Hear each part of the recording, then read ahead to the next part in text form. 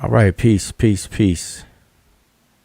Hopefully, whoever's in the chat, peace. Welcome to the Sesh channel, Sebaytdome style. It's late on Thursday, but this is a late night hangout. All right, this is your brother Wujao, Medew ready Ma'at. Here to just hang out. And I see Sean is in the building. So Sean, if you can confirm for me that you can hear me, if you're still there. Brother Sean P.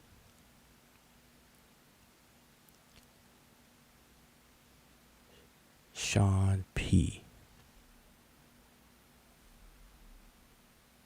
Babylon done outside the box. Peace. Peace, peace, peace. Either Babylon done or Sean, if you can let me know you can hear me. We're going to verify that all systems are go.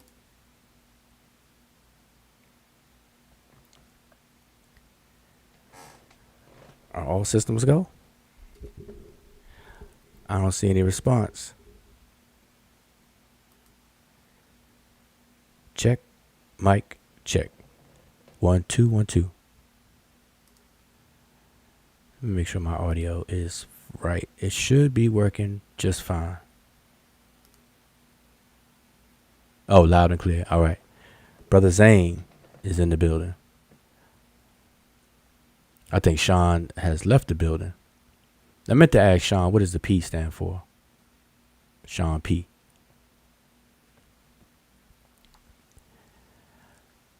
Check 1 2. All right. So again, welcome. Welcome, welcome, welcome. Late night Thursday hangout. Sebaytdome style.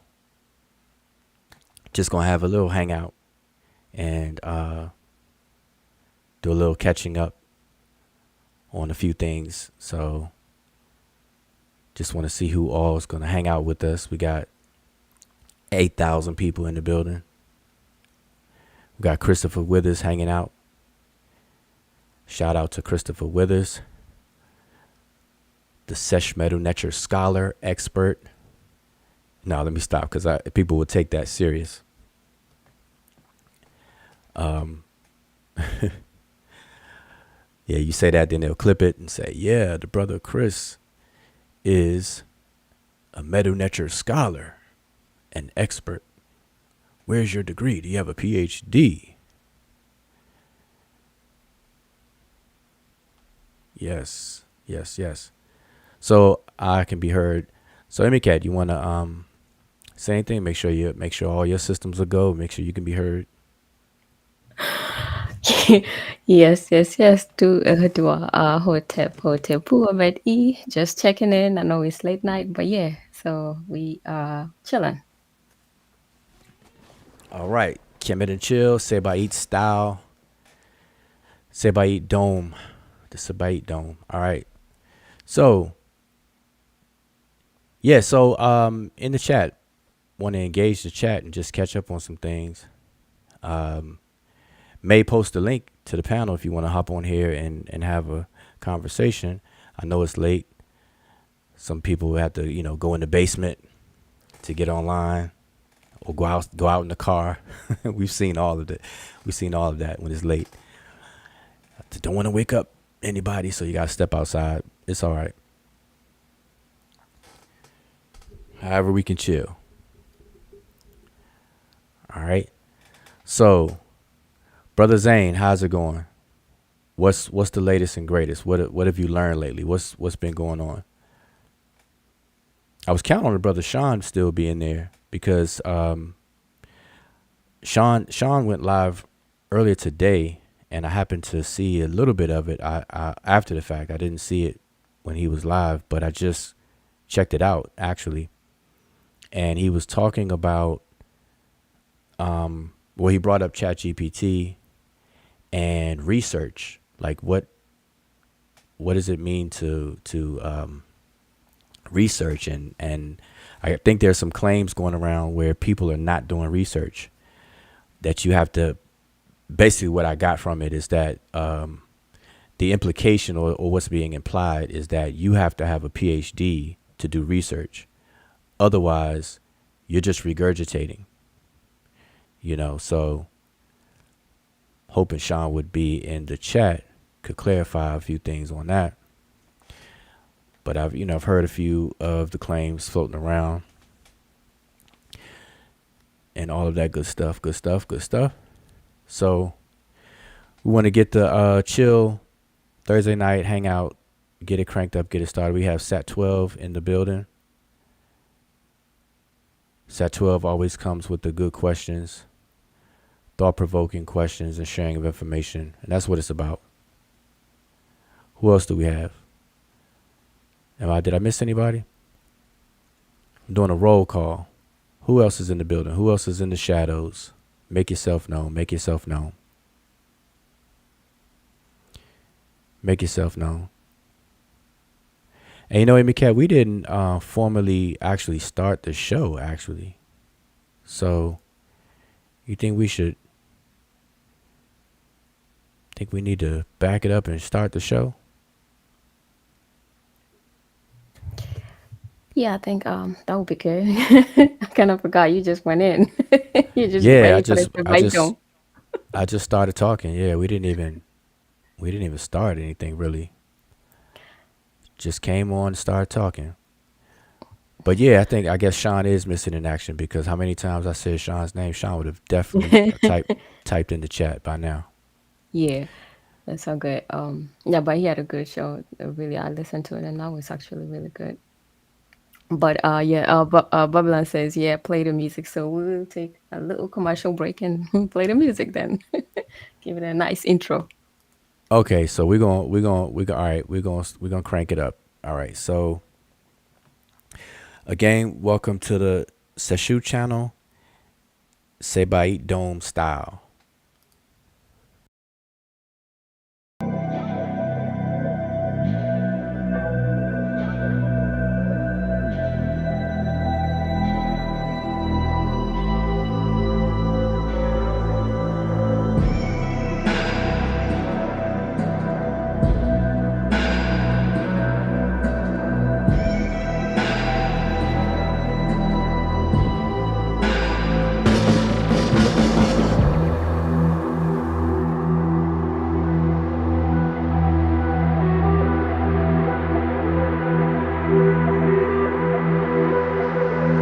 This is the irony of it all, and this is the trap. The Europeans began to manipulate history when they rose and began to expand into the broader world in the 15th and the 16th century because they had to justify the slave trade and they had to justify the colonial system that followed. And modern racism has its incubation in that period. You cannot enslave a man and say he's a human being, that he has humanity. Black people have never written any definitions of race, any definitions of what a people. They have never said that these people with these kind of traits belong here. Because modern racism had its development in the pseudo-scientific development of intellectual Europe after the 15th century. And they began to say that certain kind of people belong to certain kind of race, and they created the concept of race and racism itself. You're saying, in essence, that there's no such thing as a race. Oh, I maintain that race is the phoniest issue ever invented by the mind of man. The European invented and developed the concept of race. There's really no such thing as a race because nature created no races. Race is a man-made thing. Could we say that being called black was a political term? It's a political term and a term which indicates our self-awareness at this juncture in history, and I think we really need it. We need to really bathe in blackness for a while, but I wish we'd get the bath over with and go on to something a little more important. Okay. So, ETM Hotep, peace. Welcome to the Seshu channel, Sebaytdome style. It's your brother Wujao and Sonnet Emiket. All right, and big up and shout out to Dr. John Henry Clark. that's the voice that you heard. Hopefully that you actually heard the music and the voice playing. That was Dr. Clark. A really good interview that he had. I've played the audio many times. And basically, Dr. Clark is saying that, the whole concept of race of course, it's a modern social construct, and it was invented by Europeans. And the fact that the concept of black and blackness is not an identity or ethnicity or an ethnic. It doesn't tell you who you are. And he said that, we need to get a sense of self-pride and all of that good stuff. But he hopes we bathe in black and get the bath over with so that we can move on to more important things. And I share those sentiments wholeheartedly, and I take it further, and I actually think, in my life's opinion, my life's observation and opinion and my experiences, I really think that social construct, us embracing it with open arms, has been to our detriment. And we can have, I can entertain a full conversation on that topic alone, but I think it's very detrimental to, not in and of itself, but it's detrimental to our progress and how we view things and moving forward. So I wholeheartedly agree with Dr. Clark on that. But anyway, so today is Thursday, just hanging out. Don't have a specific topic to bring up or any presentation or anything like that. Just hanging out. Thursday night, now Friday morning, after midnight. And just want to kind of engage the chat. There's a lot that's said around Instagram, YouTube, about many different things, but obviously here we focus in on ancient Egypt, and there's a lot of focus on ancient Egypt. And I know one thing I'll start off with is I saw someone ask a question before, and I forget where, but it was asked here too. It was asked of me quite a few times, is why do black people, or when they say they word it, why do black people focus on ancient Egypt so much? And what they're talking about is really African Americans, not just black, in general. But why do African Americans focus on Egypt so much? And every time I'm asked that, it just makes me wonder, do the person that's asking the question, do they actually know and understand that Egypt is on the minds of a lot of people around the world? Egypt is a very, very hot topic in the realm of anthropology, history, ancient cultures, and all of that good stuff. Like Egypt, so much so that people have to realize that a whole discipline was created to study it, called Egyptology. It's like Egyptology. They study it. So it's on the minds of a lot of people. And it's not just African Americans. But when that question is asked, obviously they're asking it from the very small confines of, what we see in the conflict community, why so many people focus on it. It's like all coming off the lips of a lot of people. So, it's just a narrow observation, and then that's where the question comes from. And in respect to that, I think a lot of people that I have seen focus on it in terms of the question, why do so many African Americans focus on ancient Egypt, is due to a few things, and ultimately it's to look at something that bypasses the stigma of the layover of the stigma of the transatlantic slave trade, and moving, going back over top of that, like leaping over that and going to something on the continent of Africa where things can be easily seen as greatness and achievements, greatness, and things like that. Everything that Egypt has to offer, ancient Egypt has to offer. So there's like a focus there because there's a bypass of, you know, the transatlantic slave trade, which involves West and Central Africa. So so everything is skipped over that, you know, skipping over that and going straight to, you know, ancient Egypt. So much so that I have known some people to actually believe that the ancient Egyptians are their ancestors. You know, like they descend from the ancient Egyptians, even though they take a 23andMe DNA test and everything, and they share most of their DNA with a genetic population on the west coast of Africa, be it Ghana, Nigeria, and so on, Ivory Coast, and what have you. So, you know, that's it. But in general, Egypt is a big topic. Egypt is all that in the bag of chips. You know, Egypt is definitely all that in the bag of chips to a lot of people. Yes.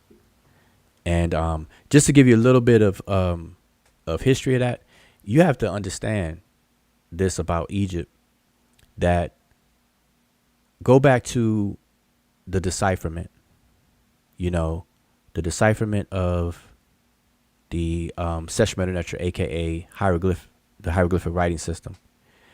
You have to go back to that time period and then everything that led up to that. And what people may not realize is that Egypt at that time and before the decipherment, Egypt was seen as this mysterious gold mine of a civilization that had secrets and had mysteries to be solved, and secrets that, if solved and if the secrets were known, that it would empower whomever is able to control it and harness it. You have to understand that, because remember, in that time, the intellectuals in Europe, in the various different European countries at that time, they were looking to Egypt to see who can seize the secrets and the mysteries to be able to use it if they could. And so that began a race. There was a race, a competition to see who, in terms of a country or a nation, who could decipher the hieroglyphs, who could decipher the writing system. First of all, they didn't think it was a writing system at first.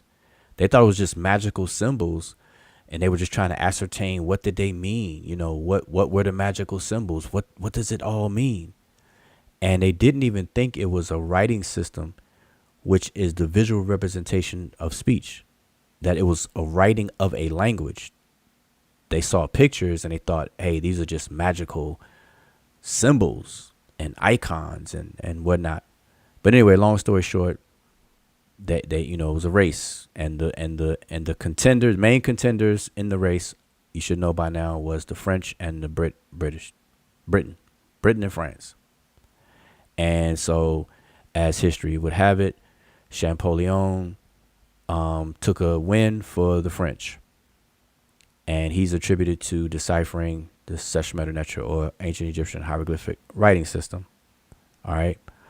It wasn't verified. He set forth hypotheses and proposals and things like that.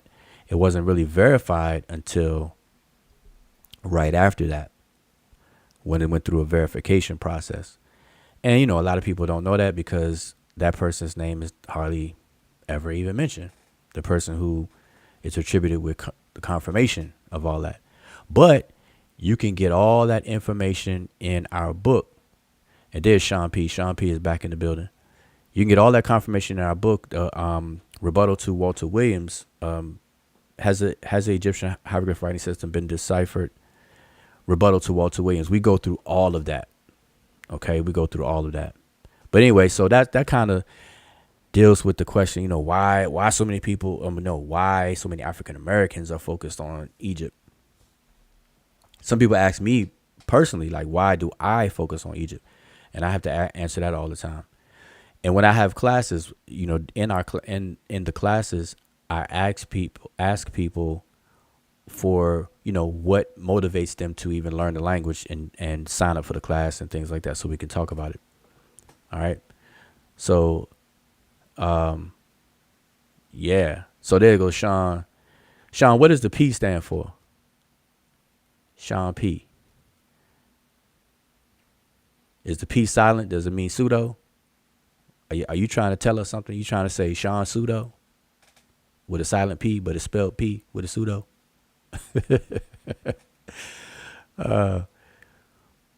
But again, so Thursday hangout, just hanging, just want to catch up on a few things. You gonna say something? No, go ahead. Sorry. Oh no, I see. Sat 12. Yeah, so we're hanging out. So we're hanging out, having a discussion. So if you want, so if I'm paying attention to the chat, because usually if I share information and I'm building on something, I don't pay attention to the chat until I'm pretty much done, and then engage. That's, to me, that's the best way to handle things, because otherwise you're tempted to be distracted by the chat, people having conversations among themselves. Somebody may say something. Now me, I'm not moved by people heckling or trolling and stuff like that. I'm not moved by that. Like, my buttons are not pushed by that. But I do notice on other channels and stuff, boy, all you have to do is just say one word, and then it'll throw the person way off, and they'll focus on the chat and want to kick people out, put them on timeout, and so many things. So I just bypass all of that. But okay, this is from Sat 12. The Book of Gates, Four Nations, has a little precursor to race vibe that they would come up with these four simplifications. Not really. Now hold up. Let's back up though. Sat 12. Let's back up. Race is just a word that means category. Essentially, it's just a way of categorizing something. And know it or not, race as a word was used in biology, like just to categorize something, put something in categories. And even when you look up the word, the history of the word, the etymology of the word, it would just explain all that for you. So race in and of itself is just the act of categorizing something. The modern social construct of race, how race is used, the categorizations are used today, emerged in a modern, from modern society. And the way it's set up is detrimental to people who are on the bottom, and the bottom is black. All right, so that's that. But to go back to the Book of Gates, everyone, all humans categorize things. So that's not anything special or unique, And but the four nations correspond to the cardinal points. So we have to remember that the ancient Egyptians saw their world, and by world, it's how they would put it is everything that the king possessed. And that possession included everything that the sun shined on. But it was in the four cardinal points. So with Egypt being in the middle. So you have east, south, and west. And then the Egyptians in the middle.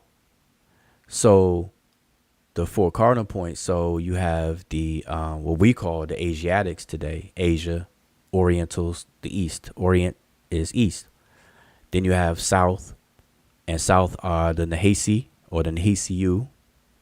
And then west you have the Chemehu as well as the Chehinu. See, Chemehu and Chehinu are two populations of people that were west of ancient Egypt.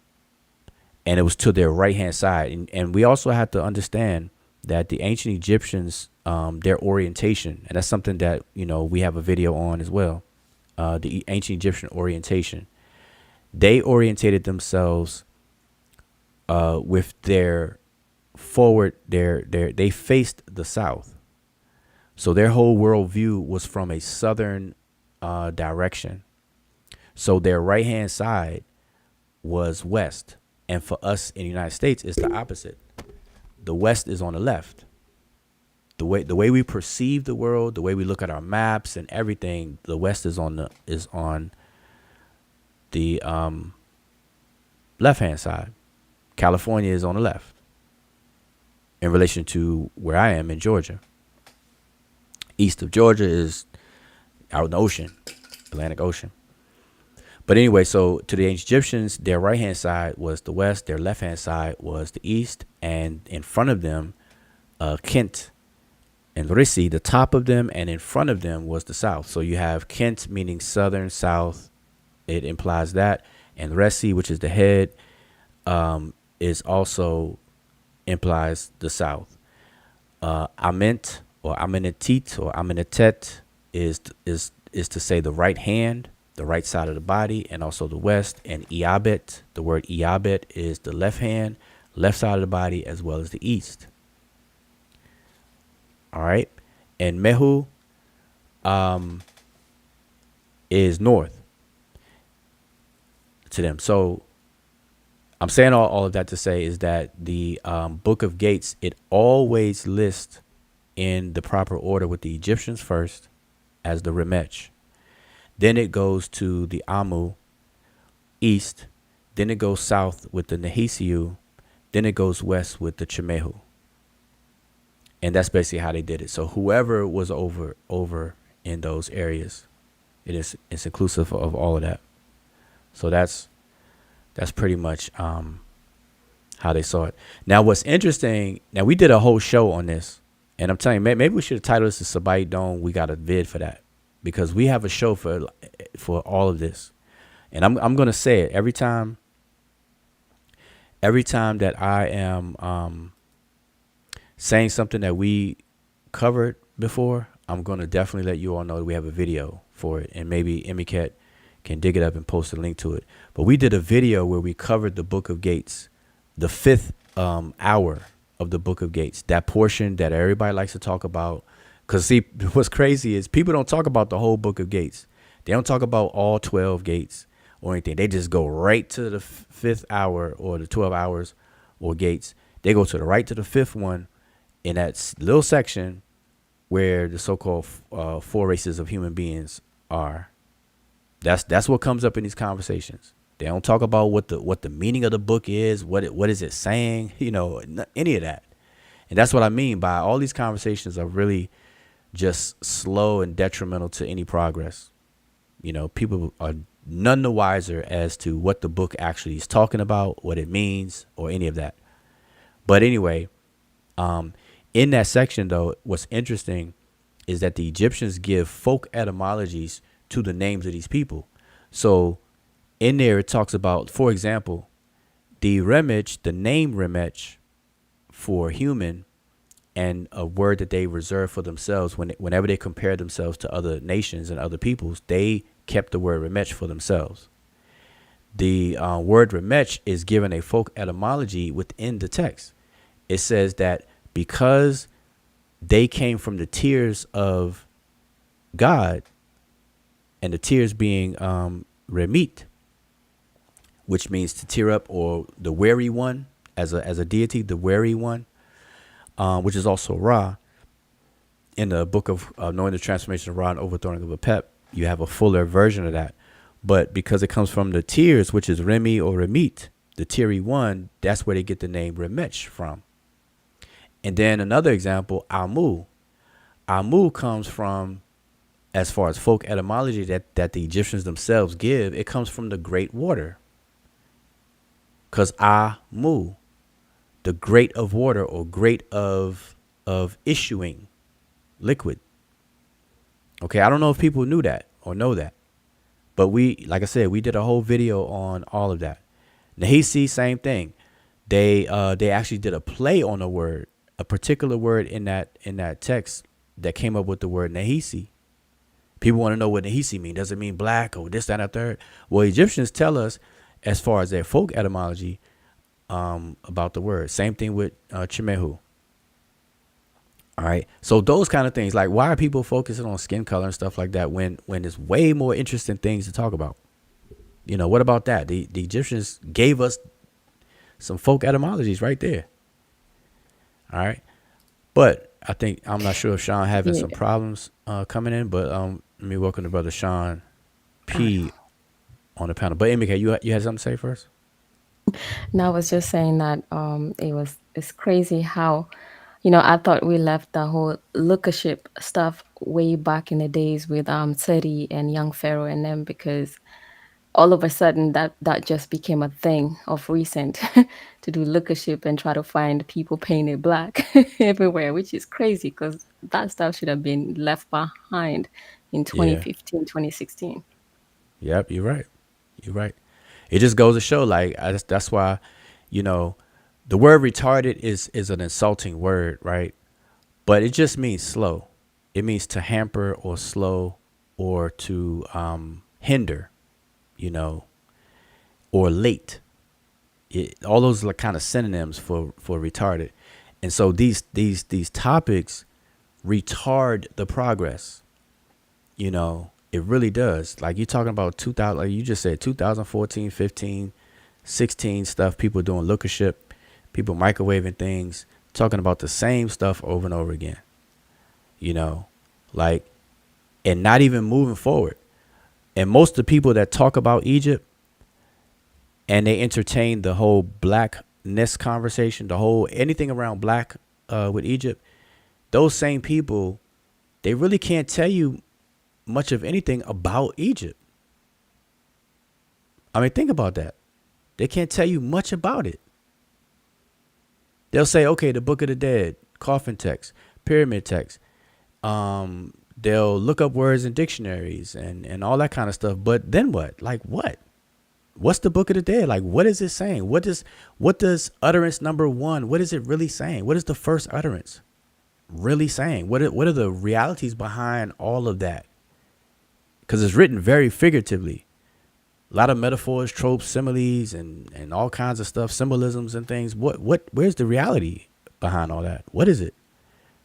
What is the judgment scene? What is the so-called 42 negative confessions or declarations of innocence and all that? What is all that?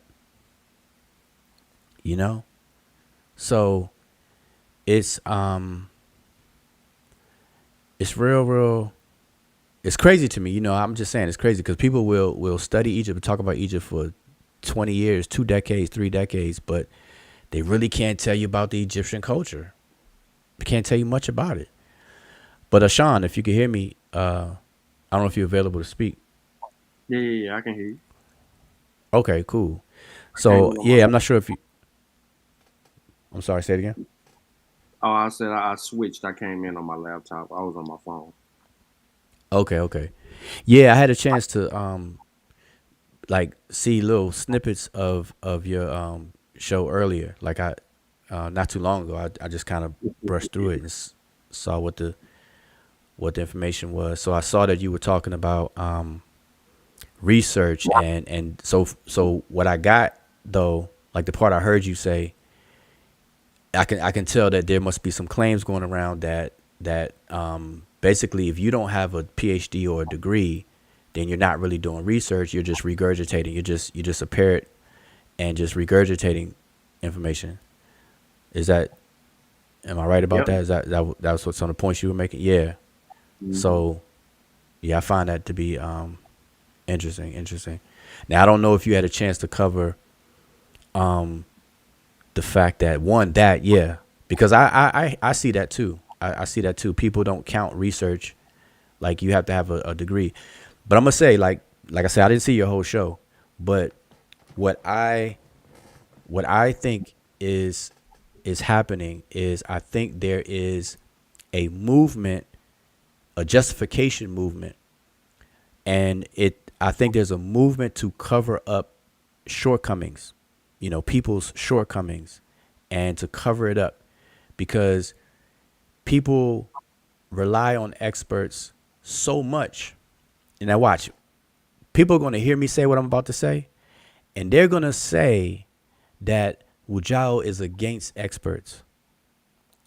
Watch, mark my words right now that somebody's going to take what I'm saying right now and they're going to say Wujao is against experts. So let me, and it's sad that I have to say what I'm not saying before I say what I say. It's crazy.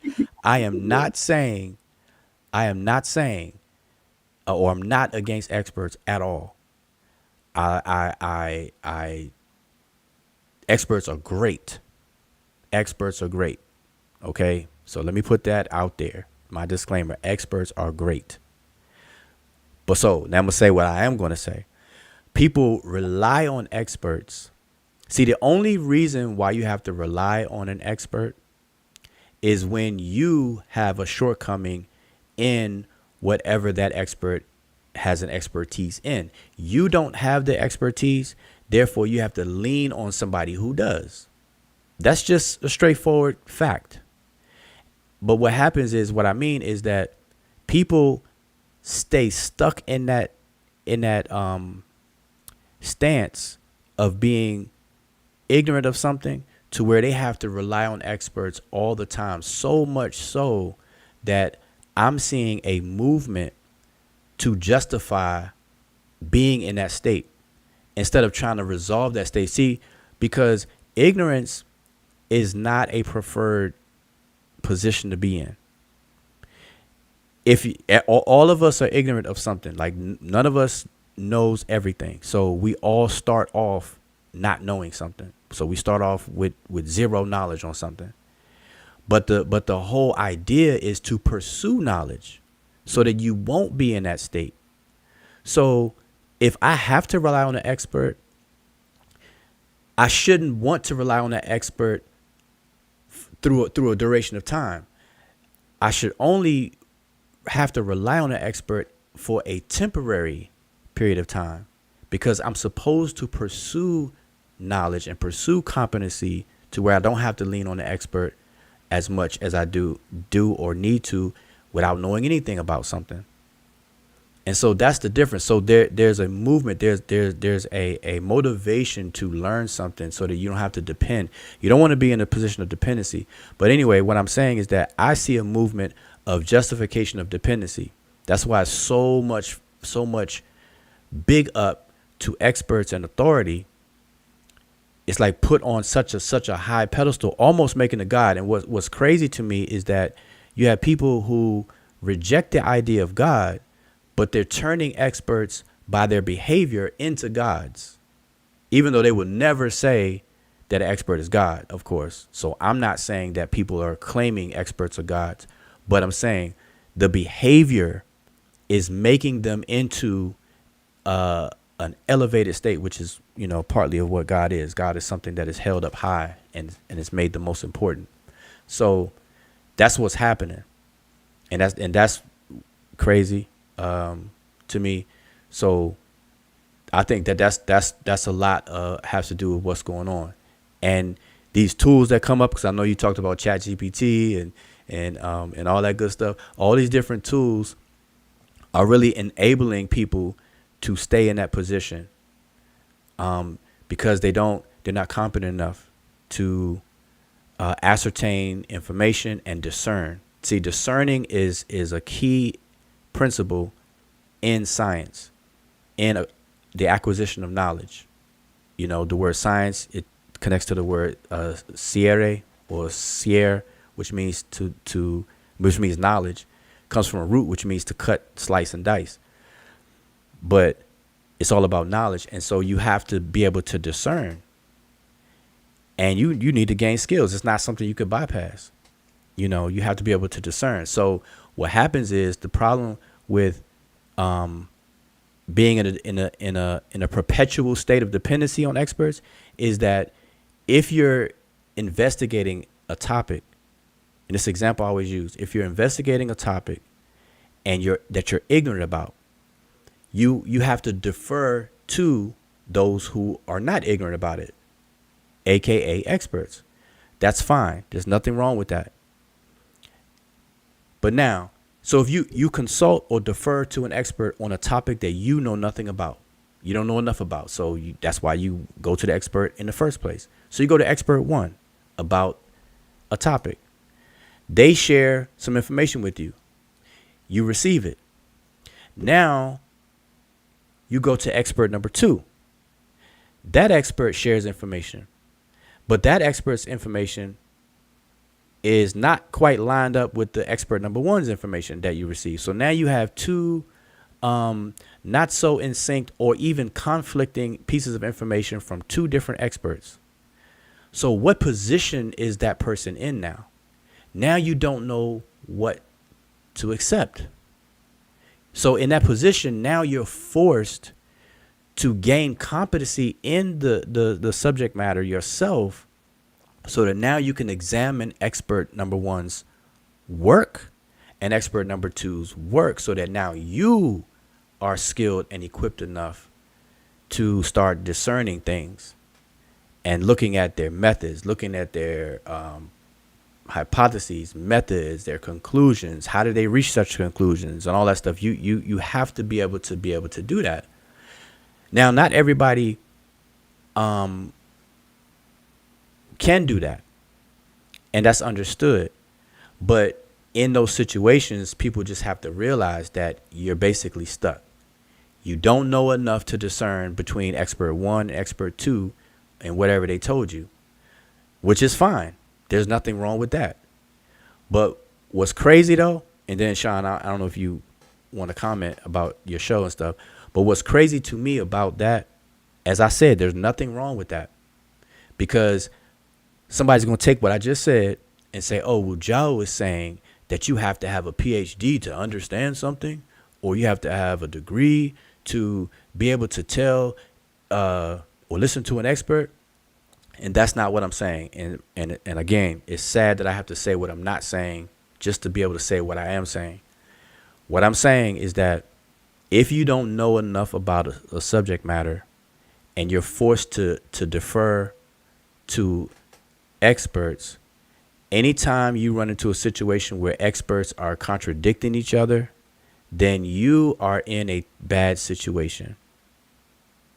And the only way out of that situation is you have to put in some work. Whether you can or are willing to put in that work, that is totally up to individuals.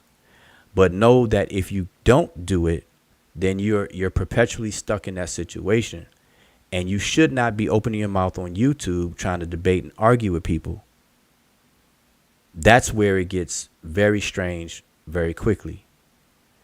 If you ever find yourself in that position, it's best to just observe. It's best to just be silent and observe, because you're not in any position to argue and debate about something if you yourself don't know enough to discern between what the experts are saying when they're in conflict with each other. And that's just real simple. But yeah, Sean, I don't know if you wanted to kind of, can you give me a summary, give us a summary of your show earlier? You nailed it. It was definitely that. It was insinuated by Cedric that only experts do real research, while everyone else is just regurgitating the data of the expert. But there's things about research and research methodology that he has to be privy to. But I try to give him the benefit of the doubt and say maybe he misspoke, or he was searching for a word but didn't use it wrong, because there's different levels of research and what type of research methods that are being applied toward that research in order to answer research questions. Now, we don't have any research questions and we just, you know what I mean, twiddling our thumbs, and that's different.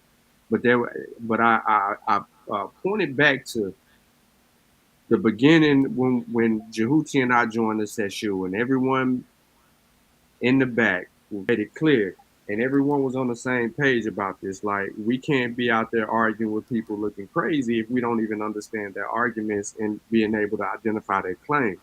So everything requires a method, and there's no method with them. Their method is to simply, and I'm not saying all of them, but in some instances, their method is to argue while in the moment. So let me go to Google, go to ChatGPT, let me put in some stuff to see if Chat GPT can make sense of what it is that I don't understand. But then Cedric goes on and he said he goes on that show and then he contradicts what potentially others are doing.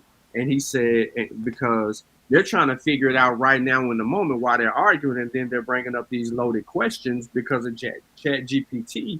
But then Cedric says, no, we use Chat GPT only when we already know what we're doing. We're just trying to verify and cross-reference what it is that we're discussing. So it's like, okay, if that's the case, and you're discussing, you're already familiar with this body of work, then what's the use for Chat GPT? You're already familiar. Now, the other part was to summarize better for them what they already learned. So if you're using Chat GPT as a summary for knowledge that you already learned, why are you having discussions about unlearned things? Mm-hmm.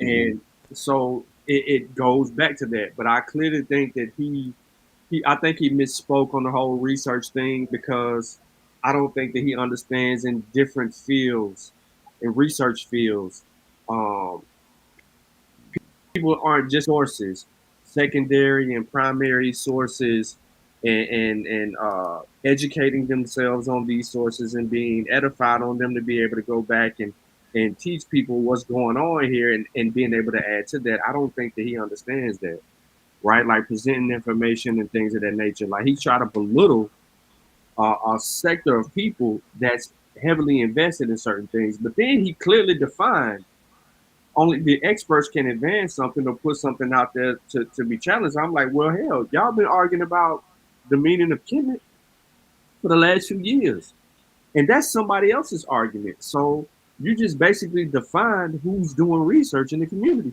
but you don't want to give them credit for that. Yeah. See, what's a bit strange is degrees are important, and again, it's sad that I have to do this, but I'm going to do it because I know how people are on these YouTube streets and how they will definitely purposely misconstrue what you say. Like they will take what you say and say the opposite, especially what I've seen about the whole Chat GPT conversation. Me and Asar literally said that Chat GPT is a great tool. I used it prior to it was being public. I was part of the beta rollout, and I use it to this day for professionally for things.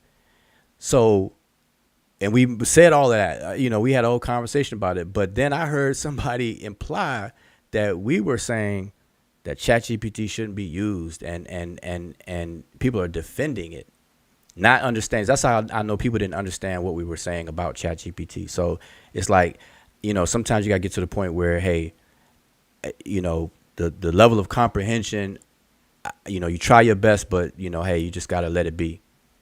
But yeah, what's strange is that when it comes to expertise and experts, right, the degree part, degrees are very important because having a degree tells others that you have gone through some kind of training on how to basically deal with information. Because what people may or may not, I think a lot of people don't kind of realize this or look at this, but a PhD degree. First of all, Sean, let me ask you this: what does like we say PhD, but the P, the H, and the D, there is really a shortened abbreviation, or an abbreviation for something. What is that? What does PhD stand for itself? The abbreviation. I was on mute. Yeah, it's a doctor of philosophy. Right. So now check this out. So now, a couple of years back, I had a conversation because I always talked about philosophy and stuff like that. People tend to use, or back then, people were using the word philosophy as if philosophy was kind of pseudo. They would say, stop philosophizing on this and that. They'll use the term that way. And I was like, well, wait a minute. Philosophy, don't demonize philosophy, because even if you you study in X, Y, and Z, you get a degree in philosophy now, because philosophy is a broad umbrella term for epistemology, all that stuff, which is the study of knowledge itself, and how is knowledge known? How do you know when you know something? All that kind of stuff. But anyway, my point though is, well, PhDs with PhDs, PhD is essentially a terminal research degree. And basically, people who successfully obtain a PhD, it is a mark to, or a testimony that that particular person knows how to research and knows how to produce knowledge. They're adding knowledge to a body of, given knowledge, or whatever the case is, a terminal research degree. And so once you receive a PhD in pretty much anything, you have proven successfully, been challenged whether you can research, and everything you learn about researching itself, and have proven yourself. You have been triumphant in proving that. Then you can go on and to research any other thing. But your PhD, the dissertation itself or whatever, is usually a very narrowed subject that you're using to prove that you know how to research. And this is what people don't understand. So what I'm getting at is that people will receive a PhD in X, X being whatever subject, but they've proven themselves to be able to research because it's a terminal research degree.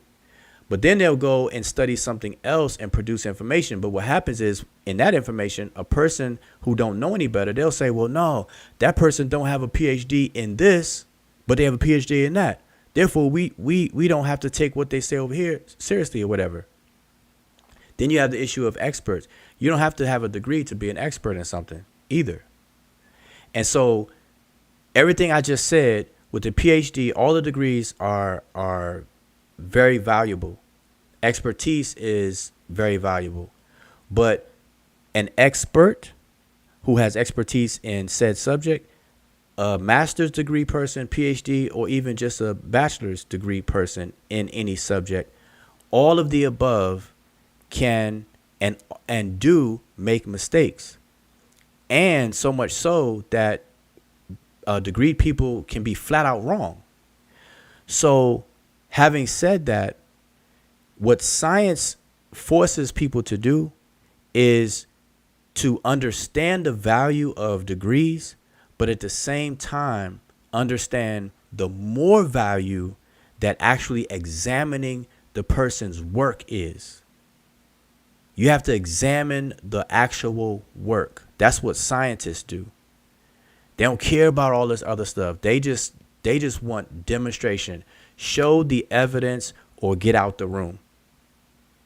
That's what it comes down to. Show the evidence, show your work, or get out the room. That's basically what it boils down to. I don't want to talk and chat about it. We don't have to debate. Just bring me your work. Show me the methods you use. Bring me your work, which includes the methods and all that other kind of stuff, and let me have at it. That's how things are done when it matters, like when you actually want to examine something. And so that's what people have to understand. And not everybody has to be an expert either, just like this comment. That's why I have this comment on the screen and whatnot. But no, everybody doesn't have to have an expert, be an expert. Everybody don't have to have a degree. Degrees are very valuable. Expertise is valuable. So these are very valuable things to do and have and go through for sure. That's a for sure thing. But here's where what I don't think people understand. If you are not competent enough in a subject, you know when you are and when you're not. And what I see a problem is when people who are not competent in the subject, whether they have a degree or not, whether they're expert or not, but they don't have a level of competency in the subject, those people do not need to be grabbing the bullhorn and trying to argue about said subject. That's where it's a problem. You don't argue about something that you're not competent in. That's backwards. So, yeah, everybody don't have to be an expert, but if you're not an expert and you're not competent in something or whatever the case is, then why do people feel entitled to argue about it? Because in the big picture of things, like forget the competition of arguing. In the big picture, a person who has no competency in a subject but yet they want to argue about it, they're more than likely to make mistakes and share and give misinformation, as opposed to somebody who is competent and learned in a subject and actually do that kind of work related to that subject. That person is less likely to make mistakes if you had to weigh the two.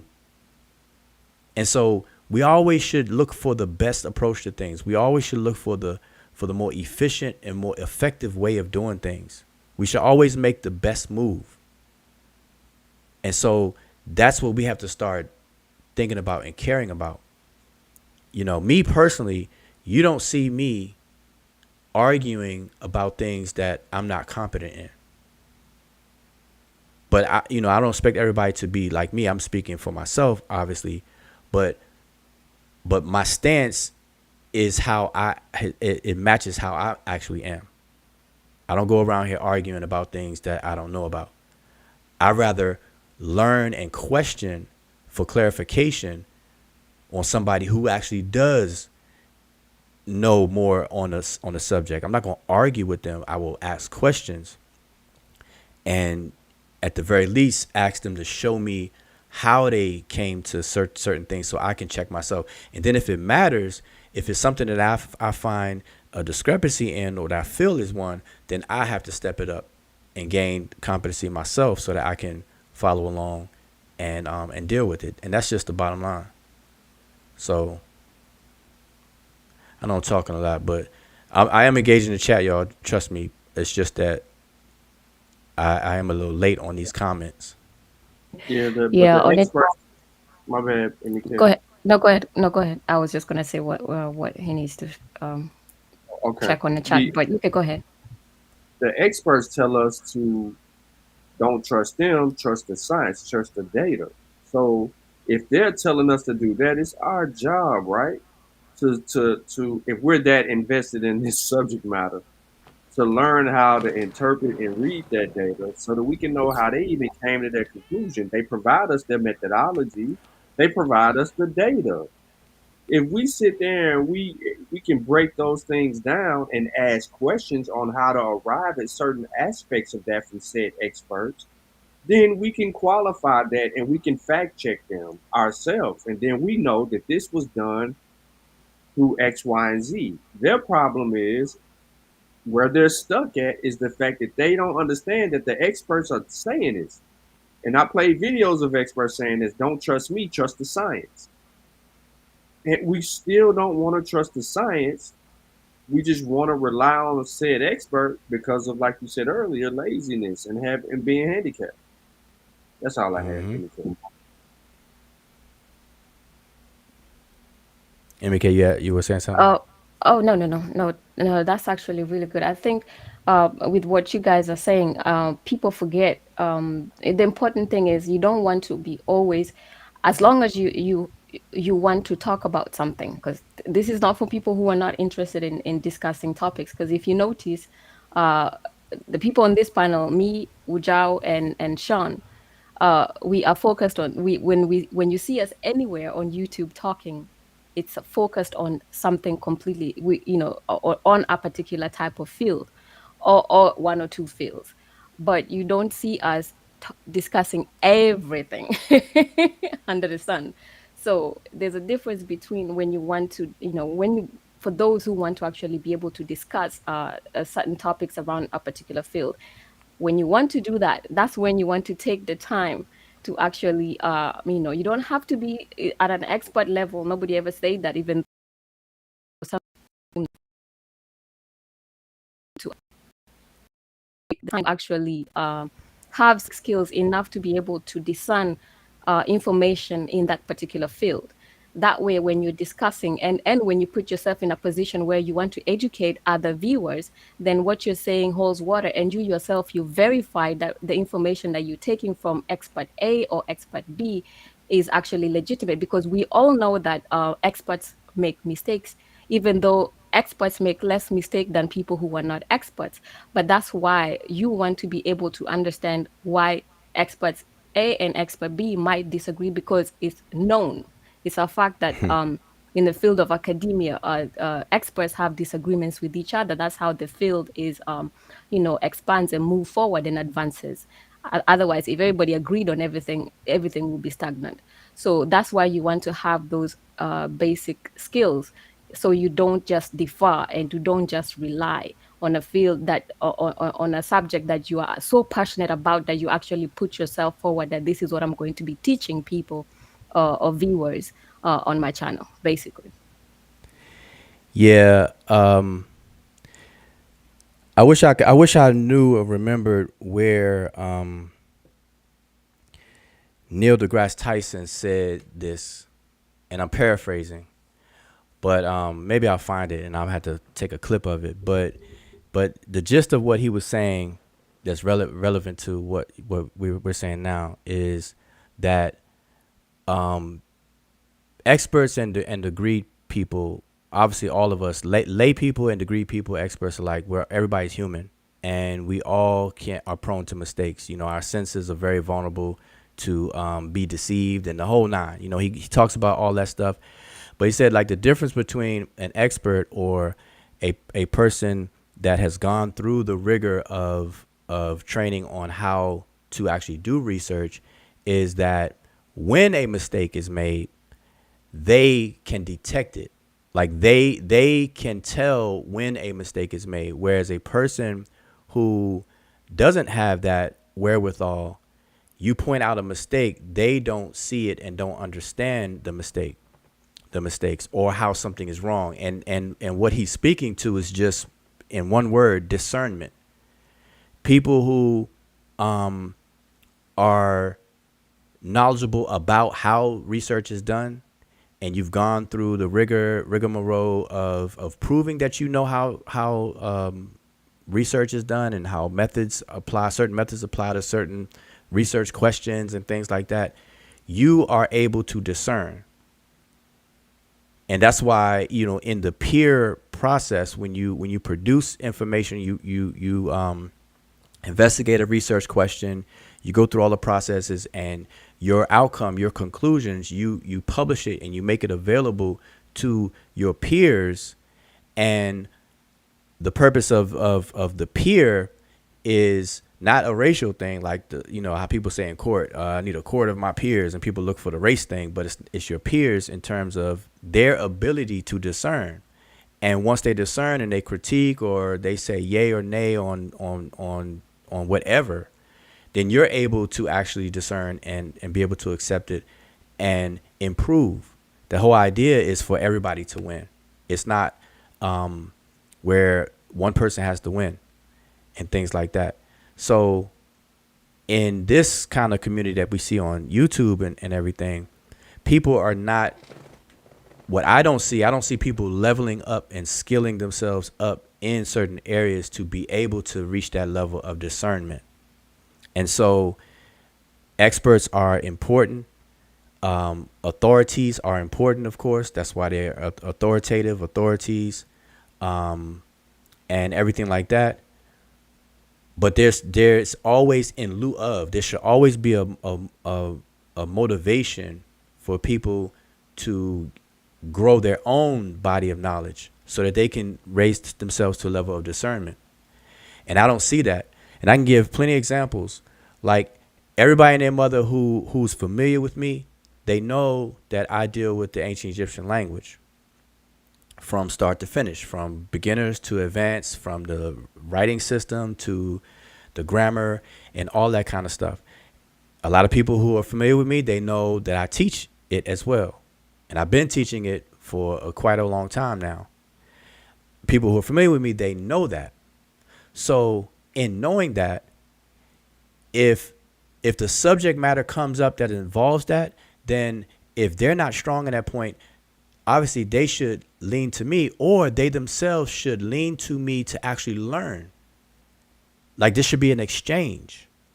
And so we have to learn like our own strengths and weaknesses, so that whatever you're weak on, you lean on somebody else who's strong, and then vice versa. But that doesn't happen in terms of what I see in the conflict community. I don't see that happening. So you have people that will talk about Egypt for a decade, but never take time to learn or talk about, Egypt in general, or even bits about the language, because you can't talk about Egypt without talking about the language.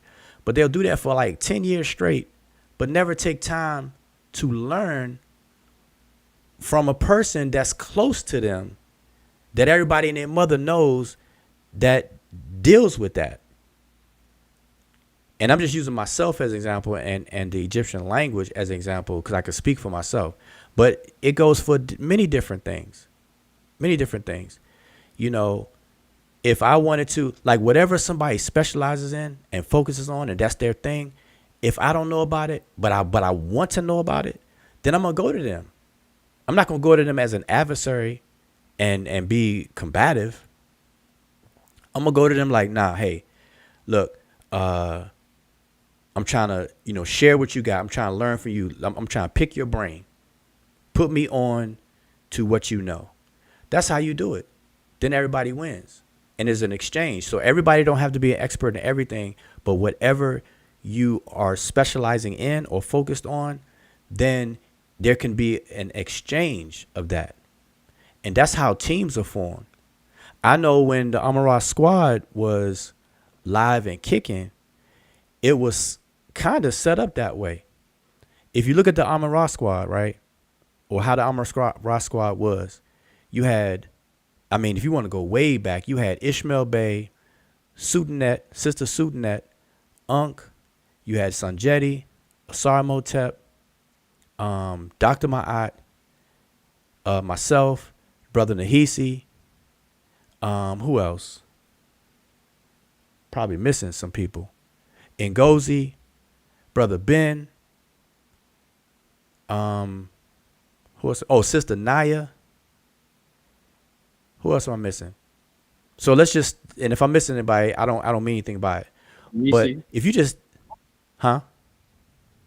Nahisi? Say it again. Yes, I said Nahisi? Nahisi. Yep, I said Brother Nahisi. Yep. So if you look at that, then you look at what you see the people that I named, right? And then everybody that I named, whether they have a degree or not, they have a specialty and a focus in something. And so when the Amara squad gets together and forms a panel, we can cover a lot of information across the panel, not any one person.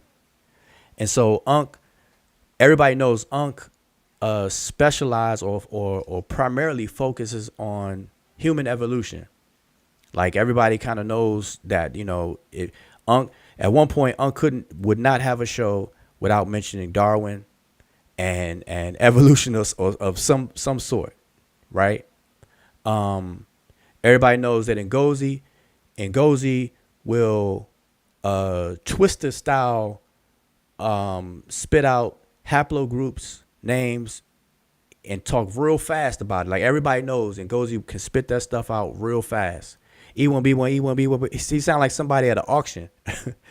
E1B1A, L2, the clad, all that good stuff.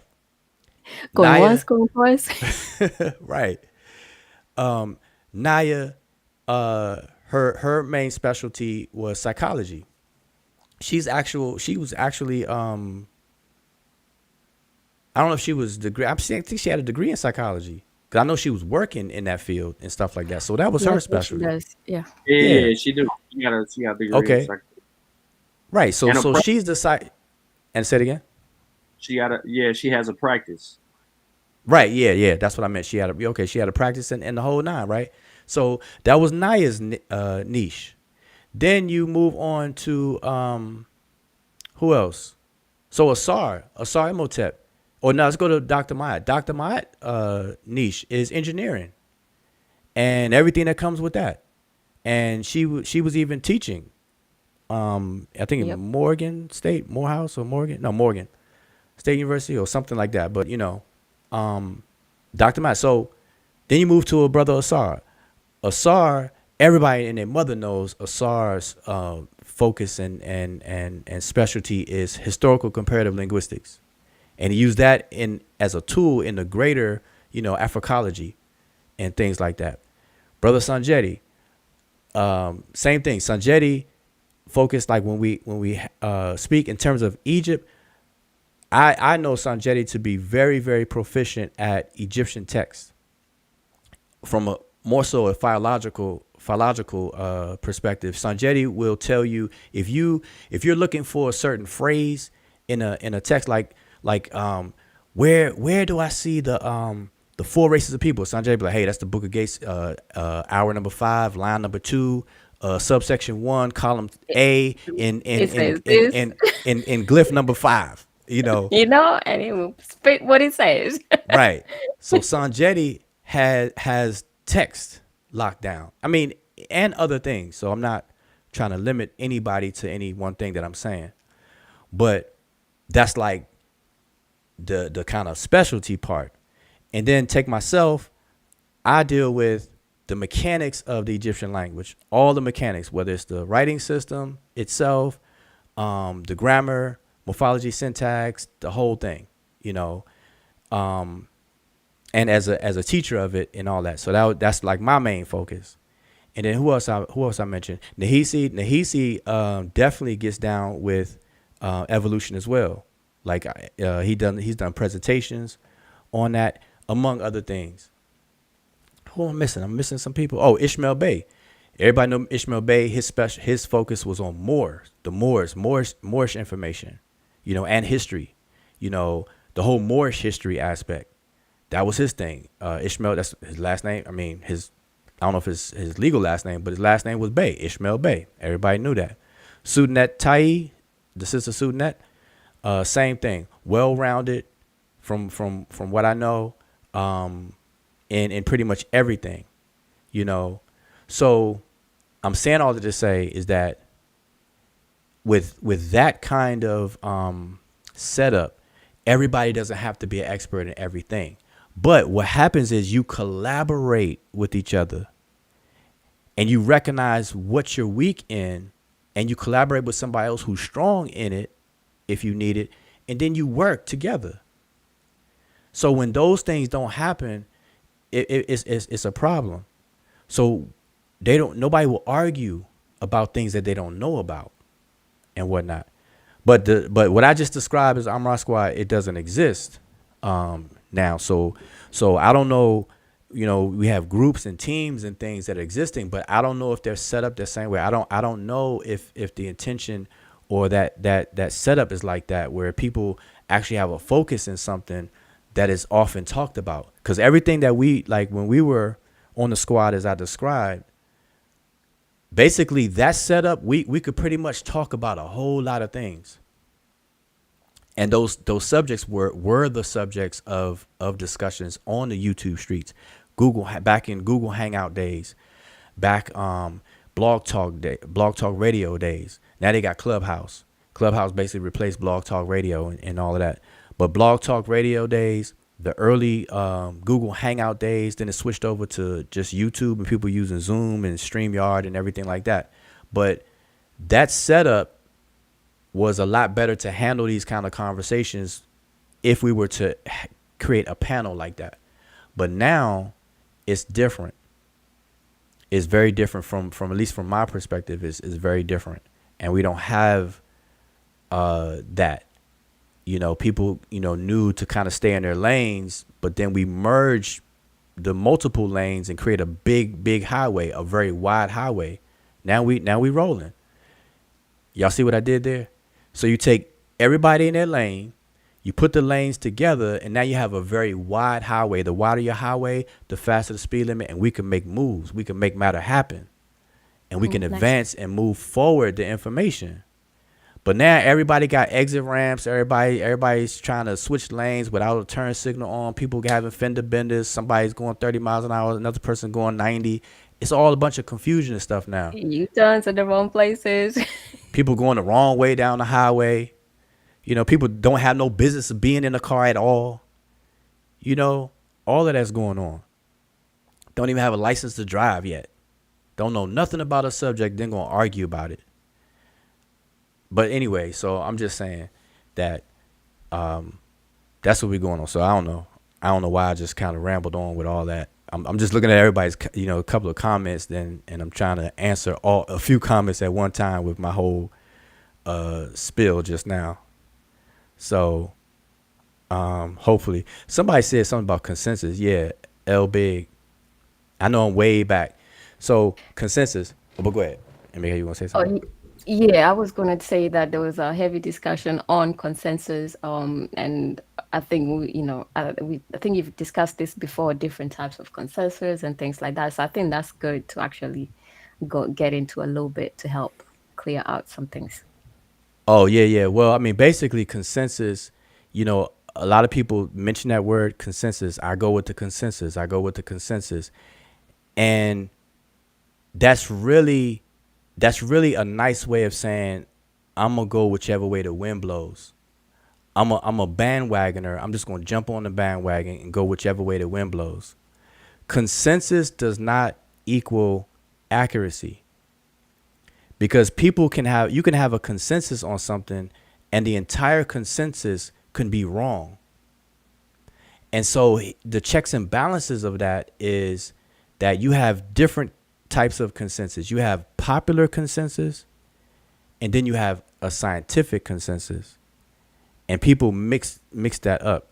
A scientific consensus is like, people think that scientists sit around, and I wish I'm gonna start clipping up these videos that I see that explain this even better than how I'm doing it. So I'm not giving any justice, but I'm gonna do my best. But a scientific consensus is when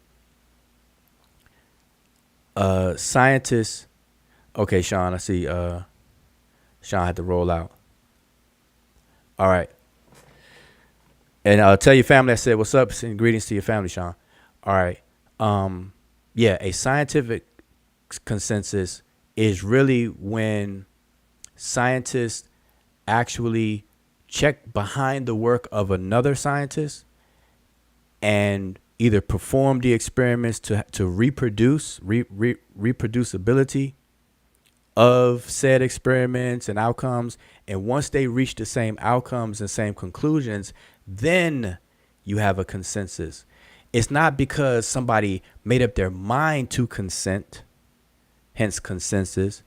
It's the work itself consents to the work. So work is consenting to work.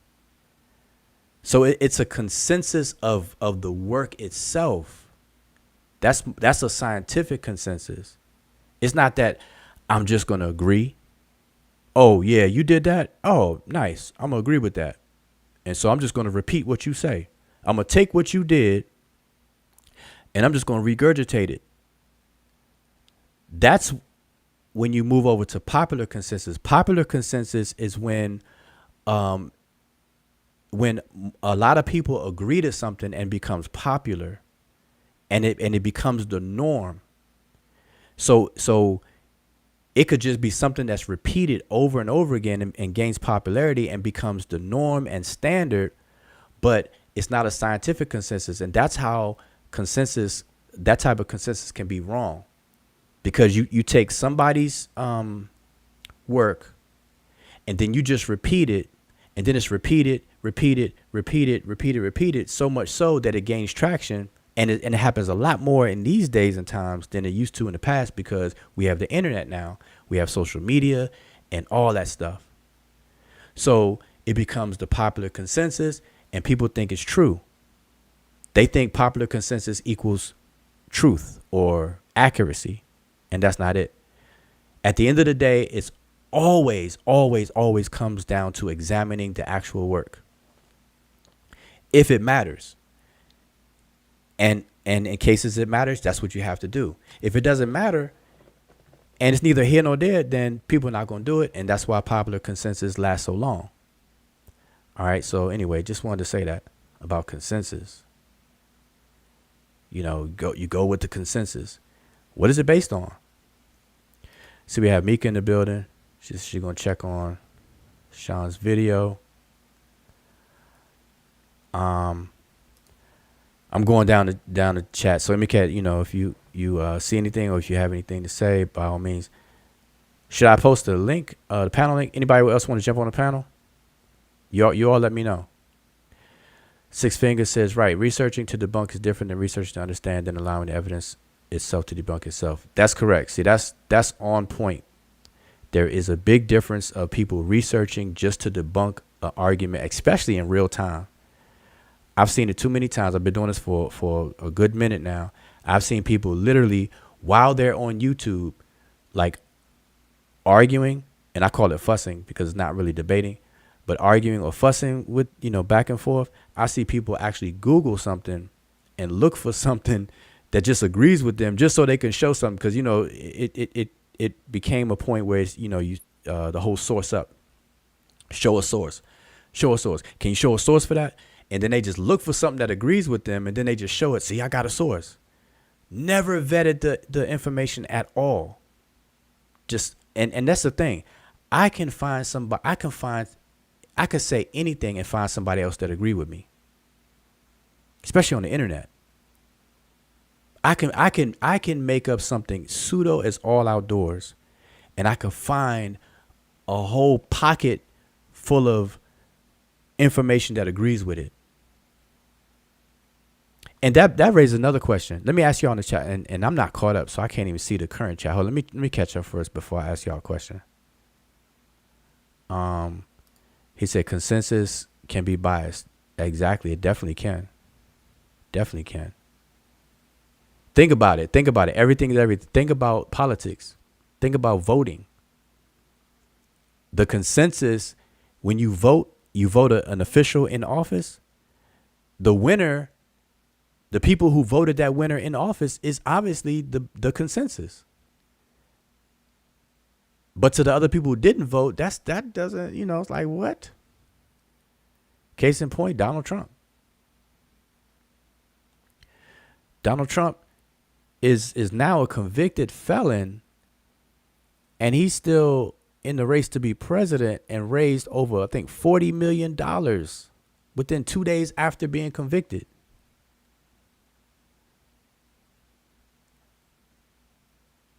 The consensus, hold up, the consensus says 1 + 1 is 2. Is that bias? Oh, he said, is that bias? No. See, that's the difference between a scientific consensus, because if the claim is 1 + 1 is 2, then the person making the claim has to show how they reached that conclusion, and then other people can check behind it and see if they reach the same conclusion using the same methodology, or whatever the case is, the appropriate methods, I should say, and then that will create the consensus. That's different than just, oh, I agree with it. I agree with that. I agree with that. I'm trying to catch up, y'all. I'm trying to go on down here. Y'all let me know if you want the link, because we're going to hang out for, a little while. It's 1 o'clock. We got a little bit of time. It's Thursday night. Sebaytdome style. Let me see. I'm just going down. I know that you all have conversations among yourselves too. I had a discussion with Unc on that. See, I'm late on I'm late on the chat, so I'm trying to catch up. Oh, on degrees. Okay. Well, Mika, if you available to share more on that, let me know. I'm post a link in the chat. I'm just trying to catch up. Okay, so basically we shouldn't listen to people without degrees, some say. See, that's not the case, because what that does is that's appealing to authority. And that's what people don't understand. And by the way, we have a video on that. We have a video on the difference between appealing to authority and deferring to authority. Appealing to authority is a logical fallacy that I suggest everybody look up. And basically the gist of it is the essence of it is saying that because somebody is viewed as an authority, aka have a degree, then they are right. The fact that they have a degree makes them right. And that is not how science works. Science That is is all religion, about actually. So sorry, that sounds like a religion to me because it's like I'm just gonna believe, like not know, like believe. If they have a right, degree, whatever they say, I believe in. right. Because what that does, it takes away the realities of how science actually works. A person with a degree is a valuable person. That is a preferred a preference, a preferred position to be in. If you had a choice between listening to an expert or a degreed person versus the average Joe Blow on the street, obviously you're going to lean more towards the degreed person and the person that's deemed as an expert. No one should have a problem with that. That should be a given. That should be obvious. And that's what that example I just gave is deferring to the experts. You defer to them because you yourself are not knowledgeable enough. But when you appeal to authority, the logical fallacy, when you violate that, you're arguing and you're saying because that person has a degree, what they're saying is correct. And that's actually anti-scientific because it's not about the degree. It's about the actual work itself. And no matter if they have a degree or not, you examine the work. It's just that your preference, you're going to defer to a degree person because at least them having a degree has shown the preliminary steps that they have some sort of training in how to actually conduct research. Even if they're not an expert in the topic that you're talking about. Like, I'm going to give you an example. Like, I'm going to use Dr. Ma'at. Dr. Ma'at has a specific degree in a specific scope of information. But because she obtained that degree, she has proven that she knows how to conduct research. So if Dr. Ma'at chooses to go into a whole nother subject matter, she already is equipped with the know-how on how to conduct the research, even though her degree is not in it. And so that's a mistake people make, that you have to have a degree in said subject. Not only do you have to have a degree, but you have to have a degree in said subject. That's a mistake people make. And then on the flip side of that, let me make this clear. Just because you have a degree in one subject doesn't make you an expert in everything, even within the degree. So, for example, in Egyptology, a person can get a degree in Egyptology, but they use that degree to focus furthering excavations and archaeological aspects of ancient Egypt and stuff like that. They don't, and not necessarily gain more expertise in things in the actual language of ancient Egypt, etc. They only learned the requirements of that degree to obtain the degree, but then after getting the degree, they go branch off into their specialty, and they do that kind of work day in and day out. So the mistake people make is thinking that because they have a degree, they know everything there is to know about Egyptology. And they start asking people questions about different things in Egyptology, but that may not be their specialty even within the degree. You see, so it works both ways. People have to understand that. It's not some flat out stuff. You know, people have created a cult out here. The ChatGPT cult and the experts cult. Like, I don't really understand it. Six Fingers say, I respect with y'all, even though never mind.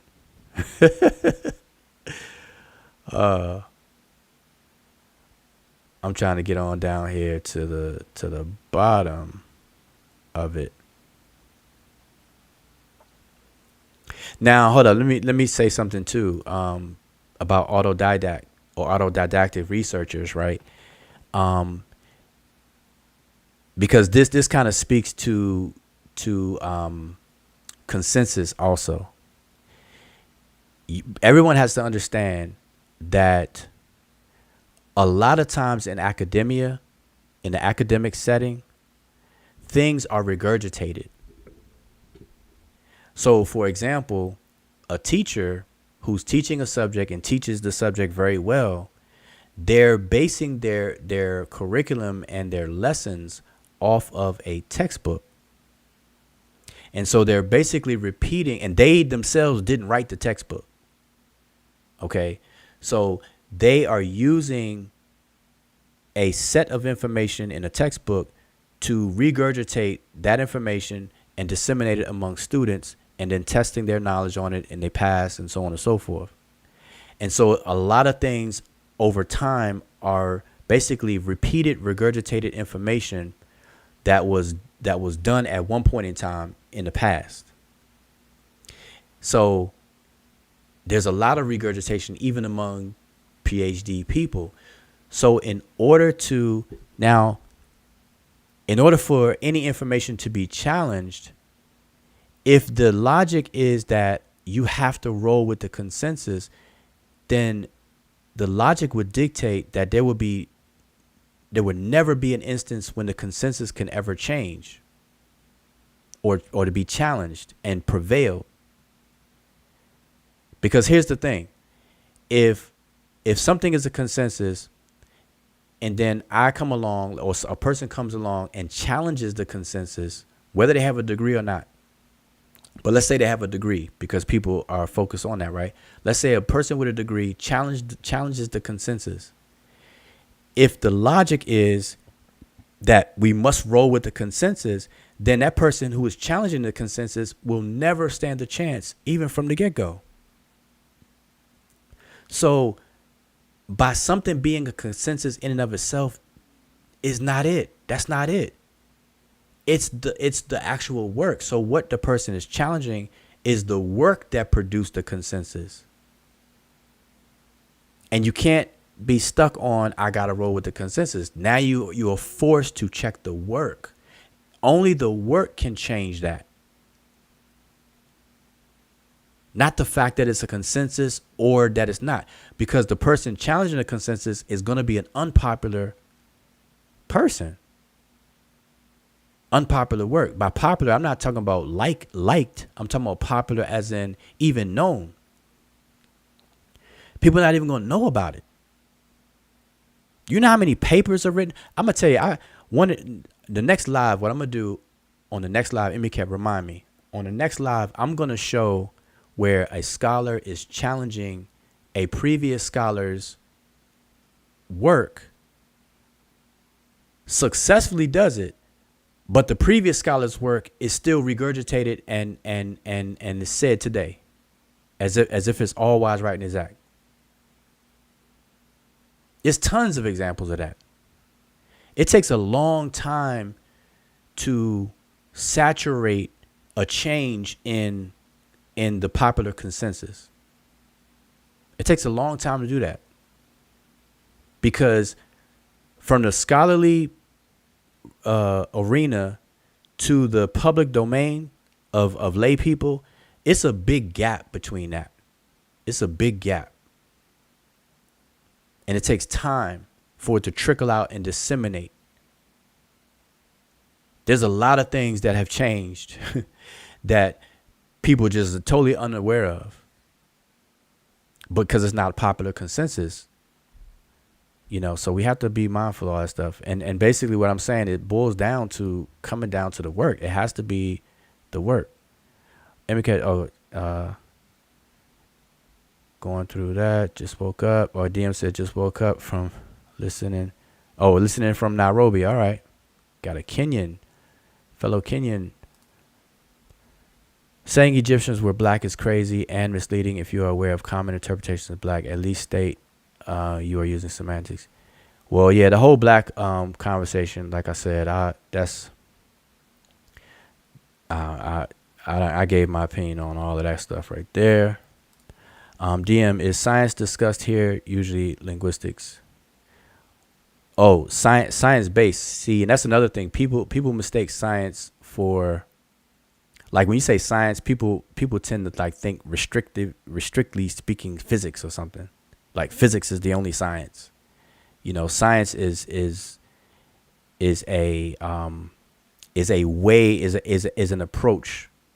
It's a method. It's a body of knowledge, but it's also the tools that brings about a body of knowledge. And so to do science, you can do science and apply scientific methods to a lot of things, and not just what people would normally think is science, like with physics and stuff like that. All right, so we just got to keep that in mind, because there are scientific methods within linguistics. So, for example, the scientific method in linguistics to determine genetic relationships of languages is called the historical comparative method. And that method is a list of procedures that one has to take to, conduct and do that kind of work. All right, so just keep all that in mind. I'm just going down the list. I'm trying to catch up because I want to ask y'all a question. I done forgot what I was going to ask y'all too. Oh yeah, I think, and we have some more questions. I think newer questions, because I think those were way back then. So Yeah, I'm scrolling faster now. So if I'm skipping people, I apologize. I am definitely trying to. Yeah, I'm way behind. I can tell people responding to something I said a long time ago. yep. I am way behind. All right, so I'll tell you what. I'm going to apologize right here, right now. I am sorry, but I'm going to skip down to the. That's my fault. I'm going to skip down. Now, if I do see an at Seshu, I'm gonna stop. I do see a couple of those. Let me stop on and try to address that. Seshu, Netaneb likes to brag about peer review, but he doesn't seem to recognize that peer-reviewed authorities sometimes disagree with each other. Oh, absolutely. It happens all the time. It happens all the time. And again, peer review is just like a catchword, because when you come from a scientific background, that's not impressive to say. But if you're new to all of this, peer reviewed is a big thing, and you're gonna say it. You're gonna keep saying it over and over and over again. Peer review, peer review, peer review. And there's different layers to being peer reviewed. People's work get peer reviewed prior to publication. That goes through a certain peer review process for your form, the form of your work, whether it's sound, solid, coherent, and all that kind of stuff. Then there's a peer review process of actually checking the actual work itself. Like in a scientific setting, for example, people will have to check your actual methods and outcomes against their own attempts to apply methods and their outcomes, and so on and so forth. That's what I meant by scientific consensus versus popular consensus. So even within the peer review aspect, it's nuanced. It's layers to it, to even that. Yeah. Yeah, I think the thing is, in an attempt to actually advance the kind of skills that people bring within the different communities here, is that a lot of things have kind of just gotten abused and overused, where it's like where it actually becomes detrimental to the point. Because the good thing is, with everything that everybody says, whether it's peer review, whether it's experts, whether you're going to rely on them, whether you're going to defer on them, whether you're going to actually use them already with the skills that you have. The whole point is to be able to discern the information that or the work that you are actually involved with, or criticizing, critiquing, or if that you want to verify, or you want to see if there's anything that is in disagreement with all that. The point is, you want to be able to have some basic skills to be able to discern that, and that's what is most important. But everything else is kind of like abused and overused, I think. Yeah, and I don't, it's the level of like I think things are too restrictive, you know, and there's definitely a big lack of comprehension. I'm just gonna say that, and I unapologetically say that, and I have many use cases that I can show and prove. I have many receipts to show that there's definitely a lack of comprehension in various different situations that I've seen on YouTube. Some that I'm personally involved in, and some I see that I'm not even involved in. I just see it, and I'm gonna start collecting it. You have that going on, and then I think there's a level of rigidness in things. Like, people are not willing to accept their own shortcomings and then act accordingly. Because again, for the life of me, I don't understand how anybody can try to argue about something that they're not competent in. And see, when I say it like that, when I say that, people try to misconstrue and flip it and say, well, Jao was saying that you got to be an expert in something in order to dot, dot, dot. And again, that's a lack of comprehension. That is not what I'm saying. What I'm saying, when I say what I'm saying, is that if for whatever reason, be it time, be it money, be it whatever, that you can't study something enough to gain competency in it, that's fine. But in that situation, you should not therefore be in that situation and then feel the entitlement that you can argue about it, fight and fuss about it. In that situation, you're supposed to sit it out. Sit it out. Just acknowledge the situation for what it is. Like, I don't know enough about said subject, therefore I'm not going to jump out the window and argue about it. That's the difference.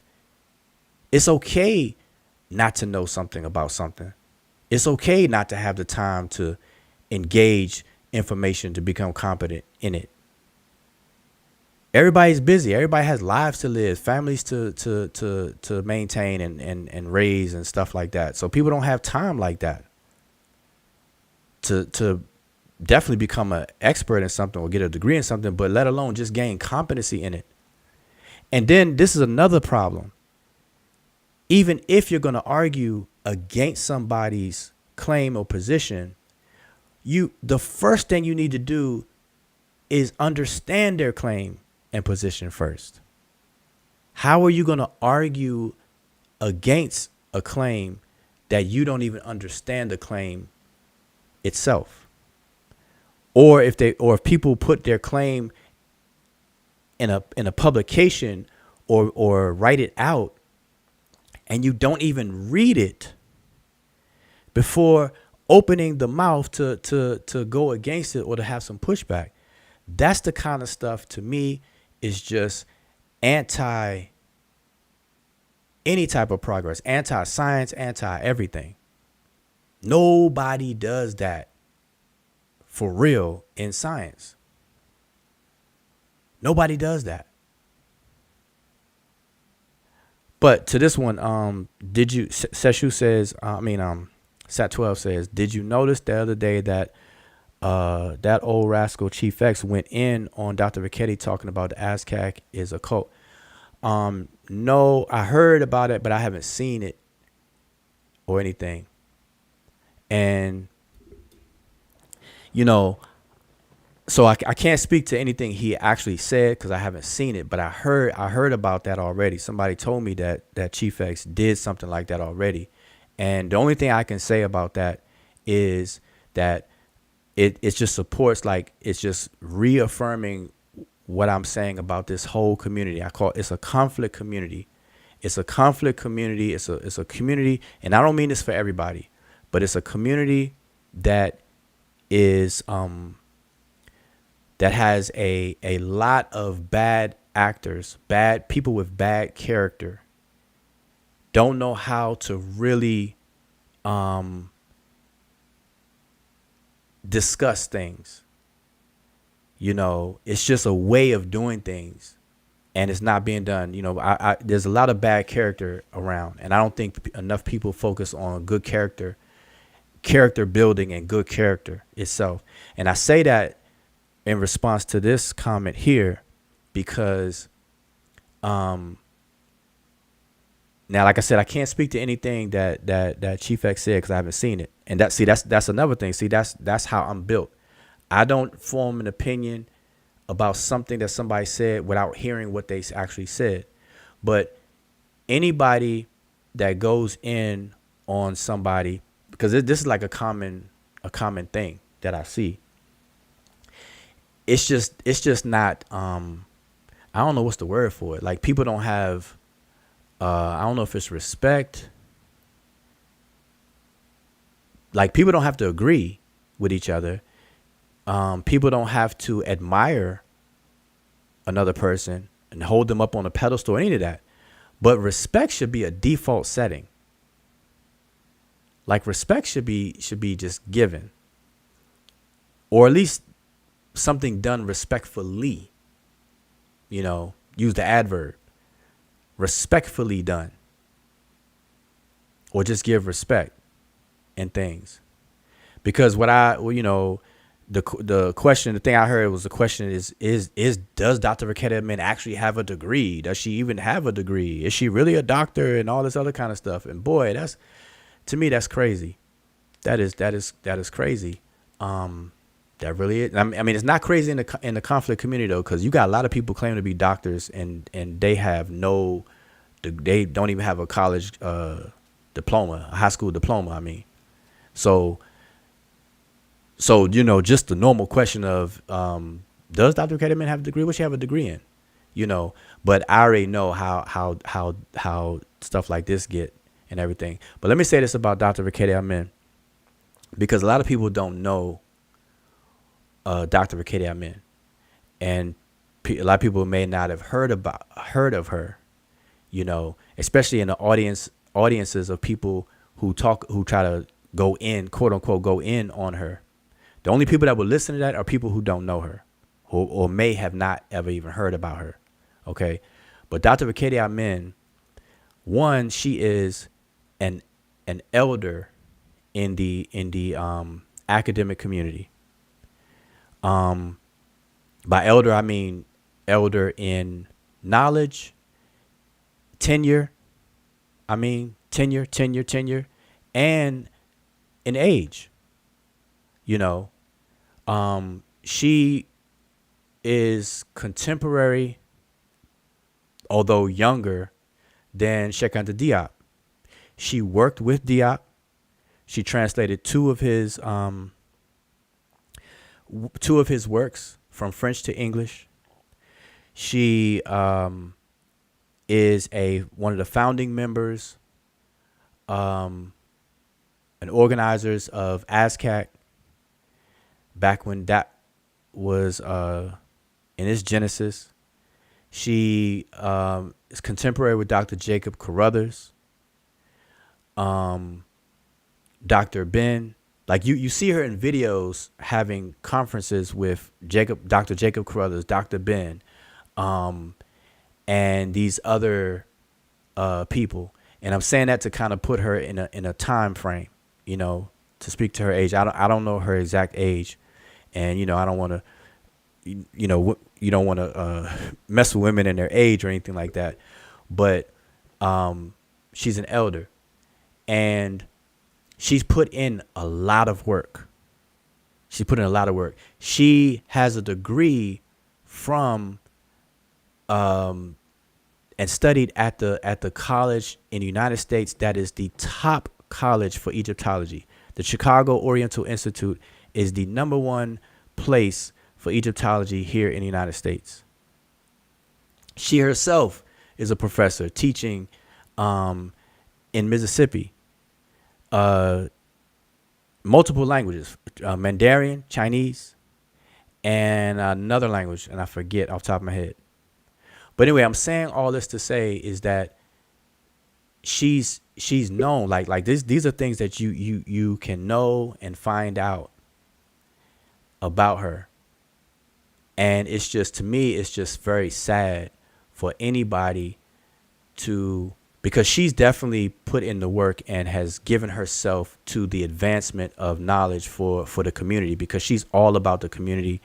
She teaching in what's the college in New York? She taught in New York. She taught in Mississippi. And even now she's still teaching privately and things like that.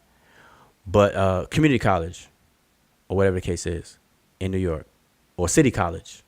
I forgot the exact name. But anyway, long story short, it to me, it's just kind of sad that people will bring her up in these conflicting situations on YouTube, on the YouTube streets. Like, to me, that's just kind of like just low. It's like that's just, to me, it's a reflection of just bad character and whatnot. Yeah, and I see Donnie said anyone has a right to inquire about her credentials, which is true.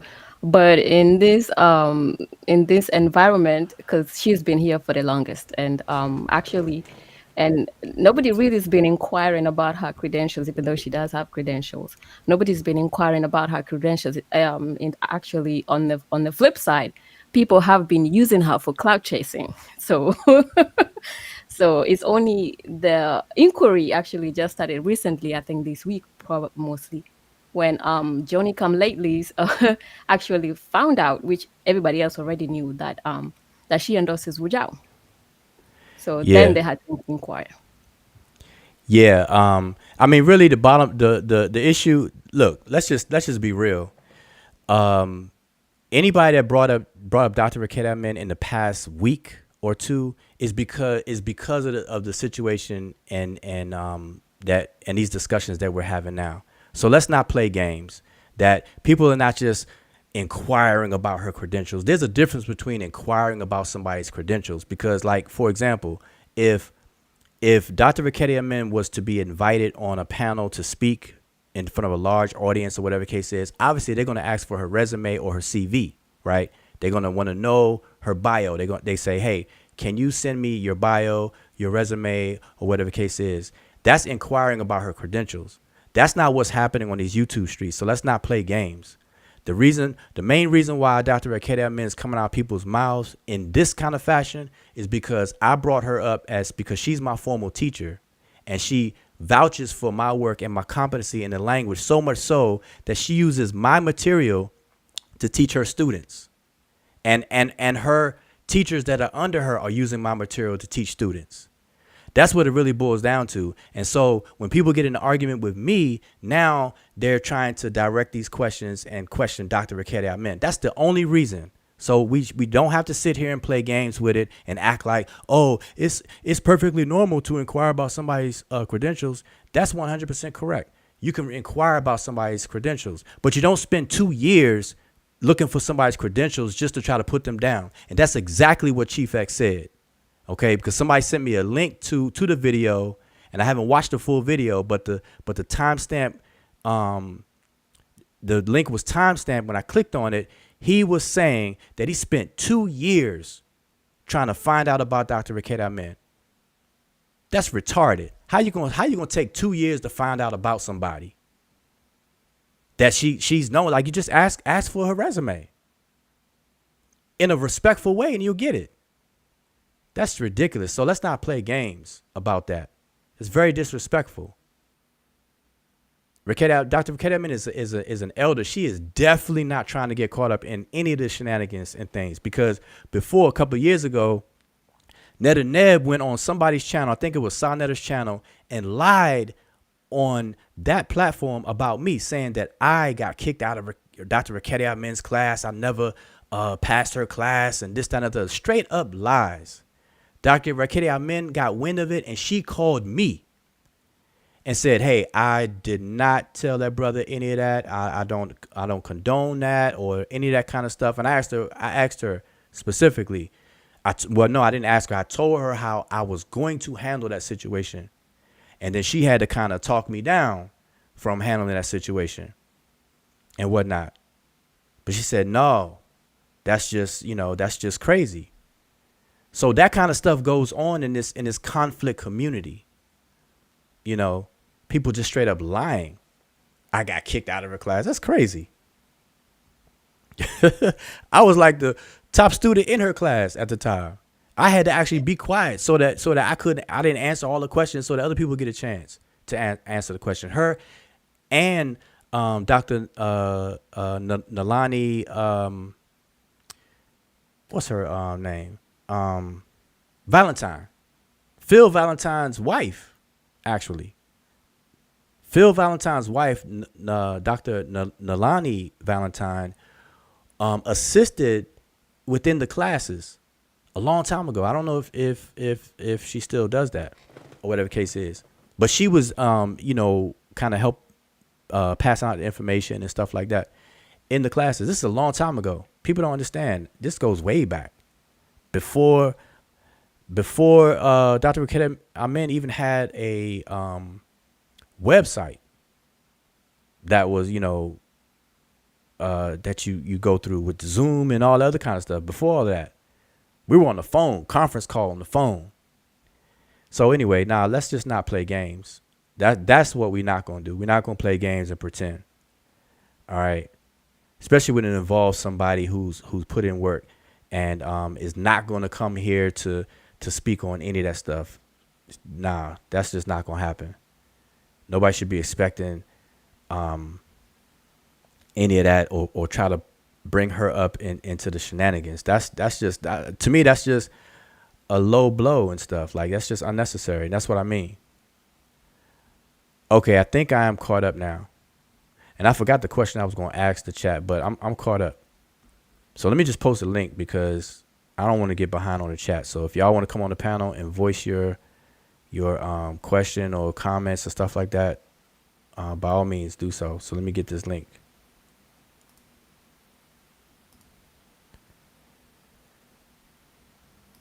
I'm putting the link in the chat right now.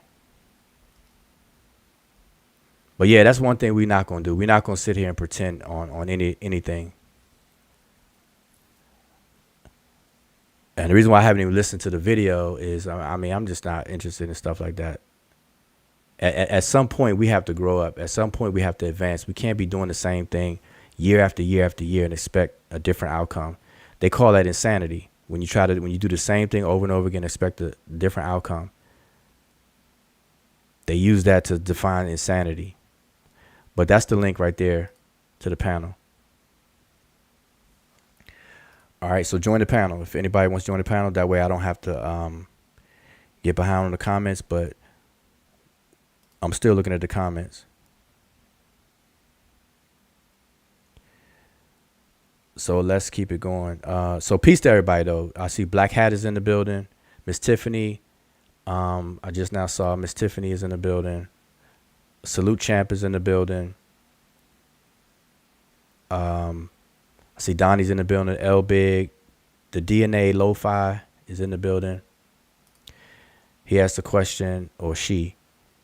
Excuse me, because if I can't tell your gender, just definitely don't take offense if I say he or she and I'm wrong. Just I don't mean anything by it. Why do Chief X come so hard on everything? I respect everything, just too much disconnection. Yeah, well, that's a question for him. I don't know. Chief X, when I see his videos and stuff, Chief X, he makes me laugh. He's very animated and all of that, so I'm entertained by Chief X's videos, and I tell him that. I say, Chief X, I always say Chief X is off the chain. I had the opportunity to meet him in person. He came to Atlanta, and I met him in person, and we have I think he showed the picture. I have a picture with him, me, Chief X, and Professor James Small. We're in the picture. We took a picture together. And so I did have a chance to meet him. That's when he had locks and everything. So, I don't have any problems with Chief X personally at all.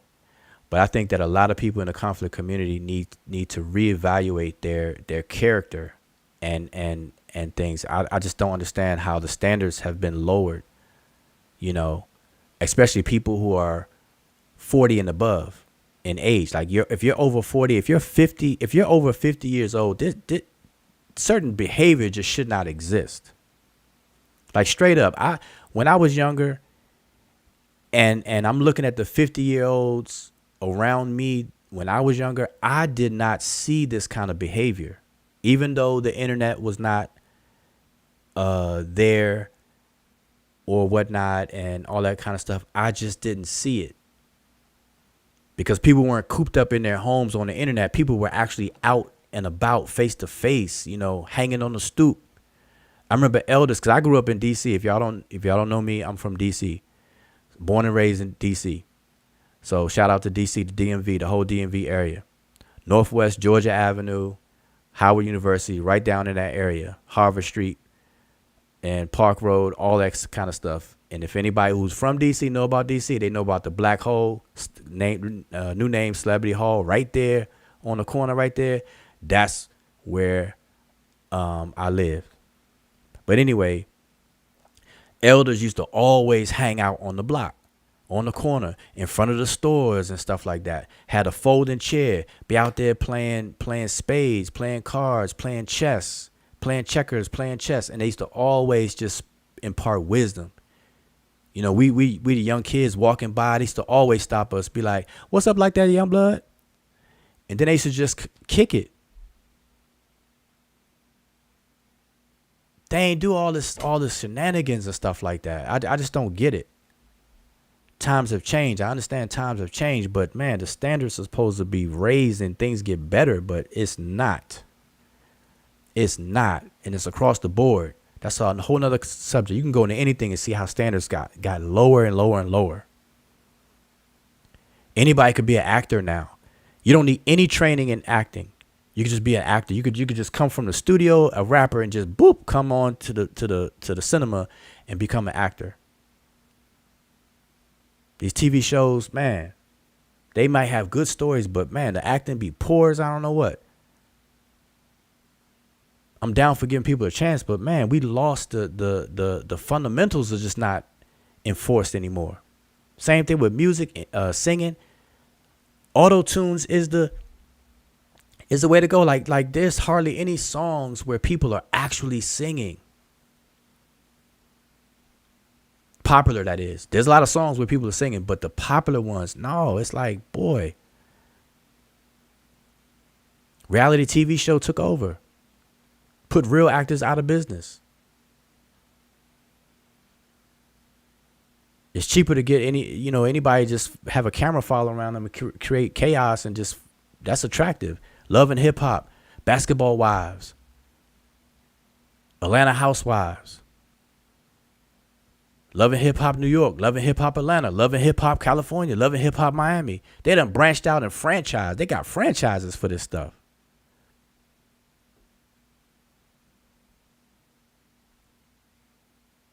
You know, gangsters becoming the most popular rappers, strippers becoming the most popular rappers. Like, man, the standards have definitely just changed. Now, even in the academic setting, anybody with a camera and a microphone and an internet connection, now all of a sudden they up here teaching or sharing or debating, I should say, fussing. So it gets like that. But anyway, the link is in the chat. Let me pin it because I don't think it's pinned. I don't want y'all to lose it.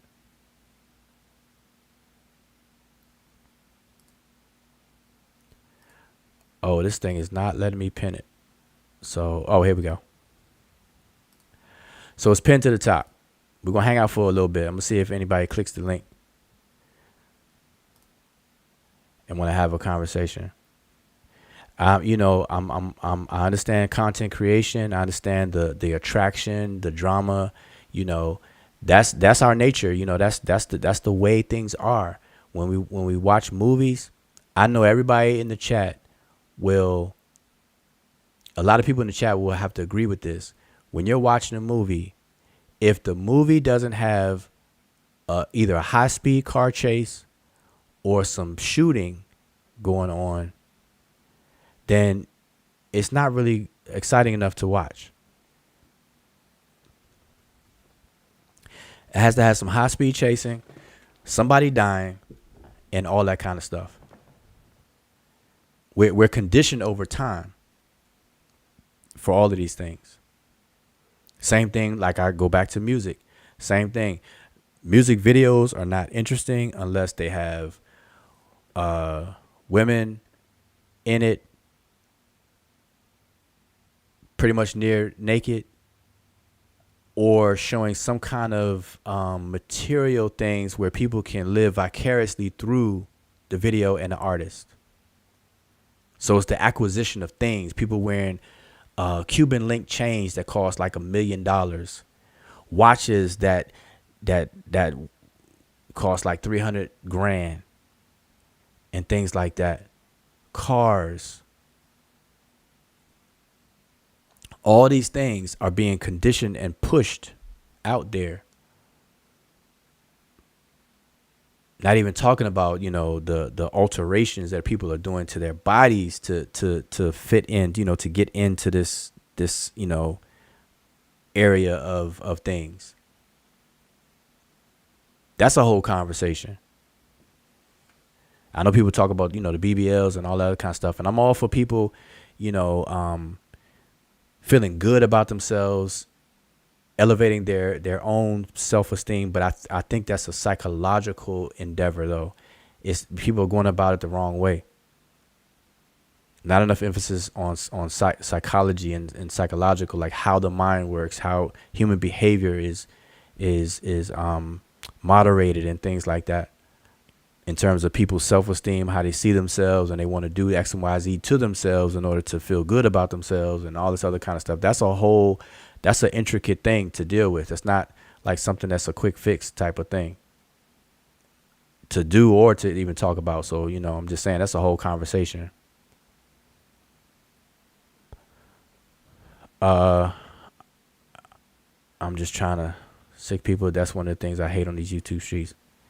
Yeah, if you're talking about the bad character and stuff, I am with you on that. Did I scroll up too high? Yeah, I believe so. Wait a minute. So Mika says, males don't mature until 43. That's funny. That is funny. But speaking about, in all seriousness though, this is what's crazy. Biologically, human beings, our frontal lobe, either the frontal lobe or the prefrontal lobe, whichever is called, doesn't fully mature until you're over 20. And that's the part of the brain that's responsible for the high cognitive functions and things like that. Right. And I forget what age. It's in the 20s. So I'm just going to say over 20. Y'all can look this stuff up. But what's crazy is that our biology is not quite matching our social policies. Because like, for example, you can be 16. You had to be 16 to do X, Y, and Z. But yet your high cognitive brain functions are not even matured yet. Then the next age is 18. Then now you're at 18 you can emancipate yourself from the confines of your parents. Your parents are no longer responsible for you. If you emancipate yourself at 18, you can emancipate yourself. Then the next big age is 21, where you can buy alcohol, and all that kind of stuff. So you can operate a vehicle at 16, you get your learner's permit at 15, and you do whatever it takes, get your license, even though it may be restricted, but you get your license. You could operate a vehicle. You can even vote at certain age, all this other kinds of things. But yet the prefrontal lobe that's responsible for high cognitive functions and reasoning and logic and all this other kind of stuff, whatever the case is, doesn't even develop till after. But anyway, I just threw it out there. As far as maturing and stuff. Kevin, Chief X came for me the other day, and I was like, why? What the hell? Yeah. I don't know. And I'm approachable. Like Chief X. I had discussions with Chief X. Like one time I caught him while he was live.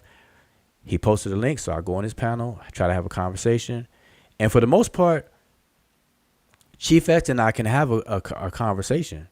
Like even when he came here recently, in his most recent time, he came here on a panel.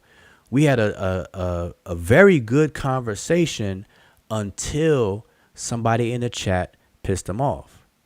It wasn't me that pissed him off. Somebody in the chat pissed him off, and he just went bananas. He just went berserk. He just blew up, and it was very, very disruptive for the conversation. So I had to end it, and me ending it or muting him and stuff, that may have rubbed in the wrong way. But hey, I gotta, I'm not down for that, and I asked him to not pay attention to the chat. So I'm just saying, for the most part, I can have conversations with anybody, and I've done that. I mean, the record. See, the thing is, I don't have to say much. Like the behavior speaks for itself. They say action speaks louder than words. Just people just need to just look at who does what and everything. Just look at who does what.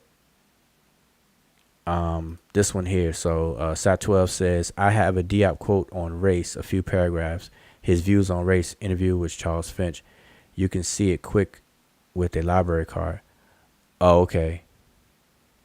Maybe you could pass that on.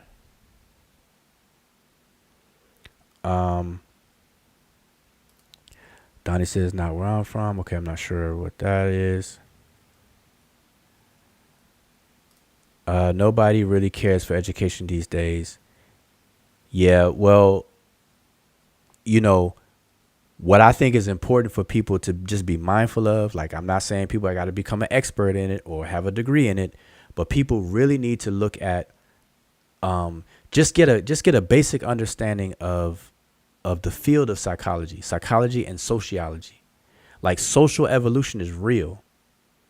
Like the way society evolves slowly over time, that's a real thing. And it's like biological evolution. It happens so slow that you don't see it. You don't see anything changing. It's only when you compare two distant time snapshots, two distant time snapshots, that you can recognize change. But in real time, like while you go to sleep and wake up every day and you live your life and you engage the rest of the world, we don't see these changes. It's like staring at a clock. You don't see the clock moving until you look away from it for a while. Then you look back, you say, oh, the second hand moved or the minute hand moved. That's how evolution works. It's one of those things that is elusive. You don't know it's happening until you separate two snapshots at a distance. So if we take the current society today and then compare that to a snapshot 10 years ago, we will see a big change. Big change. But if you take a snapshot today and compare it to yesterday, you're not going to see any change. And that's how we live our life day to day. But that's what people need to understand. And so I'm saying that to say that a lot of things have diminished. It's on a decline. Education, all these other things, it's a decline. And what's sad is that the main point of decline is in the fundamentals of everything. And like using music, the fundamentals of music is that you had to know how to sing. You had to know the scale of the notes. Your voice had to replicate a scale. You had to be able to carry a tune, carry a note, and all that kind of stuff. If you enter the entertainment industry, at one point, the fundamentals, you had to learn how to carry yourself. You had to learn how to walk. You had to learn how to, all the etiquette. Like think of Motown. Barry Gordy's Motown, how they had that set up, where people were trained. You didn't come in there just with a voice. You came in there. I mean, you didn't come in there with a voice and just sang. You came in there, you learned how to even set a table. You had to sit down and learn how to eat food properly. Which side of the plate your fork goes on. Does the spoon go on the left or right? All that kind of stuff. You had to learn how to walk, learn how to smile when you do things. All these things. Artist development was a big thing. Now it's not. People are getting picked up from YouTube and just thrown in the lion's den of entertainment. And the character's not built up. So that's why when stuff happens, we got issues in the industry. So, I'm just using the music industry because everybody's kind of familiar with that. They just get thrown in there. And now you don't even have to have the talent. Listen, if you're on YouTube or Instagram and you got 1 million followers, that's what they're asking now. How many followers you have? If you got 1 million followers, they gonna put you to work. They're gonna sign you for something. If you have like 100,000 views, 500,000 views on a video where you're singing or you're dancing or something like that, boom, you got it. You got it now. Yep. They can give you a signing bonus that you've never seen before in your life. You're gonna accept it, and now you in. Look at somebody like Soulja Boy. If y'all familiar with Soulja Boy, that's how Soulja Boy came about. Through YouTube. But yeah, education is not what it used to be. Yeah, Mika, hit the link. I'm definitely rambling now. That's how it be. Nobody hits the link. Babylon Dunn, you told me to post the link, and you didn't click the link. I don't get it. I don't think he was there before, but somebody did mention something ask about the Freestyle Fridays and the Divine Words Wednesdays, and yes, for everybody listening, we are definitely going to get back to schedule with that as well. Now that we are back, we're definitely going to do a lot of especially the Freestyle Fridays. I think people really like that as well. And I think even with this conversation that we are having here, for me personally, if you hit the link and you come on the panel and I'm on the panel, and then you want to argue down about ancient Egypt, I am going to pull up some text. So it's going to be some skill check first, and then then you can rumble on. I think that's the least I'm gonna start to do nowadays, because I feel that with everything, especially like even with ancient Egypt, linguistics, whatever it is, everybody, not everybody, I should say that, a lot of people feel like they can critique and they can discuss all these things without even having like basic skills and things like that. So I'm going to start doing that. If you come on a panel and I'm here, I'm just letting you all know right now that I'm going to be pulling up text. And then you're going to show us your skill. Then you can speak. Yeah, I mean, that's pretty much what it comes down to at this point. And it's shit, unfortunately, it has to get like that.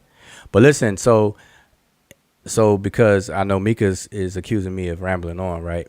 And I do ramble. But I'm looking at the chat, man, looking for things. But let me ask you all some things. So it's like 36 people watching right now. So let me ask you all a couple of questions. So my first question is this, because I'm trying to check the temperature of the chat. I want to see where you all's minds are in comparison to how I view different things, right? So I'm going to ask this question. So here's my first question. Do you feel that in order to form an opinion, aka pass judgment, or aka form an opinion about a piece of work, a produced work, a produced research work, a produced or published work, published investigation, and all that stuff, do you feel that forming an opinion about it or making a judgment about the work, that at least you should read the work first and examine it and analyze it before forming an opinion about it? Just tell me if you agree with that. So let me just, because I kind of butchered up my question. So my question is, do you agree that prior to passing judgment or forming an opinion about some research work that's been published, that at least you should have investigated and analyzed said published work? Yes or no?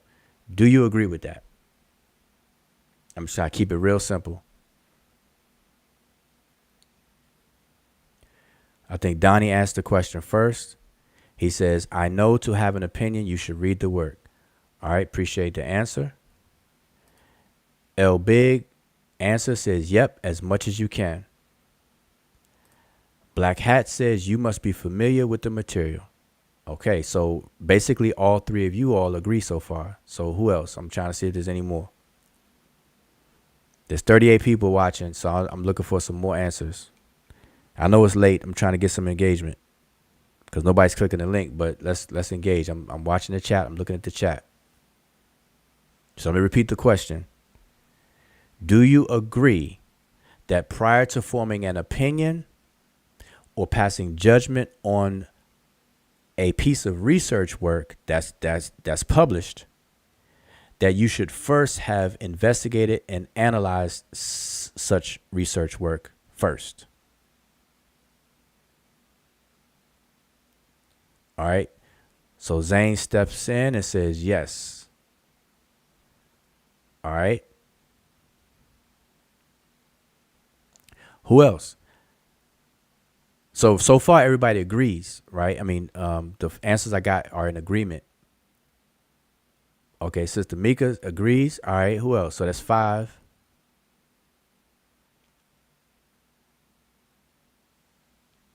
And Donnie's elaborating. So that's still 5.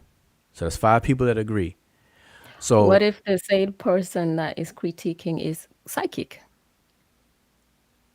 you said it's a said person is psychic? Yeah. Oh, then they in the wrong business. They in the wrong business altogether. They're in the wrong business altogether. They don't count. Okay, so who disagrees? Because I don't know. I'm because there's a little delay for me asking and looking at the chat. So who disagrees? So let me ask another way, because I'll probably get more response this way.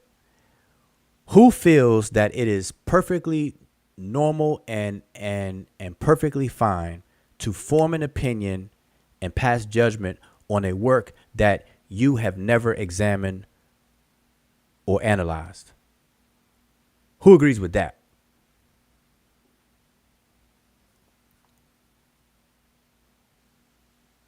Who think that that's okay to do?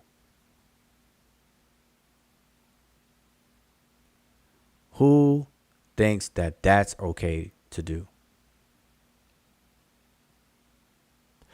Let me find this video. Let's jazz it up a bit. Let me find the video. I gotta find the video for y'all. Let me find the video. We're going to the videos now. We are going to the videos. Let me find the video.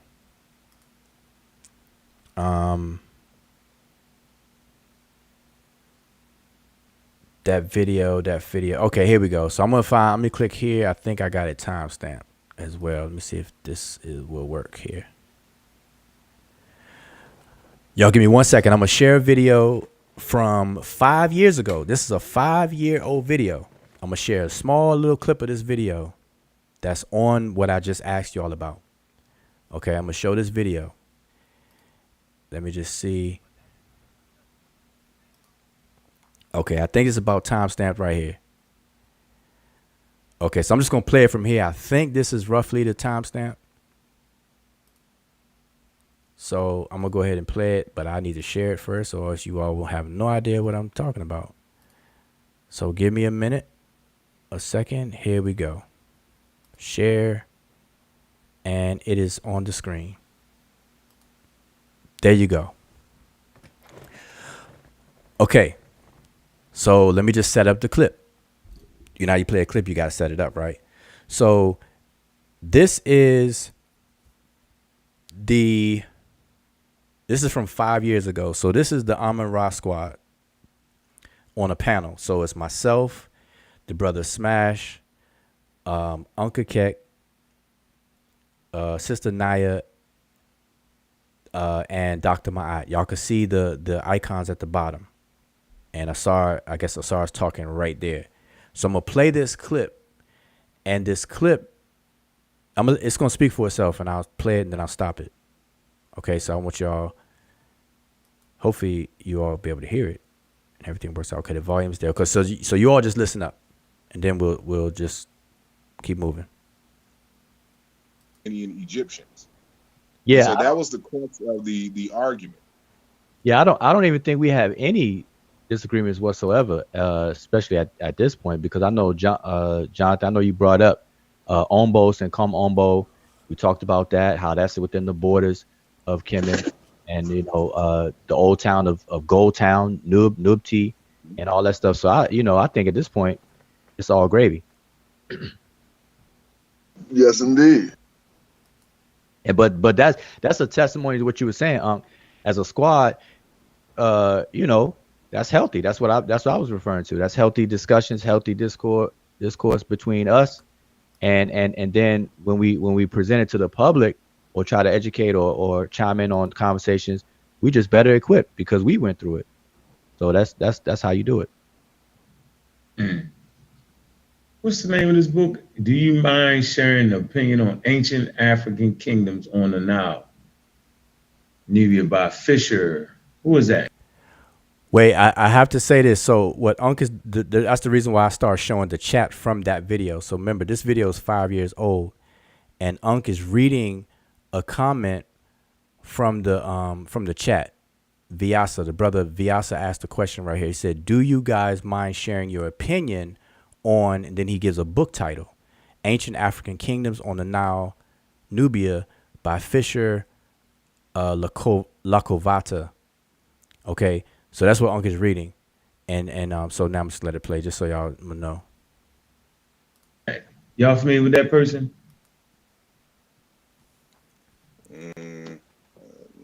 I'm not.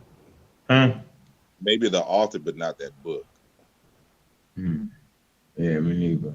What's Fisher? What? Oh, do you guys have your opinion on ancient African kingdoms on the Nile, Nubia by Fisher Lokavada Ikram? Okay, yeah, I can't give my opinion. See, that's one thing the squad doesn't do. Let me make this clear. One thing, no members on the squad will form an opinion on a book that they have not read. Hell no. Let's make that clear. Tried it one time, got beat down. We don't do that around here. Damn book in French, man, has got a lot of people in trouble. We don't do that around here. French Messing with the squad, I got scared to cite a source when I ain't read the whole book. I'm like, man, he say it right here, but you got to read the whole book. Hey. That's true because, believe it or not, people will actually accurately quote an author, but they don't realize that the author is not really agreeing with their points. And, so that's to avoid that, so got to get it in. Yeah, it's not enough just to have access to a book. You have to have put in that work and read it. Now, sometimes it's not necessarily necessary, depending on the kind of question that you're researching. Because sometimes, for example, a book may be an edited work, and it'll be a whole chapter dedicated to a particular subject. So you don't necessarily have to read the whole book, just at least that chapter as it regards to that particular question. But it's pertinent that you have at least read half the book. That way you know the framework of the book and the essential arguments that the author is making. Because you could cite someone on a particular point, but like, for example, what's his name from Team Osiris in his so-called critique of my work? one of his critiques was that I was citing sources that believe in, for example, the Niger-Congo hypothesis or the Afro-Asiatic hypothesis. And, at the beginning of my book, I set the framework for which, my entire arguments are made. And so you should already automatically know that at this point, I'm with Theophilo Obenga's Negro Egyptian, as a model to explain the relationships between various African languages. And so, but that does not mean that you can't cite sources who don't agree on that point. Because regardless, the data, in terms, for example, that describes a particular language may be very pertinent. Now, this is one of the reasons why I'm doing this chapter on scientific research, because people make critiques and don't understand science and how science works.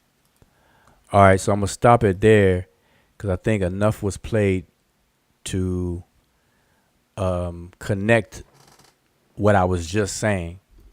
Now, see, this is from 5 years ago, okay? And you see the panel that we have there, and everybody's in agreement that that's something that you just don't do. You don't form an opinion about a book that you never read. You don't form an opinion about some research work that you've never analyzed. We made that clear 5 years ago on this show here, and everybody on the panel agreed with that. Y'all heard everybody's voice. Well, you didn't hear from Naya and Dr. Mott in that clip yet, but everybody's in agreement. Why? Because at least 5 years ago, everybody understood the principles of science. And that's one important thing about science is that, listen, even when we're kids, we're told you don't judge a book by its cover. That's a saying. And it simply means that you don't take your first knee-jerk surface observation and run with it. You have to dig into something. You don't judge a book by its cover. That's what that means. Look it up. And it just so happened we're talking about books, but it applies to people. You don't judge somebody just because of how they look. Even though everybody and their mother makes that mistake when we're young. We want that fine looking girl, or as a girl, I want that fine looking brother over there. Just relying on looks. As soon as you get with them, you go out on a couple of dates. Now y'all hooked up. Y'all committed to each other. Come find out my man is back crazy. Got all kinds of things wrong with them. And vice versa. So that's an age-old saying. You don't judge a book by its cover. That's what it means. And so applied to science, it's serious. That's just something you just don't do. You don't do that. But on these YouTube streets, that's what's actually being promoted. But it's being promoted in an indirect way. People are saying, no, I don't have to read a whole book. And people are making jokes about it. Like, oh man, that means to tell me I got to become. And see, this is something that people got to be careful about. And let me stop sharing this. People got to be careful about this right here. Do y'all know what the word hyperbole is, or hyperbolic? That's just a fancy way of saying exaggeration. Okay. And there's a lot of exaggerations done on these YouTube streets and in the conflict community. So, for example, if I were to say what I just said, and the question I asked y'all, I said, if you're going to argue about a topic, or if you're going to argue against somebody's research, at the very least, you need to investigate and analyze the said research. That's the statement. And that's a reasonable and appropriate thing to do. And it's a standard in science. It's a standard among scientifically literate people and scientifically minded people. That's a standard. That's a gold standard. But what will happen is somebody will listen to me say that. They will hype it up, exaggerate. And they will say, well, Jao is saying that we must become experts before we can critique somebody. Or not even to mention my name, they'll say, oh, all of a sudden we got to become experts. We got to read whole books before we critique somebody. I don't have to read whole books. I got ChatGPT. I got Wikipedia. That's where the conversation has been lately. If y'all been observing these conversations, that's what's going on. And what people are doing are making everything exaggerated. They're exaggerating the points just to cover up the shortcomings. It's like, listen, if you don't have time to put in the work, that's fine. Nobody's forcing anybody to do anything. But the thing is, if you don't have the time to do it, then sit it out. Don't form an opinion, because if you voluntarily give your opinion in the public about something that you are not even familiar with, then guess what? You have a right to do that, but your opinion is just garbage. It's worthless. Who in their right mind would take somebody's opinion about something that they themselves never checked out and are not familiar with to heart? Who would do that? Who would take somebody's opinion for value like that? They have a right to offer it, but it has no weight, no value. And that's a lot of that's going on right now. And it went on back then. Like that 5-year-old video that clip I just shared with y'all, the reason why that even came up in the first place is because it was happening. And I'm going to give y'all a story. Asar said this on the previous live that we just did. And I was there. I was on the phone. It was me, Asar, the brother Unk, Dr. Clyde Winters, the brother Sanjetti. I believe it was us on the phone. I'm not sure who else, but we were on the phone. And Dr. Clyde Winters at the time, he was trying to make a critique about, I believe it was Jean-Claude Mboli's book.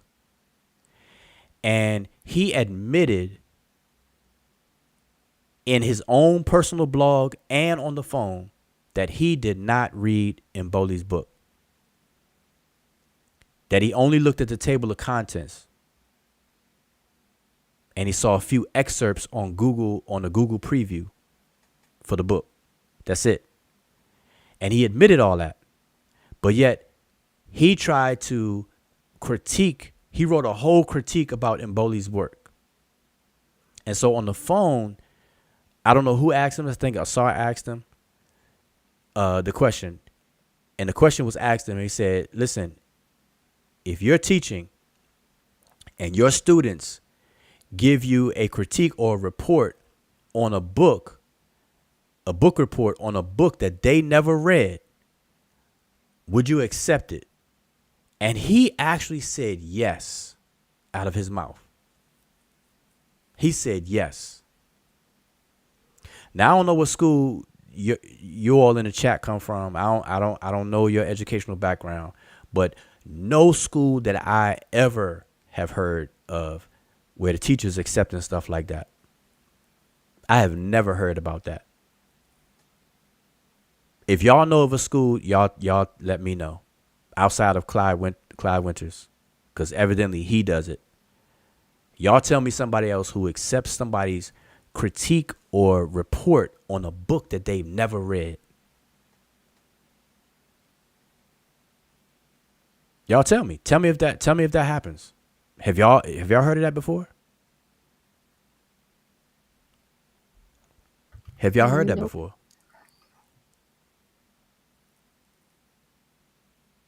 Man, so anyway, I just want to play that clip because it kind of touches on what I was just now saying. That's all. So there you have it. 5 years ago, the squad was all in agreement that we not gonna do that. And I'm the one that said it. Y'all heard me say it on that thing. I said, no, we don't do that around here. Everybody agreed. Unc even said, nope, I got beat up for doing it.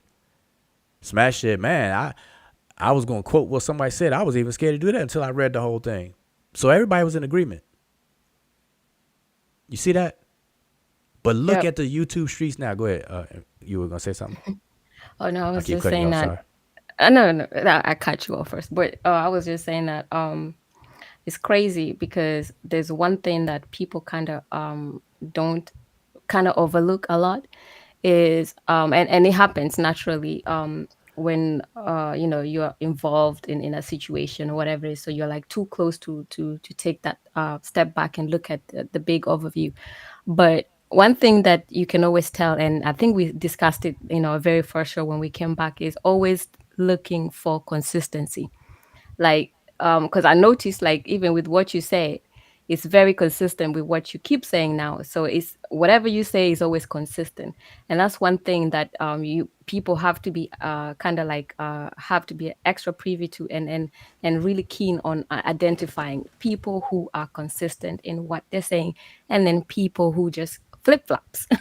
They just go with the wind. Whatever the wind sways, they're like flags. They go this way today, that's the truth. They go the next day on the other side, if that's the truth, whatever it is. So the truth always changes.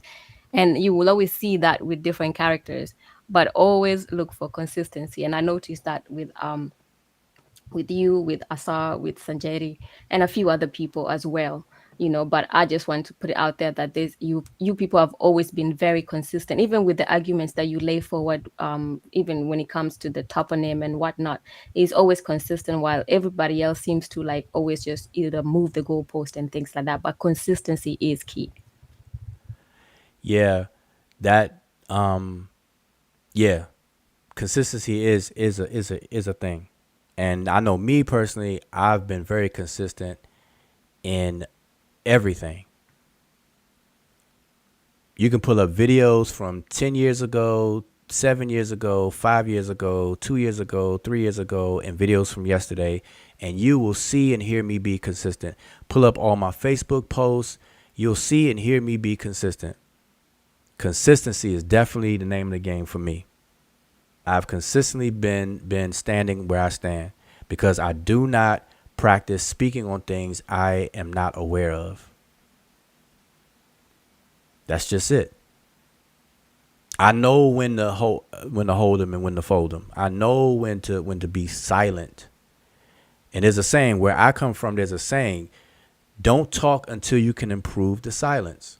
That's a saying that I understand. Don't speak unless you can improve the silence. And anybody who's a traveling man, anybody who's been dealing with the Masonic, and you are a traveling brother or sister, you will understand one of a major tenets in the Masonic environment is caution. You exercise caution when you don't know something, when you don't know enough about something. And for those who don't know, like, for example, in the Masonic environment, in the lodge setting, you're not considered a Mason technically until you're a Master Mason. And, without getting into a whole conversation about Masonry and things like that, but when you become a Master Mason, now you have a voice in the lodge. You actually attend meetings that are open for business. You can actually vote and do all these other kinds of things. Prior to that, you are to exercise caution. You're not allowed to speak on Masonic matters, especially out in the public and this, that, and the third, prior to, et cetera, et cetera. So in these kind of environments, these things are standards and understood. You just don't do it. And that produced good character. It produced consistency because you know when to shut up. You know when to talk. But in the age of YouTube streets, it's all about content, right? So people are going to speak on any and everything if it's attractive, if it's going to produce views, if it's going to produce likes, and then if that it can be monetized, then people are going to do that as well. So people are going to talk that, you know, all these fundamentals and things like that just get bypassed because of the times that we're living in right now. You know, and that's just the side effect of it, is that things are deteriorating. The quality is deteriorating. Quantity is going up. Quality is going down. For everything. Everything. Food. Look at the quality of food. Food is just, man, mass producing this, that, and the third. Next thing you know, 5 years from now, you all sick and stuff like that because of stuff you eaten 5 years ago or for 5 years long. Microwaving this, microwaving that. You know, I'm just saying the quality of a lot of things are going down. The quality of music gone down. Quality of the lyrical content gone down. Movie, acting, stuff like that gone down. Quality of teaching and information dissemination gone down. It's on a decline. And everybody might not agree with me saying that. So, you know, and that's okay with me, but I'm saying that's just my observation. I'm old enough to ascertain and observe these things, and I'm just speaking on it. That's it. Somebody else may feel that everything's on the incline. They you know, they may think that you know, having gang members as popular rappers and influencing the young generation is cool. That's the way to go. Then hey, people may feel that wearing your pants sagging down with no belt, where you gotta walk like a penguin, they may feel that that's progress. People actually may feel like these things are progress, and I get it. But that's just not me and where I come from. And I know a lot of people feel the same way, whether I know them or not. You know, sometimes I watch these YouTube videos of these police body cam type YouTube videos where people get pulled over, or, you know, whatever, just crime stuff. Instead of watching crime TV shows, I watch like the real things, you know, the body camera stuff. And it is amazing that people who commit crimes, they get caught, like they get chased, they get caught where they have their pants sagging, no belt, or the belt is not fastened tight at all to where their pants sagging, and they gotta run. Oh my goodness, that's the weirdest thing to watch. Just somebody running have to hold their pants. You know, when you run, you need both your arms to swing. When you run, when you want to sprint, you need both your arms. And people are trying to run holding their pants up. And this and that. And then when they let the go to run and sprint, their pants is coming down. Then they trip up that way. It's crazy. It is absolutely crazy. Even if you're not going to plan to run, or plan to commit a crime, like just to wear your pants sagging. And I'm just saying that to say that some people think that is the move. Like they think that's okay. And it's become okay. That's become the fashion. But that, you know, that's probably a whole nother conversation right there too. Oh, Jerry Springer. Wow, yeah. Man, don't even mention Jerry Springer and Maury Povich and shows like that. That glorified bad behavior. That glorified this drama. Zane, you hit it right on the nose. That's one of the shows that was Jerry Springer show was very popular. And every single show, there was a fight, somebody getting smacked, somebody's clothes getting ripped up, or whatever, somebody jumping out the chair. What was Jerry Springer's bodyguard, like the one of the security people? It happened so much that his security man that never spoke on the show, they had a spinoff show just for him. Do y'all remember that? It was a spinoff show. He's a bald-headed guy. But these kind of shows and things exploited the bad behavior and glorified it, and everybody's looking for it. That's why Love and Hip Hop would not be what it is without somebody on that show fighting each other, fussing with each other. Then when they had the Love and Hip Hop reunions, at the end of the season, they had the reunion. You best, I'm telling you, there has not been a reunion show from that franchise that has not resorted to fighting or attempted fighting. And my thing is, people are look like that's glorified. That stuff is sought after. That stuff is what's attractive.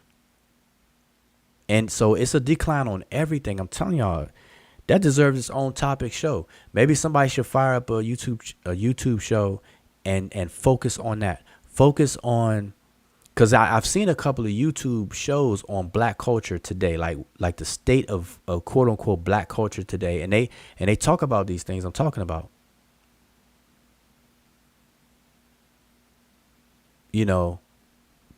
So I don't know. Maybe. See, all of that is under sociology and psychology, though, and that's what I'm saying. We need to approach it in that way. Talking about it, just kind of venting, like me. I'm venting about it or speaking on it, or whatnot. That's not going to be good enough.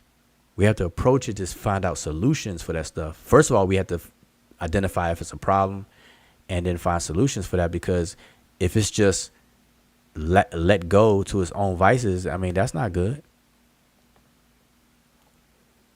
But that's crazy about the sagging pants and all that. I mean, boy, that's just, it's wild. It is wild. It's wild out there. Oh, the Steve show. Steve. Okay, yeah. Y'all let me know. Steve. Yep, that's his name. So y'all know what I'm talking about. Jerry Springer, and then Maury Povich. No, remember Geraldo? Geraldo even got like that. Geraldo's show wasn't even like that at first. Geraldo's show became like that. Maury Povich show wasn't original like that. Even, listen, when Jerry Springer actually first started, it wasn't like that. Something happened, and they saw the reaction, the views, and the attention that it got, and then they push for it to happen. They bring people on the show purposely to fight, and they let them do it. They know they're gonna throw blows and they fight, and they ain't gonna do it. If you were a guest on Jerry Springer, you as a guest, you already know that you're gonna either fight or defend yourself. And that's the structure of the show. You bring a guest out one at a time. You bring the first guest out. You say whatever. Then the second guest, look, check this out. It got so bad that by the time you invite the second guest out on Jerry Springer, the guests don't even sit down in the chair to speak at all. They go straight for the other guests and just throw some blows. Yep. Tell me I'm lying. They come from backstage. They come from backstage and go streamline straight to the other person on the stage and just start trying to hit them. Male or female? Yeah. Well, I ain't see too many males just come out there and do it. Yeah, I used to wonder, at some point, you're like, if somebody ever invited you to a Jerry Springer show, like, why would you go there? Because it's not like you're going for anything positive. Like, Yeah, why? you definitely in trouble. If somebody call you, be like, hey, how you doing? This is so and so from Jerry Springer. We would like to know if you want to be a guest on. You're like, what I done did. What am I being accused of? That should be your first question. But anyway, back to the point is that, see, this speaks to, and I know, see, we just hanging out, I'm just talking, right? But this is serious though. It speaks to social evolution, and we don't pay attention to it. So social evolution is a natural rate of change in society. And what happens is we get slowly programmed and conditioned for these things. And I'm gonna tell you, one of the catalysts that kicked all this off that y'all probably don't connect is MTV. If y'all remember MTV back in the day, MTV was the platform for the mixture of these different things coming together. Then they had Yo MTV Raps and all that, Yo MTV Cribs, where they highlighted and exploited and glorified material items.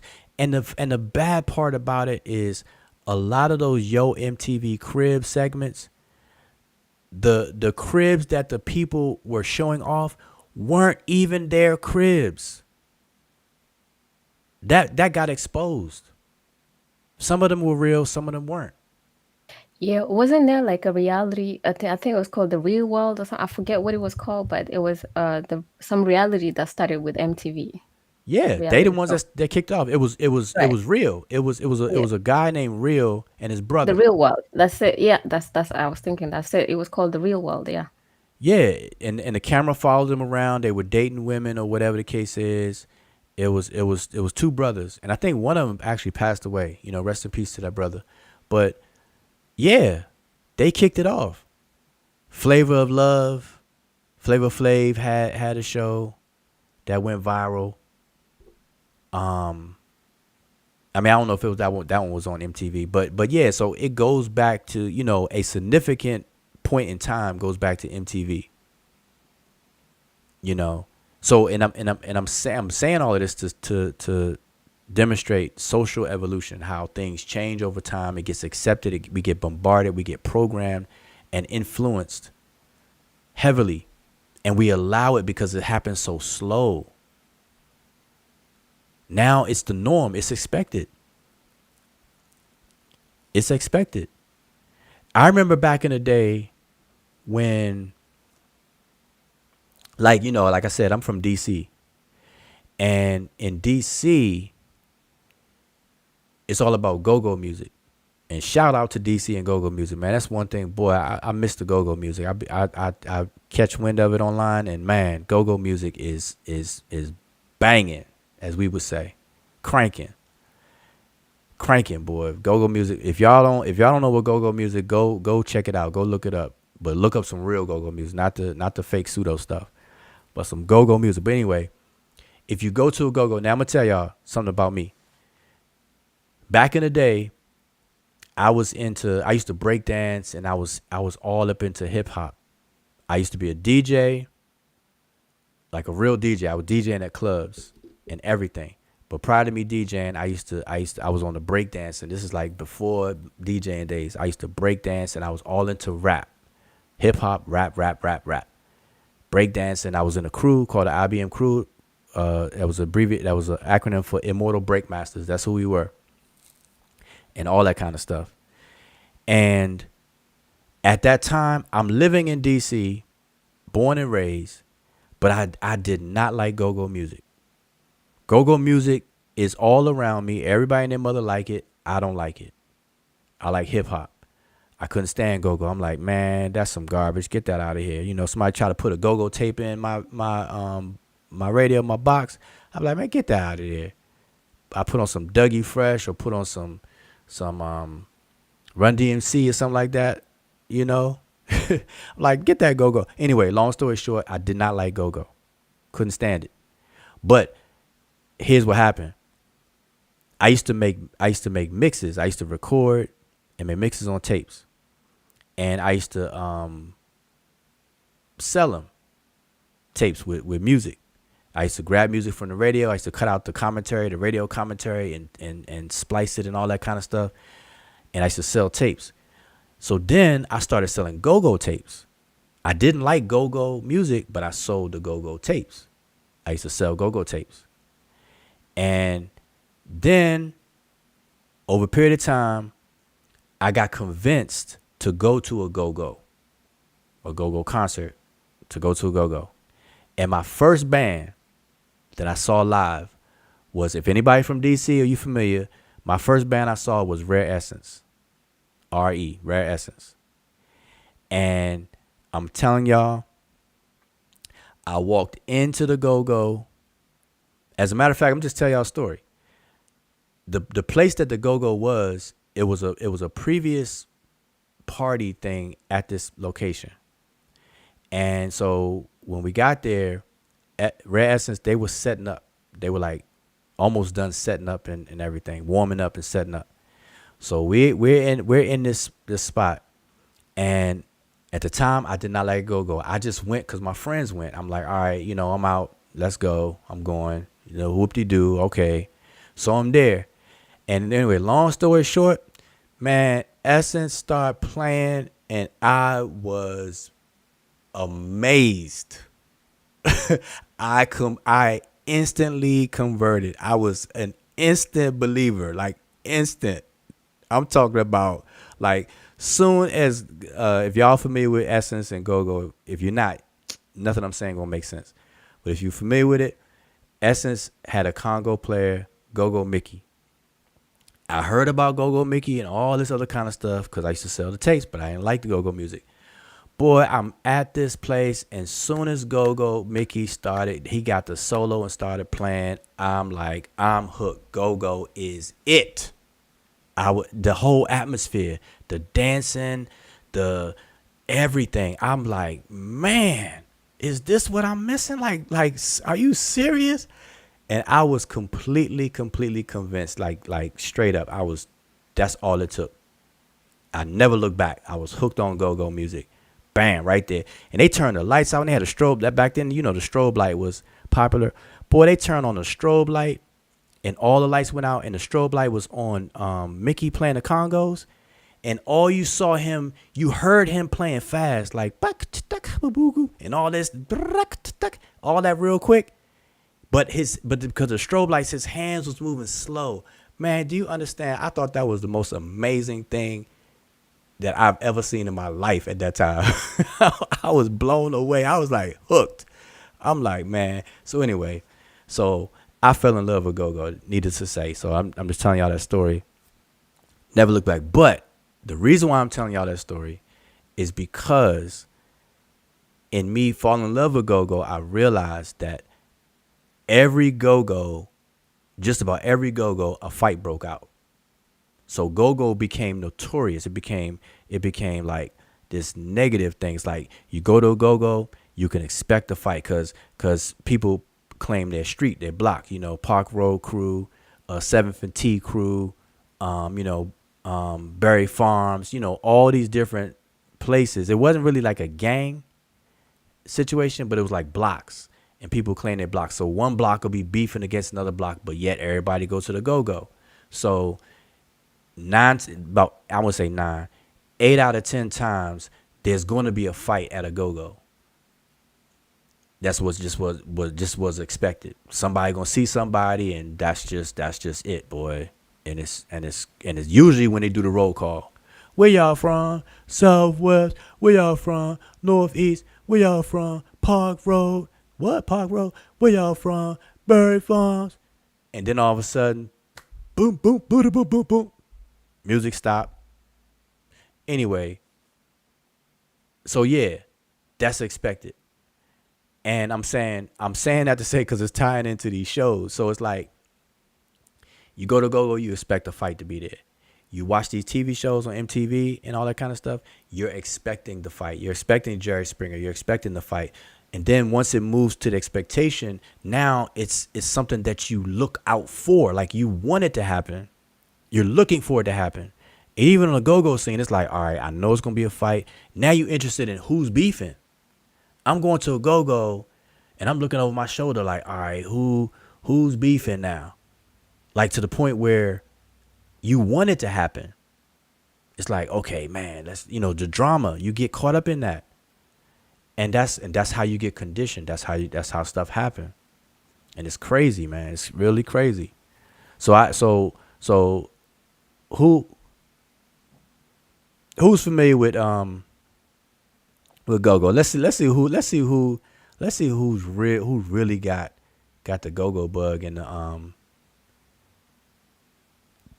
All right, Donnie, what you know about go-go?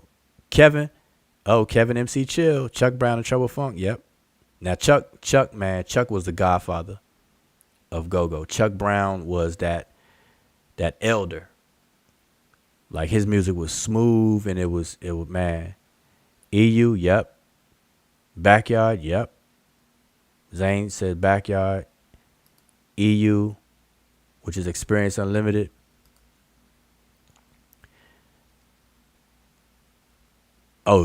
Kevin said he's heading to DC in the morning. All right, there you go. Hey, take some pictures, man. I don't know where you, man. I haven't been up in a minute. They said everything changed, so. All right. But anyway, enough about my story about Go-Go. But anyway, let's get back to whatever. So, oh, Love Boat. Yeah, man, Love Boat. Love Boat was Love Boat had people out there butt naked out there in the streets. For y'all don't know, Love Boat is a nickname for a drug. It's not crack or nothing like that. It was actually PCP, but they used to call it Boat.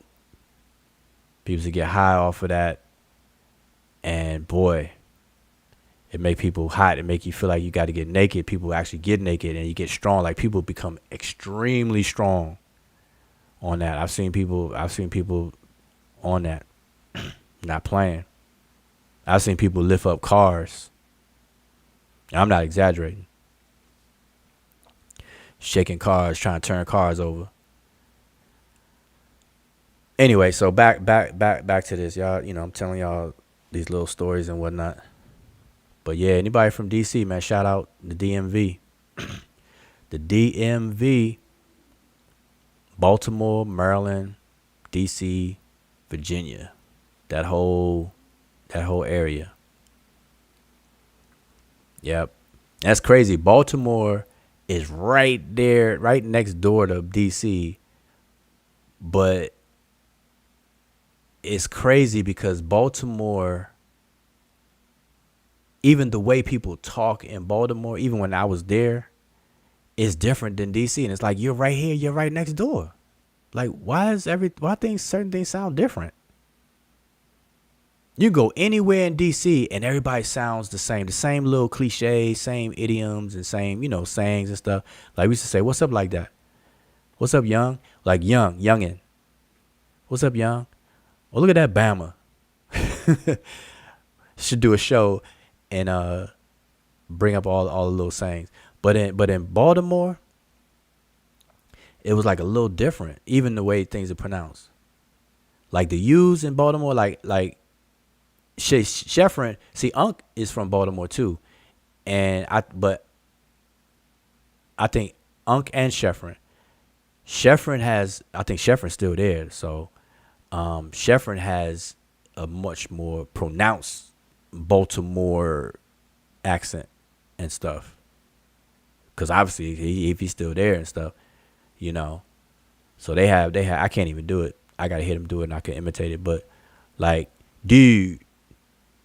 Like Doug, dude. It ain't even dude, it's dude. Like they put a Y in it. Dude. Come on, dude. Nah, I can't even do it. That sound corny. But it's real, it's there. It's just different from DC.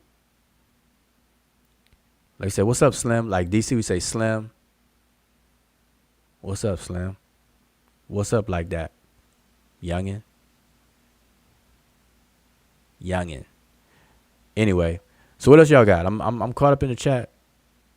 Hangout. We about to end the show or what? What's up? Yes, indeed. Sat 12. The key to wearing your pants sagging with your drawers hanging out is to get one of the slide bucket belts. Yeah, I don't know. I don't condone. I don't care what belt you get. That sagging pants thing, I'm not with that at all. Nah, I never was. That makes no sense. It's not practical. None of that stuff. None of it. And see, I grew up. I'm telling you. I'm telling you all these stories, but like my junior high school in DC, I went to Shaw Junior High School. So if anybody's familiar with DC, they know exactly what I'm talking about. I went to Shaw Junior High School, and this high school was a high school without walls. I think there was only two schools in DC that was like this, and I attended one of them. It didn't have any walls. So in other words, the classrooms had no walls. So the classrooms were open. So from one classroom to the next classroom, you could see everybody. Like you could look over your shoulder and see everybody in the other classroom. So that setup, it was all about discipline. So Shaw Junior High School, it was so well structured and disciplined and how they dealt with the students and everything that we could not wear clothes that weren't practical for whatever it was we were doing. So in other words, we were not allowed to wear sweatsuits if we were not playing sports. And it makes sense because sweatsuits are made for the whole sporting thing. We couldn't wear, like baseball hats and stuff like that and everything like that. It's like, nah, what you doing? You're not like anything that wasn't practical for that. You just couldn't wear it, and it just made sense. And overall, it kind of makes sense. It's like people wearing stuff that's not practical for what you're doing, Now, when I went to high school, it totally changed. I used to wear North Face Gore-Tex suits, sweatsuits, North Face Gore-Tex sweatsuits at that. And if y'all know about North Face, it's all about skiing. I'm wearing a ski Gore-Tex suit in high school. In the springtime, I'm wearing a Gore-Tex sweatsuit that's made for skiers. Oh, man, I'm telling you, you think back to the stuff you did when you were young. That's crazy. Bright yellow Gore-Tex ski suit. North Face. Hugo Boss. Moss Brown. Moss Brown, if y'all familiar with Moss Brown Gore-Tex suits. All of that. But anyway.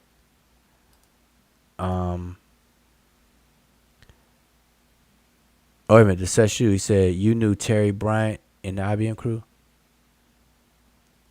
Dang, I don't know. Man, this has been a long time. I don't know if I remember anybody named Terry. Sat 12, if you are familiar with the IBM crew, if you talking about DC and the IBM crew, if you're familiar with the IBM crew, then you have to know Kojak. Kojak was like the man in the IBM crew. So let me know if you know Kojak. Now if his real name was Terry, man, I probably never knew his real name then. We used to call him Kojak because he was bald headed. Yep. Anyway, so it looked like, hey, MBK, so what's good in chat? What's good? Oh, nothing much. I wouldn't see anything, any questions. Just chilling. All right. I think it's late enough. We done hung out enough. Yep. All right. Well, before we shut it down, I always want to close out on a little brief recap just to have some takeaways. So I think I want to emphasize the fact that, listen, if people are going to do things on these YouTube streets, I think it's way more beneficial to acknowledge the strengths and weaknesses of individuals themselves. Like, I think everybody should acknowledge their strengths and weaknesses, and not only acknowledge it, but act accordingly. If you are not competent enough in a subject matter, you have no business arguing, fussing, and fighting about that subject. That should be a rule in the conflict community. And I don't want anybody to flip what I just said and act like and play games and act like I'm saying everybody has to become an expert, because that's what people are going to say. They're going to take what I just said and say, well, Joe was saying everybody got to be expert. No, I'm saying you have to gain a level of competency enough to come from an informed position or stance to speak on the subject. That doesn't mean you have to get a PhD, a master's, or even a bachelor's. You don't have to be deemed an expert either. It's just a level of competency, at the very least, the fundamentals of said subject. That's just it. That should be a golden standard, and that's a very low standard at that. That should be accepted by everybody. Anybody that does otherwise, just understand that you're just being entertained, and it's all about creating content and just spending time. Like right now we're hanging out, and that's cool. If that's what people are doing and that's what people want, then hey, it's a perfect marriage. People just creating content, people just talking about things that they don't really know about, or fussing about things they don't really know about, and people like it and want to watch it, then hey, that's a match made in heaven right there. That's a wedding, and that's cool. But that's not progressive. That's not going to help move the knowledge needle forward. It's just not. So you got that going on. Then you got this whole issue about not having to do work, and that's the opposite of that. That's just a nice way of saying microwave. People are actually promoting microwave-ism. And if y'all look at all my consistent Facebook posts and stuff in the old Amara Squad group and everything, I'm anti-microwave. You can't microwave stuff. So people are pushing this microwave approach to things, where all you have to do is, you don't have to read a book to critique it. You don't have to read research. You don't have to gain comprehension and comprehend what people's arguments, how they framed it up, what this, that, and the third. You don't have to do all that stuff. All you got to do is look for somebody else who talk about it, and then just parrot what somebody else say. Not even know if that person did the work either. Because that's what people are doing nowadays too. Because now it's the reverse. And the case in point is a recent example with Jean-Claude Mboli. Well, I mean, that's kind of been a topic for a few years. It just recently kind of came back up again. Well, where's his work critiqued at? And this is another thing. An absence of a critique. Like if I publish, if I've researched something and I publish my results, if nobody critiques my work, that doesn't mean that the absence of a critique means that you can form an opinion about it if you ain't even check it out. Like, the absence of a critique is supposed to be double down on why you should be quiet about it. Wait for a critique to be done. Because if you're not qualified to do the critique, then you got to wait for somebody else to do it. So in the absence of a critique, table it. Shut up. Talk about something different. Talk about something different. Anyway, next time I do this and hang out, I'm going to play a video about this Afro-Asiatic stuff, right? That recently came up. And I mentioned recently on either Community of Skeptics channel or Pseudo Killers, I don't know which channel. But I recently brought that up. I mean, that recently came up, and it was as if the conversation was brand new. So I'm going to play some video clips, some old video clips where everything about it was explained. Examples were given, and people on the panel understood. Maybe one or two people didn't understand, and that's carried over to today. And y'all will be able to see for yourself how once you explain something and you simplify for even an 8th grader to understand, and people and a person or a couple of people still don't understand, it's really nothing you can do at that point. You have to leave them where they are. And I'm going to play a couple of clips about that. All right. About this language family stuff and everything like that. That's crazy too. So other than that, I don't think anybody else has said anything. So MK, I think we can wrap it up. Sesh, what about the Afro-Asiatic stuff? What is your... so Babylon is asking me about that. What is my stance on that? So Babylon done. I'm gonna table that for now because I'm gonna play a video. One of the many videos where we talk about this. I'm just gonna play the clip because because if I explain right now, I'm just going to be repeating myself of what I said in the video. So I might as well play the video because, I'm showing examples and I'm quoting some scholars on it and everything. Okay, so I'd rather do that. All right, so that's it. MK, you got anything? Close out. Yeah, just one last word, really. Something to keep in mind. I think this is something I'm probably going to start saying a lot because I heard it before somewhere, but it really, really holds true to just summarize everything that goes on. And that is do something that will stand the test of time. That should always be the goal. So I'm going to start saying that every time we come in and every time we leave. So do something that stands the test of time. And that's it. Yep. All right, there we go. So that's it. Babylon done. Hamido Semitic equals Afroasiatic question mark. Oh yeah, we could talk about that next time. I'm gonna play a clip and then we can have a conversation about that. Yep. And I'll see if Asar Motep is available and we can talk. But I know Asar Motep on that subject is like, you gotta leave people where they are. Cause I definitely know he's tired of talking about it.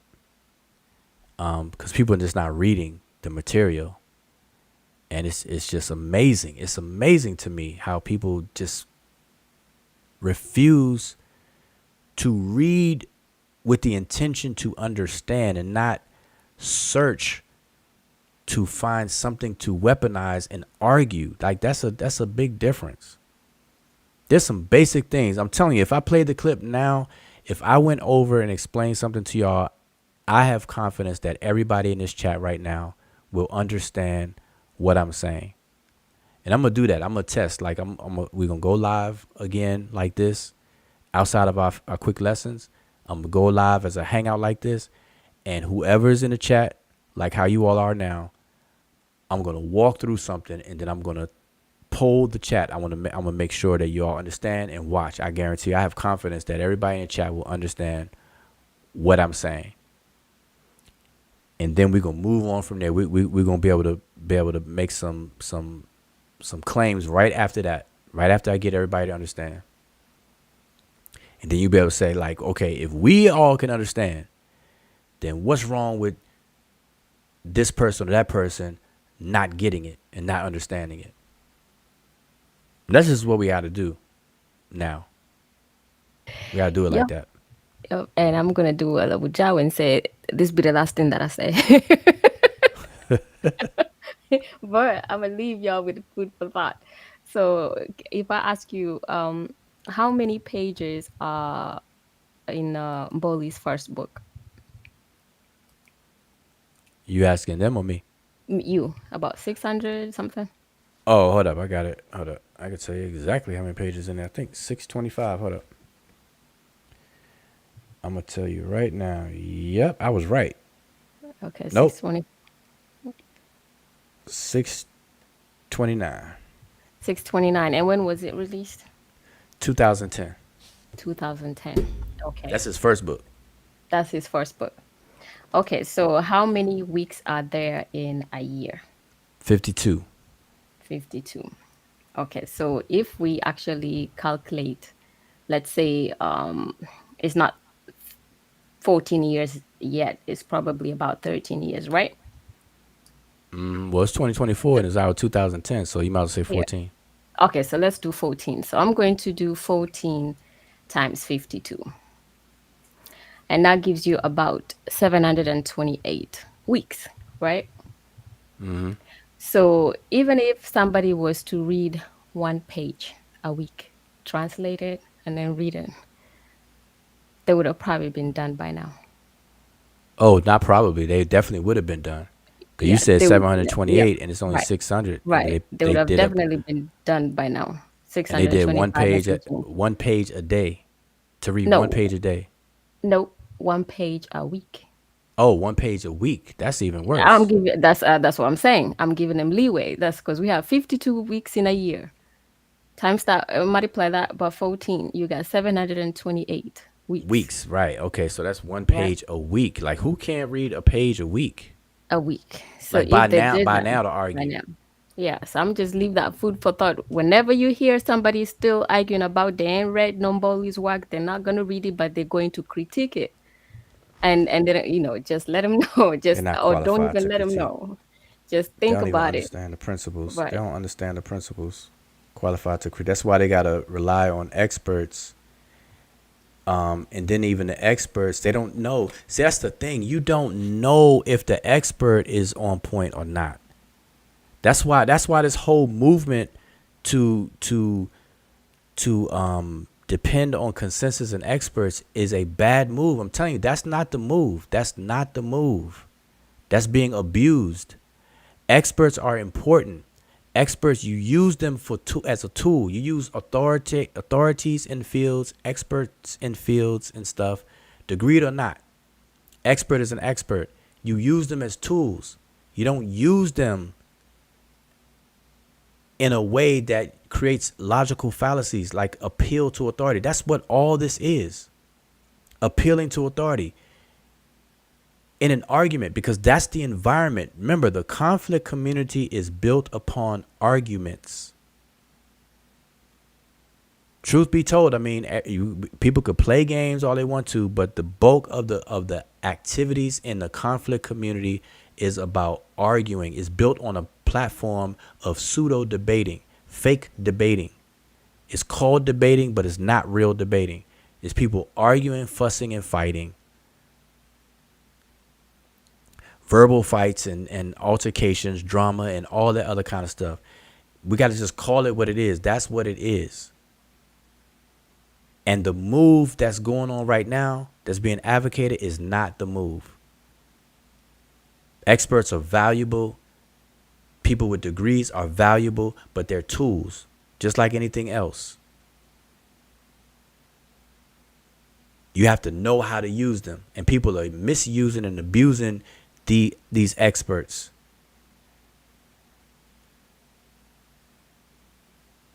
And not knowing how to use them. And then not knowing if the expert is on point or not. And they're promoting this. People are promoting this. And I know, because this is the last thing at the tail end of this video, people are going to fast forward through this video and they're going to hear me say that. They're going to hear me say what I just said. And I'm telling you, they're going to hyperbolize it. They're going to turn into they're going to exaggerate the heck out of what I just said and say, see, Wujao is disrespecting experts. Wujao is saying experts are garbage and not needed. They're going to say the opposite of everything I'm saying right now.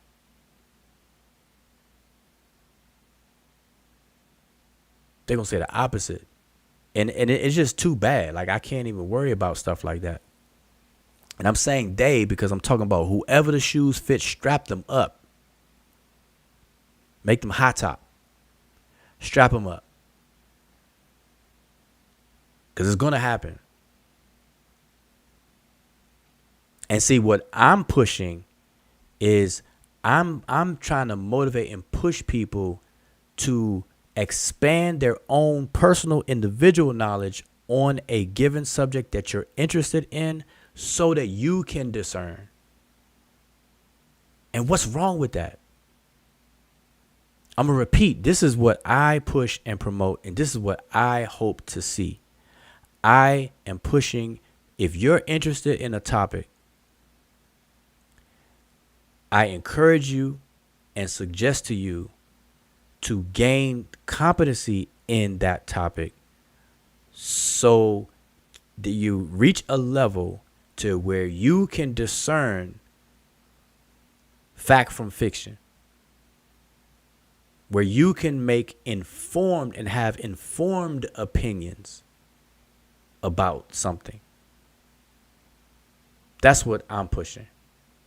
And if you're interested in a topic, you're going to do it. If you're not, then you're not going to do it. And it shouldn't be expected to you. Nobody should hold that against you. If you're not interested, then of course you're just not going to do it. But you can't have it both ways. You can't be not interested enough to be competent in it, but then get on YouTube and argue about it. Like, either you're not interested or you are. There's no way around it. And if you are interested in it enough to argue about it, then you better become competent in it. Nobody should be arguing about linguistic issues. One, if you're not interested in it. Two, if you're not interested in it enough to become competent about linguistic matters itself, procedures and how certain things are done. You just shouldn't be arguing about it. Just sit out as a spectator and enjoy the conversation among people who do know about it. Let them argue. That's how that should work. That's what I'm saying. Yep. Stop relying so much. Be handicapped. Like it's becoming a belief system. Like it's like a version of Jesus. Like people are so dependent and leaning on it that's it. That's the new religion. That's the new religion. Because remember, Christianity at a high level, looking at Christianity, it's a dependency thing. And I don't want to offend any Christians in the chat, but Christianity is a dependency system, belief system. Why do I say that? Because there's a dependency on the Lord and Savior Jesus Christ to wash away your sins and prevent you from going to a place called hell, and will get you a ticket in heaven to be at his right hand side, et cetera, et cetera. Nobody gets to the Father but by way of the Son and all of that. So people are dependent. They lean on that. So much so that they don't try to become their own Savior and their own God. They lean on a Savior and a God external to them. And that's what's happening in a nutshell with these experts. These experts are becoming the new Jesus Christ. Now, I know somebody going to soundbite that and clip that. Clip all you want. Experts are becoming the new Jesus Christ. That's how people are using them. I'm not saying experts are Jesus Christ. And I'm encouraging the opposite. I'm saying use experts properly. Defer to experts when you don't have any. If you don't have an expertise in the field, you don't know nothing about something, you are going to have to defer to the experts. But just understand what that means. Just because an expert say it doesn't mean it's so. But the likelihood they have expertise in the field, you have to yield to that. It's up to you if you want to stay in a perpetual dependency on that, or you elevate your skill level however long it takes and however deep you want to go. You have to elevate your skill level so that you don't have to be in total dependency upon that expert. Because if expert one disagrees with expert two, you're going to be twisted and your head's going to be on a swivel. You're not going to know anything from anything. Because you got two experts saying the opposite things. Now you don't know who to believe, who to accept, who to trust. And the only way out of that situation is for you to elevate your own skill level so that you can start discerning. You can start looking at their actual work and come up with some informed decisions. That's straightforward. If people misconstrue my words and if people don't understand what I'm saying, then that's just too bad. I'm going to put you in the category of the slow bus. That slow bus, short bus shorty, I'm going to put you right on that bus. In my mind, you're going to be right up on that bus, front seat.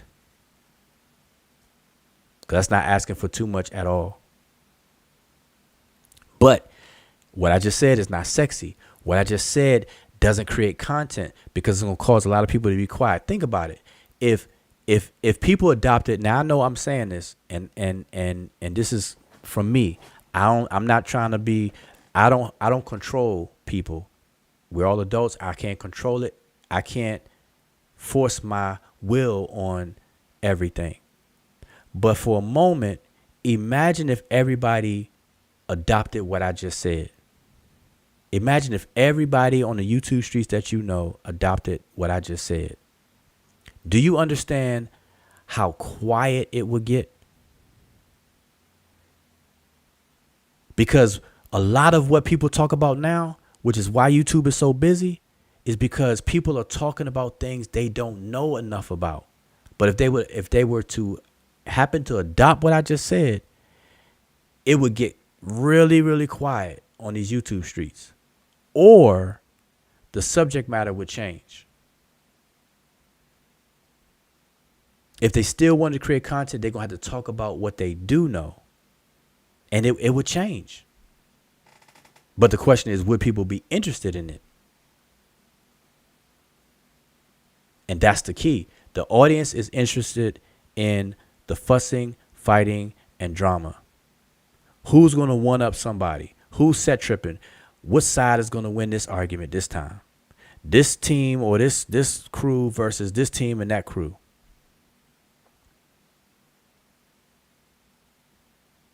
Who wants to smoke today versus who wants to smoke tomorrow? So-and-so claim they want all the smoke and the fire. This person wants all the smoke and the fire. That's how this stuff happens. But I'm telling you, if what I just said was adopted, it would get real quiet. It would get real quiet. It just would. Just think about it. Everybody talking about Egypt. How many people that talk about Egypt actually are competent in the subject about Egypt? I'm not saying nobody is, but I'm saying look how many people do talk about it. So if they adopted what I said, the people who not competent enough in it, they would have to be quiet about it. And it would get real quiet because a lot of people talking about Egypt. A lot of people talk about Egypt. And I would say this for anything, whether it's evolution, talk about evolution. People didn't even know what a theory was, a scientific theory. We had to, listen, we spent a year explaining to people what a scientific theory was. A year before it gained traction. And I bet you right now people still mess that up. Oh man, a theory, man, you always theorizing. They use theory in the form of a guess or a hunch. And it's not that. All of that. It took a year just to let people know that humans don't come from monkeys. Everybody was saying that on the topic of evolution. I don't come from no monkey. I don't believe in evolution. Took a year just to gain traction so people will understand that that's not what the theory of evolution says in the first place. I mean, boy, I'm telling you, this is what we're dealing with. Oh, okay. Listen up. Okay, I'm not going to type so much, but for Sat 12, I know you say that the book, Mboli's book, is in French. You need to break it down into 3 volumes in English and get an AI on a rough translation. Now, what I was saying that is really not an excuse for people not reading it. Those people discussing it. Now, I have no problem saying that I haven't read Mboli's book to the fullest. So, and you will never see me discussing that, so that, let's just make that clear. So it's not like I'm trying to say I read it. You've never had me say that.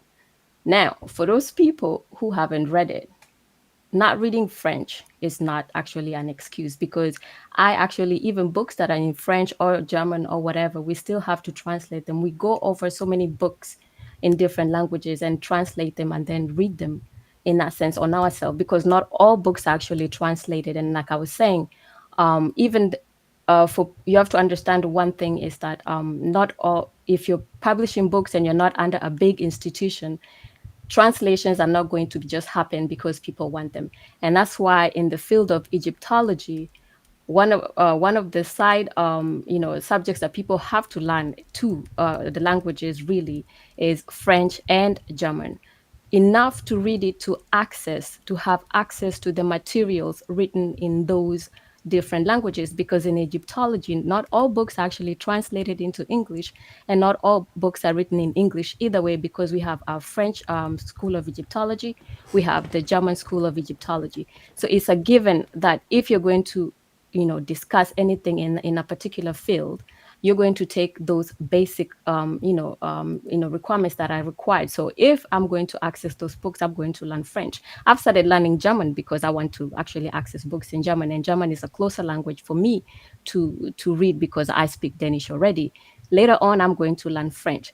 In the meantime, I will not take a book that is written in French that I haven't read and then argue about it, and I'm not going to make an excuse that the book is in French, so that's a problem for me, because it's not a problem. There are ways to go around it. You can actually translate it on your own, and you can't blame the author, and you can't even blame the publication company in that instance, because there are ways around it. You have to have those basic requirements when you're actually trying to discuss things in a particular field. So I think that's a cop out. Saying that is in French is a cop out. Yep, it as most certainly is a cop out, because me, I do not speak French. I do not read French in any significant fluent way. I can see French and I recognize some words because I did study Spanish. And so there are some things that look familiar because of that. But I do not read French in any fluid way where I can go through a 630-page book and not get frustrated. But yet I was able to read his book. Now, how I did it was because I put in the work. I used the multiple things. One, I have access to Jean-Claude Mboli himself, and he speaks English. He has a accent, but he speaks English. So that's so I go straight to the horse's mouth on anything that he wrote about. That's one thing I had access to. Then two, translation of his French into English. So a lot of it I did, and then a team of us actually went through it and did it, and compiled and consolidated a translation for him. And in fact, Asar Imhotep is actually officially working on the English version of his text, of his 2010 text. So when he completes that work, and I believe that should be by the end of this year, then I think that will be the beginning of an actual official English publication of it. Of course, it's got to go through proper the appropriate channels to be published. But Asar is on that particular project himself for that. But to answer this question that's on the screen, I said I read the book from cover to cover, and Sat 12 is asking me, did I read the French or did I use a device of some kind? So just to answer you, I'm saying I used Mboli himself. I used translation tools from French to English, painstakingly did it. And what else? And then,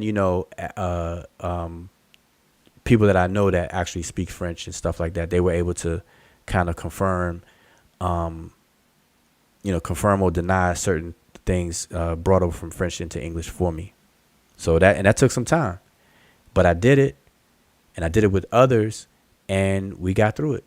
And then we're able to engage in Mboli himself, because now I've read the work and I understand. I can ask him questions on principles and methods and this, that, and the third. Why did he compare this?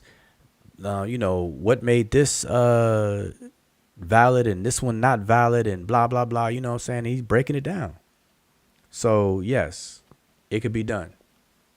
And if I can do it, anybody can do it. I'm not unique or special in any of that respects. So I know it could be done. And that's it. So that's that. So yeah. And what's interesting about Mboli, see, here's another thing, and I'm gonna say this and then go, because boy, it's already 3:30. I'm gonna say this and then go.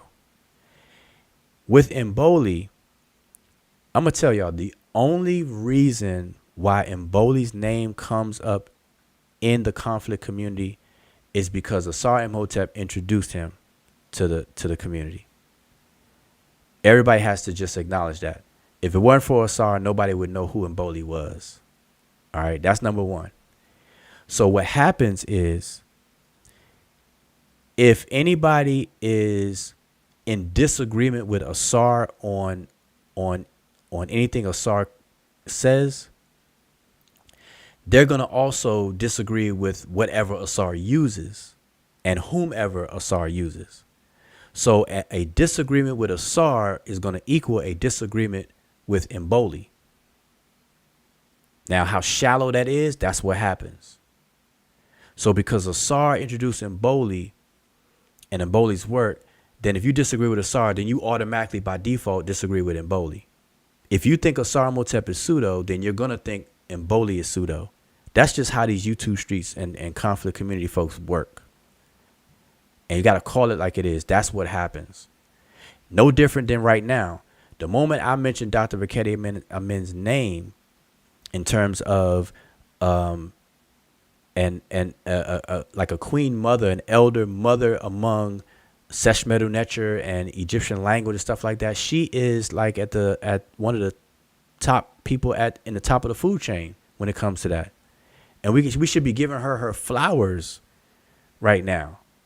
But instead, the moment I bring her up, if somebody disagrees with me on something, now she's going to be looked at and scrutinized by that person. Hence, a person like Chief X. You see what I'm saying? That's what happens. That's what's been happening. But I'm going to say this about Mboli's work. This is what's very weird and strange to me. This is why I think people are faking the funk. Is you can't go around advocating and promoting scientific literacy and scientific approaches towards information on one hand, and even on that same hand promote black scholarship, African scholarship, and hold Africa in high regards. You can't do that. But then when an African, homegrown African, who is an engineer, which means they have to have science and mathematic background up the wazoo, who also is trained in linguistics, has linguistic training under his belt and everything like that, who's an African, who speaks his native African language and French and English, all of that, and took years to publish a publication. You can't advocate on one hand what I said, and then when somebody actually does it and not support and champion it, in the very least, check out the work. I'm not saying you by default agree with it blindly, but you can't disagree with it blindly either.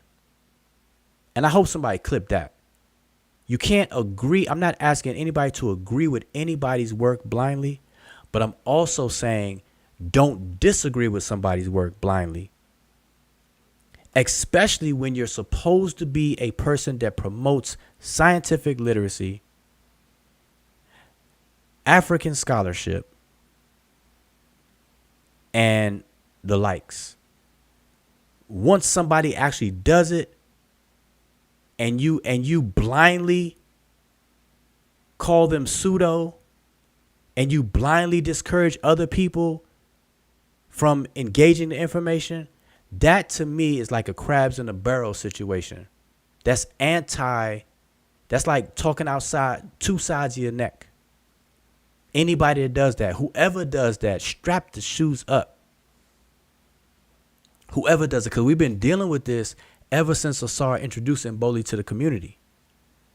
So I'm speaking towards any and anybody who would do that. And that's just what happens. And to me, that's just that's fake. Somebody's faking the funk and playing games. People that do that, you can't promote one thing and then contradict on the other side of stuff. And for everybody who listens to that and accepts it and just ha gee and stuff, everybody that does that is also part of the problem. It's the same stuff. That's why the stuff not taken serious. But I'm gonna tell you, his work is. Now here's the thing. Everybody can make mistakes. Experts can make mistakes. PhD people can make mistakes. PhD on top of PhD people can make mistakes. Triple PhD holders can make mistakes. Anybody can make mistakes. And here's the thing. If somebody spends the time and have the all the requirements to produce a research material, at the very least, you're supposed to give that person their shot by examining the work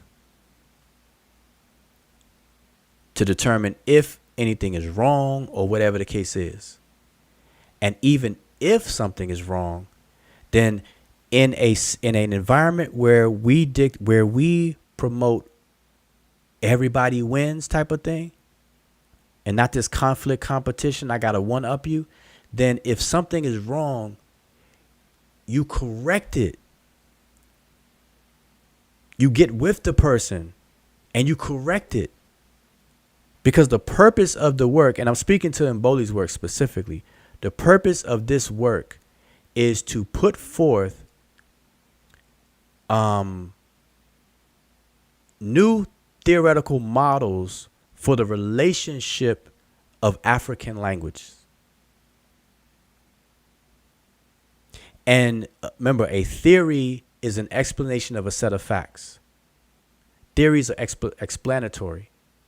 So if you do the work and you find that language A, B, C, D, E, F, G are related through a scientific process, you made those determinations. Now you have to explain it. And if the current explanation doesn't explain your new set of facts, guess what? You have to change the explanation. You have to come up with a new model and explanation. If you can incorporate the old explanation, then you do so. If you can't, then you can't. That's how science works.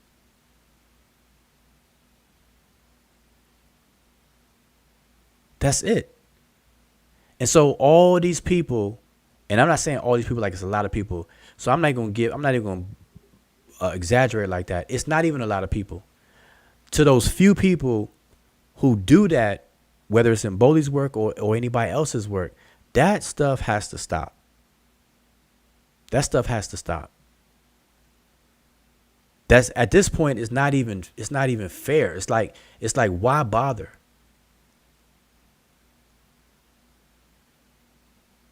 Why bother? Because that's not encouraging. That's not the message that should be out there.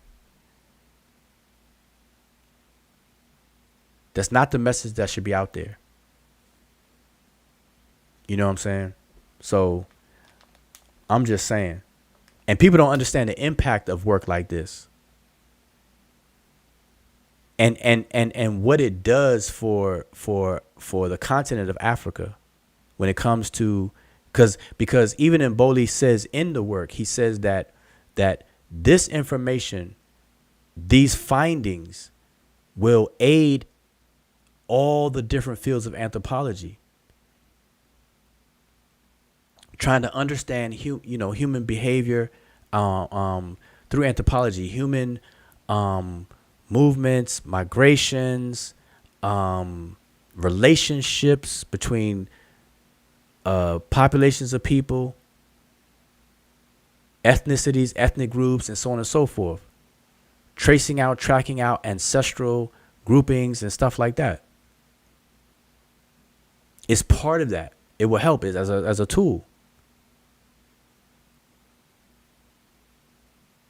And so the impact, the implications of this work is very, very helpful and impactful. To summarily dismiss it, especially without even reading it yourself, without even reading it, let alone analyze it and examining it and trying to, grasp the concepts and stuff like that. To me, that's just backwards. And anybody that does that, it's fake. It's like, I don't know why people allow that to happen. That's just fake. I don't care who it's coming from. People are not going to sit around and scientific literacy me to death, but at the same time, don't put it to practice themselves. That's not going to happen around me. Then I'm not going to be scientifically literate, stemmed to death, and they themselves don't behave accordingly. Nah, I'm anti-enabler. I don't condone stuff like that. I see it. I see other people enable it. People gee about stuff like that. Nah, that's not it. That's not me. Yeah, MK, people you wanna take. say something? I was just saying that it's just disheartening to see how people take this stuff as a jokey joke kind of stuff. Like, it's like childish as well as kind of strange and weird at the same time. Because if I actually thought that somebody was pseudo and they had a book out and I wanted to let people know why they're pseudo, I would read that book and let them know exactly why they're pseudo.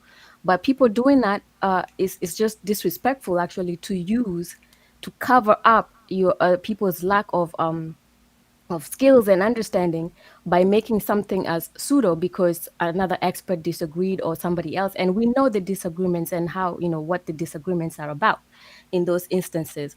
But to even make light of it, like, I'm not going to read it because this and that, only because you're trying to hide the fact that you want to actually discuss that person's book, the work in that book, but you're completely handicapped in discussing it. So you make light of or try to hide your shortcomings in the name of, because it's pseudo, so I ain't gotta read it, but I gotta talk about how pseudo it is. But you don't even have anything concrete, any or any critique of value to even explain to people why it's pseudo.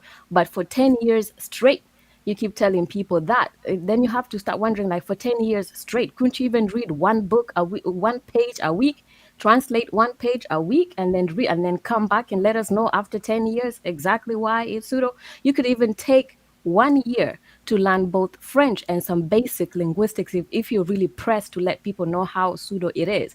Take that 1 year off, and then the other 13 years, you could still work on one page a freaking week, and then come back and let people know exactly why it's pseudo. Because if you're going to let people know, people really want to know why it's pseudo, because everybody keeps asking all these things, and then they keep coming back to you guys and say, well, Wujao, let me know what is Mboli talking about. You've read it. Let me know what it's talking about. Why is it so pseudo? So you understand that the people talking about is pseudo, they are not charging them to let them know exactly why it's pseudo. They have to come back to you people who've read the book and ask, why is it pseudo? Yeah. So I mean, that's just the thing. But the pushback on what you just said is that, and it really boils down to just either not being interested enough, or just outright laziness. Because the pushback is, okay, see, and this is an excuse. The pushback is to bring to exaggerate and bring up a hyperbolic situation and say something like, let's take flat Earth as an example. Because I was literally asked this question: if somebody writes a book or does research on the flat Earth and produces well, they didn't even say research, they didn't even say it like this, but if somebody writes a book on flat Earth, do I have to read the whole book to know that the flat Earth is pseudo? And my answer to that is, I would never address an individual's book on flat Earth without reading it. But flat Earth in general, I can address that. And that's the difference. And so now if somebody put forth a research book and the conclusion that they have reached was that the Earth is flat, I would be interested enough to read that book. because I want to see how they came up with that conclusion. And that's only if I'm interested enough I would do that. Now, me personally, if somebody wrote a research book and it was done in a very scientific way, and they produce their work and showed their methods and did all this and that properly, like properly done, if I had the time, I would read the book. I would not now, as of right now, I am so far from ever accepting that the earth is flat. That's where I'm at right now. Like, to the point where I tell people I know the earth is not flat. But if somebody even right now were to write a book properly with a scientific research and followed all the proper methods of research and everything like that, then if I had time, I would actually check that book out. Or I would check that work out, especially before speaking on it. Because I would never speak on an individual, on a person's book or whatever, without checking it out. All I would do is repeat my current stance on flat Earth in general, and why that's not tenable, that's not acceptable right now in general, but not somebody's specific work, because that's just not how you do things. Because if that's the case, then nothing will ever change. Like, there will be no addition to information. That means nothing can be challenged. See, a real scientist is looking for the aha moment that will change their current view. Like, if you listen to science, listen to Michio Kaku, listen to Neil deGrasse Tyson, listen to all these scientists that are public, that engage the public. They will tell you, they say this all the time. They're looking for the moment that something is challenged and different. They're looking for it. They're looking for a new way to see something. They're looking for something that they have an understanding of to be proven wrong properly.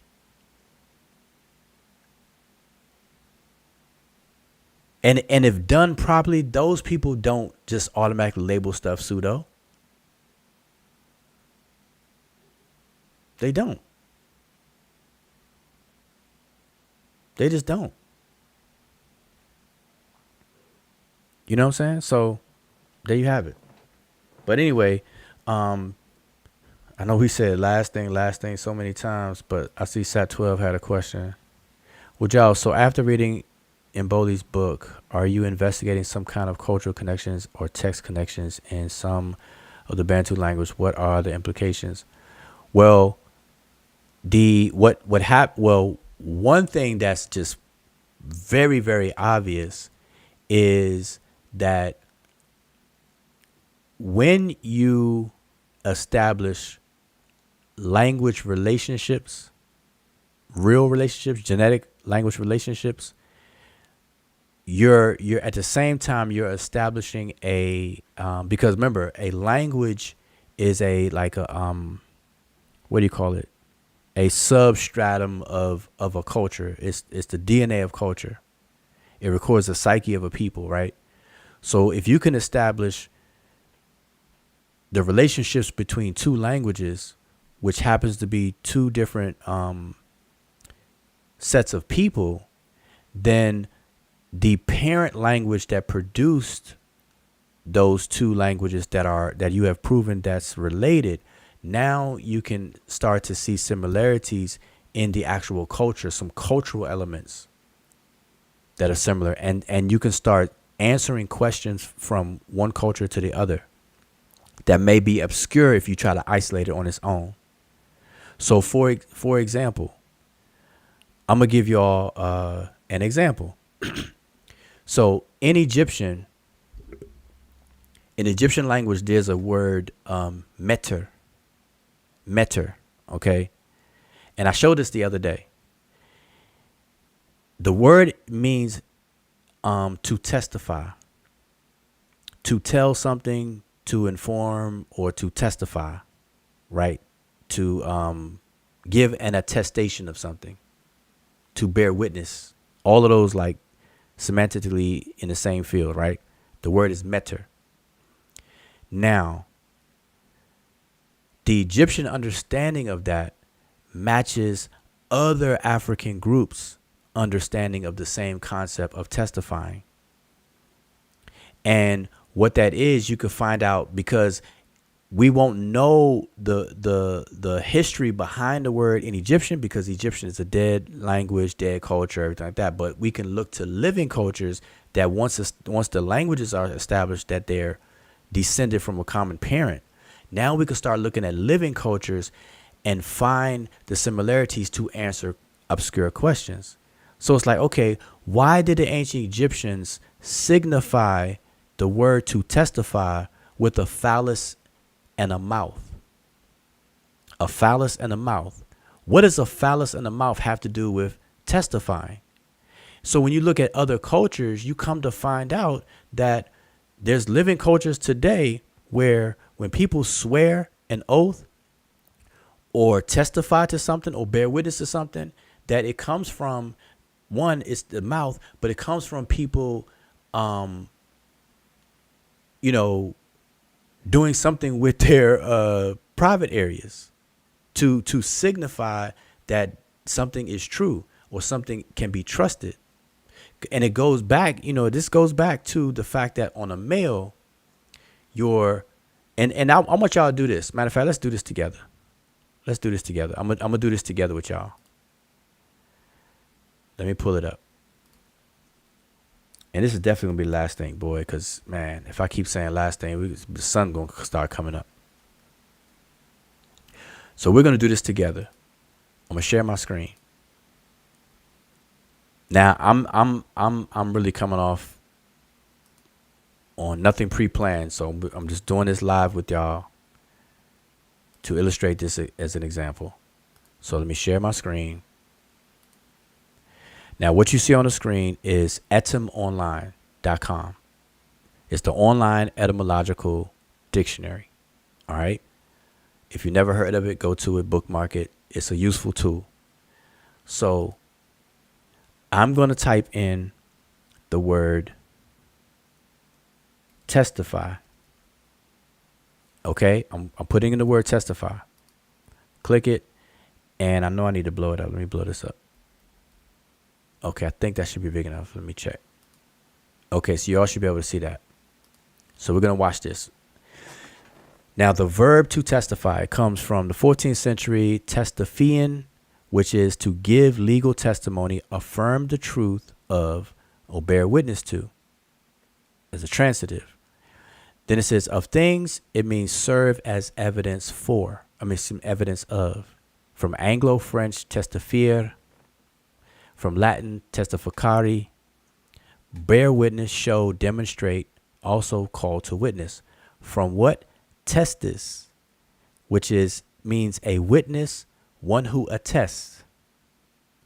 Okay? Now it comes from the combination of facere, which means to make or do, or combining from facere, which means to make or do. So y'all got that, right? We read that when you trace it back, it goes back to a word, testis, which means a witness, one who attests. Okay, this is all testify.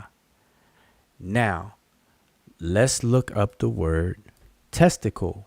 Everyone knows, we're all adults here, everyone knows what a testicle is in terms of human anatomy. We're going to go to the word testicle.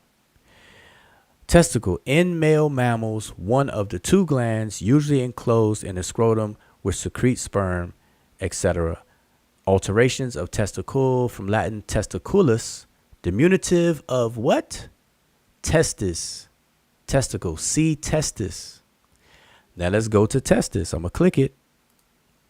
When we go to testis, it says a testicle, from Latin testis, plural testes, testicle, a word usually regarded as a special application of testis, which means what? Witness. To witness. It says on the notion of what bear witness to male virility. Do you understand that? So Sat 12, I'm answering your question with this use case in this example. So in the African psyche, in the ancient Egyptian psyche, which is shared by living traditions today, there is a connection between the male testicles and testifying. And it goes back to bearing witness to a male's virility, the ability to act, the male's potential to act. And once you know all of this, then you'll start to realize, you start to relook at stories such as Horus and Set, the contendings of Horus and Set, where so-called gay activities were going on. People were chopping off testicles and all this other kind of stuff. All that metaphoric and figurative stuff starts to make more sense now. When it's connected to male virility, the somebody's manhood or the ability to do something, strength and all this other kind of stuff. But it has to do with bearing witness as well. So I say all of that to say that as an example of knowing the confirmed, if you can confirm language relationships and the proximity of those relationships, now you can start looking at living cultures and look at the culture itself, all the cultural elements and things that people do. You could start answering questions for obscure things in a dead culture, such as ancient Egypt. You see? And I bet you, and on its own, nobody, like, who would look this stuff up? Like, we don't care enough to even look this up normally. No, like, who would connect? Like, who's going to sit in court and say, call your next witness to testify and think testicles? Like, who's going to do that? Nobody's going to watch Law and Order and hear them say something like that and think testicles and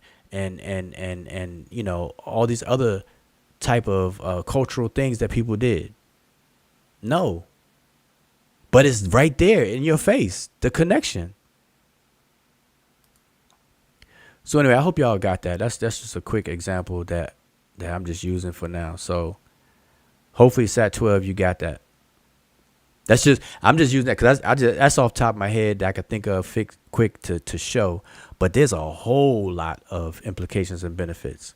I'm just showing you an example of how just quickly you can see the benefit of knowing which speech communities descended from a common parent, because it infers that you can infer that if two languages descend from a common parent, then the two disparate cultures, seemingly different cultures, also at one point came from a parent culture.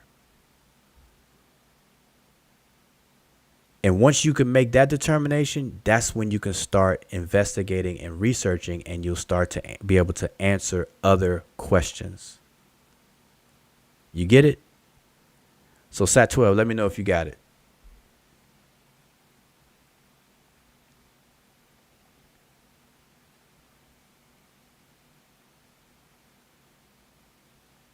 All right, so, and that is going to be it. I was waiting to see if Sat 12 understood everything I said. I don't see a response yet. But did y'all get that? Y'all understand that? Now it makes sense to actually spell a word with a phallus and a mouth, because you're testifying, which is something that's done with the mouth, because speech in certain African cultures was seen as the whole mouth as the organ, whereas in the Middle East, speech was relegated to just the organ of the tongue. That's why in Semitic languages, speech is associated with the tongue. You have el-insan, like the word nes, which means to speak, and that's dealing with the tongue. That's the word for tongue, speaking. Whereas in certain African cultures, speech came from the whole mouth. So the word for mouth became the word for speech. Like the word duluo. Emicat, what does duluo break down to? The tongue or the mouth of the Luo. Okay. And in ancient Egypt, ro ni kemet, the word ro or ra means mouth. That's the language.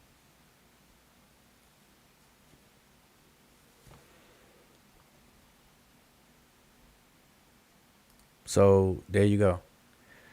To show Bantu language are derivative of or significantly influenced by Egyptian implies ancient Egyptian left dynasties and spread to the central. Yeah, but see, that's what I'm saying. People have to read Mboli's work. Don't be caught up on the name convention called Negro Egyptian. That's why Asar, and see, people don't even understand. That's why Asar Imhotep proposed the name change to Chiena Intu, because people listen to the name Negro Egyptian and they think Mboli is saying that ancient Egyptian gave birth to Bantu and all these other languages, stuff like that. That is nowhere in his book.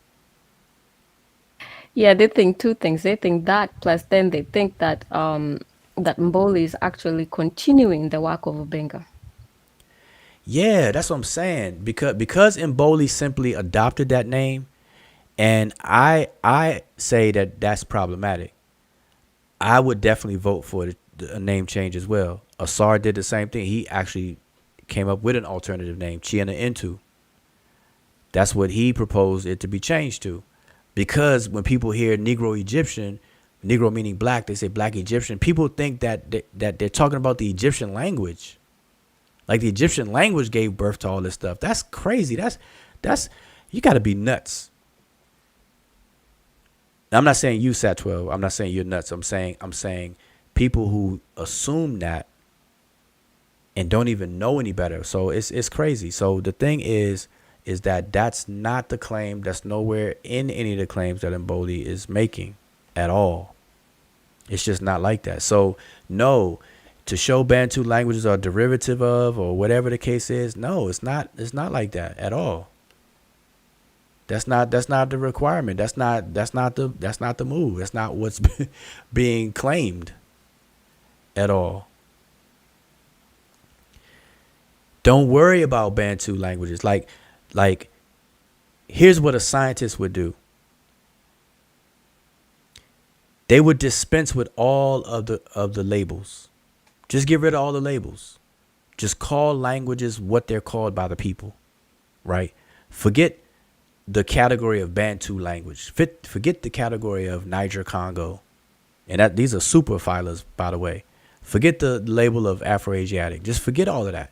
Just deal with the languages themselves and compare fresh. Don't worry about the labels.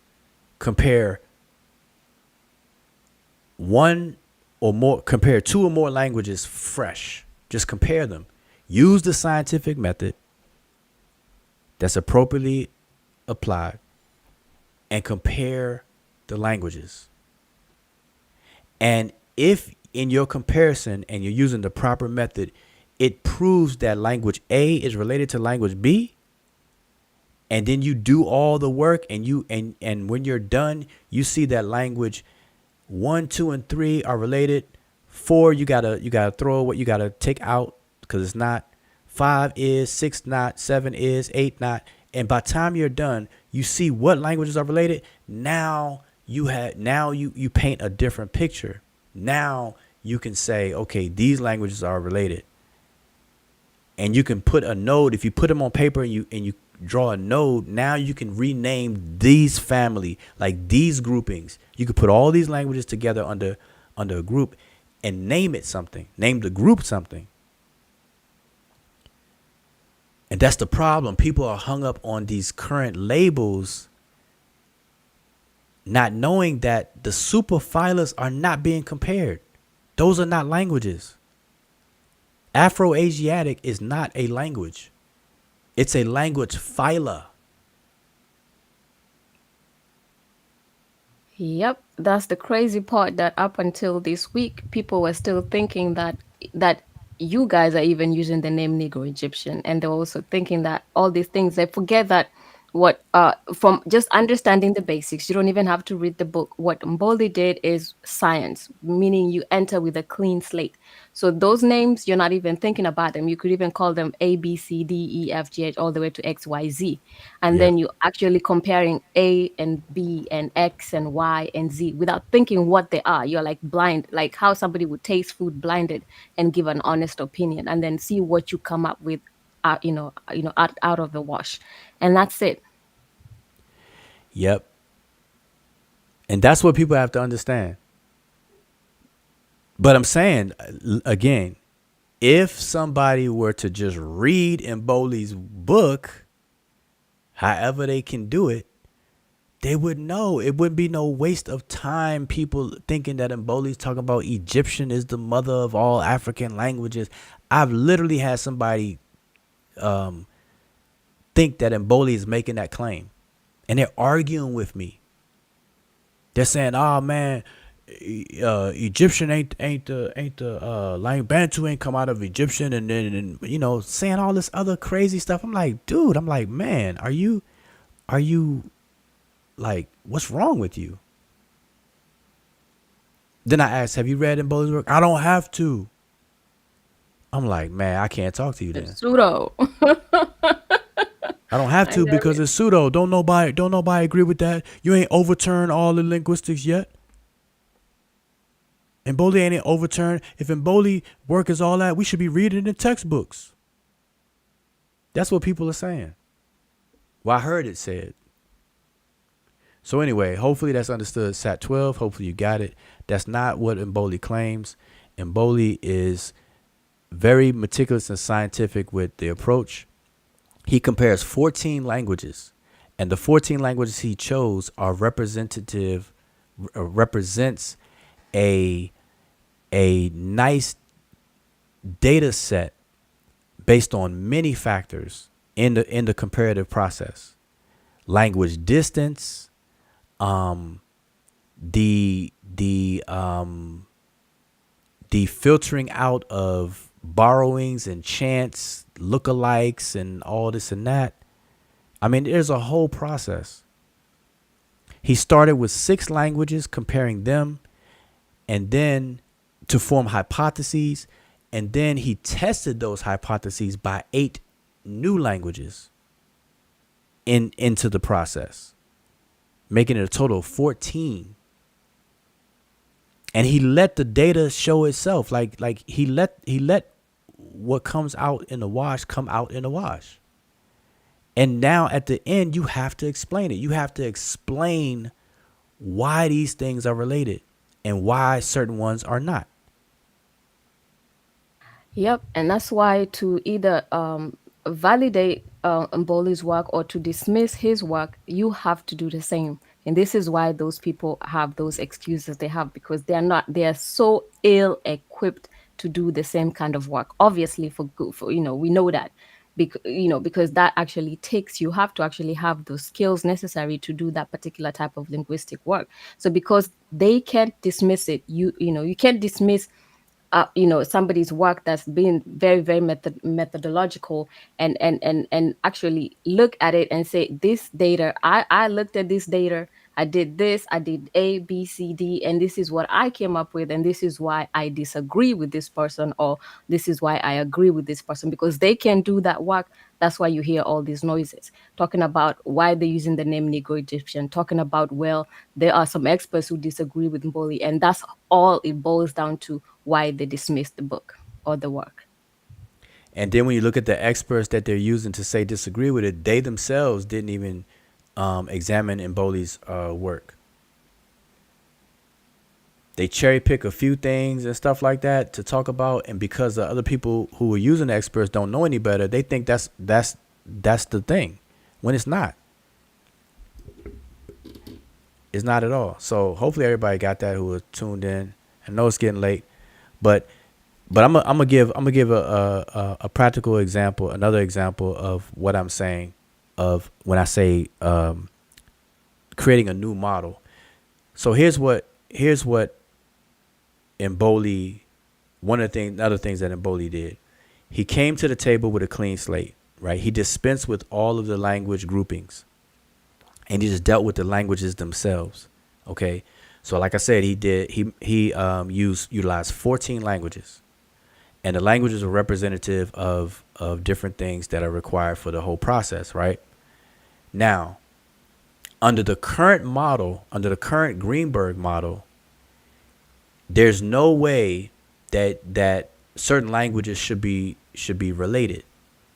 So, for example, a language within the Nilo-Saharan phyla should not be related to a language in the Niger-Congo category. That's why they're in separate categories. And I want y'all to follow me on this. I'm just using this as an example. So it shouldn't happen. But when you dispense with the categories and you just deal with languages and you do the proper work, you do the proper comparison, you set up your sound meaning correspondences, all your sound laws, and you meticulously, systematically go through lexical items, grammar, and all these other things. You're comparing all of this stuff, and then fast forwarding, you come to the conclusion that based on the current model, the Greenberg model, a Nilo-Saharan language that you dealt with directly is actually related to a Niger-Congo language that you dealt with directly, but you ignored the current Greenberg classifications of them. But you compare these two languages, and you find out, and the data shows that these two languages are genetically related. Now you can no longer reconcile that by using the Greenberg model. So I hope people get that. Now you have to explain it and create a new explanatory model. You have to explain why this Nilo-Saharan language is genetically related with a non-Nilo-Saharan language. You got to be able to explain that. And the current model does not allow it. So you have to create a new model. That's what science does. You have to create a new model for it. And that's, in a nutshell, one of the things that the data forced Mboli to do. The problem that people are having is that he adopted the naming convention only that was started by Homburger, adopted by Obinga, made popular by Obinga, and that is the title Negro Egyptian. That's what people can't get past, the name of a model, and that caused problems. And because it caused problems, Asar has suggested to Mboli that in his future works that he change the names. Now whether he does it, don't know. But that name is causing a superficial issue with people because they think that the name means that all the languages came out of Egypt. Egypt is the parent of all the African languages and all this other kind of stuff. That's just crazy. That's really crazy. And y'all know that there's no such thing as an Egyptian language. Coptic and Middle Egyptian are different. See, that work also showed and proved that the way that the languages of Egypt were explained, that is one language that went through 5 stages, that's not tenable anymore. And linguists have hinted to that, but nobody has really produced the work to go anywhere with it. But they've hinted to the fact that, wait a minute, maybe we gotta explain these Egyptian languages. They say Old Egyptian, Middle Egyptian, Late Egyptian, Demotic, and Coptic. Those 5. They say, I don't know. That's not really. That don't feel too good. They hinted to it, but what Mboli did, it shows and proves that Middle Egyptian and Coptic are closely related, but they're different. They come from 2 different sides of a parent. That's why Old Egyptian and Middle Egyptian are grouped together, and then Late Egyptian, Demotic, and Coptic are grouped together. So you have two. And in my grammar book, you'll see that.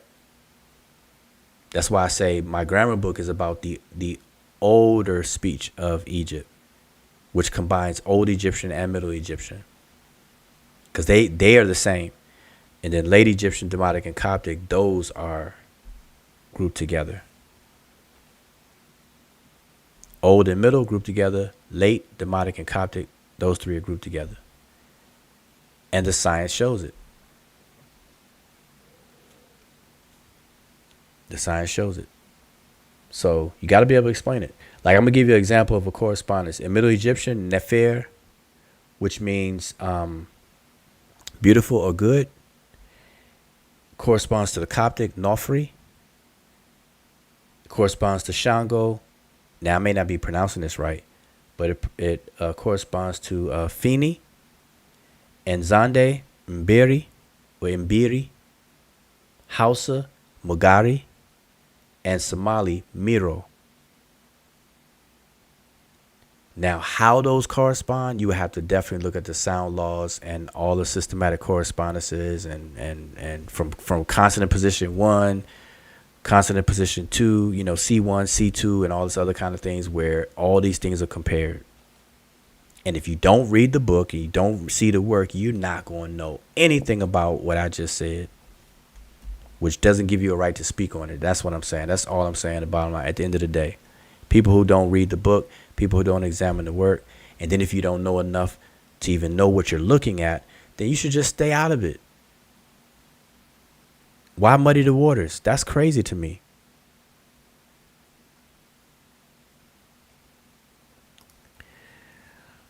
Sat-12, one language has to come before the other. Like Latin is the parent of French, Italian, French, Portuguese, Spanish, Romanian, Catalan, Romansh, and other Romance languages. One has to come before the other. I don't know what you mean by that.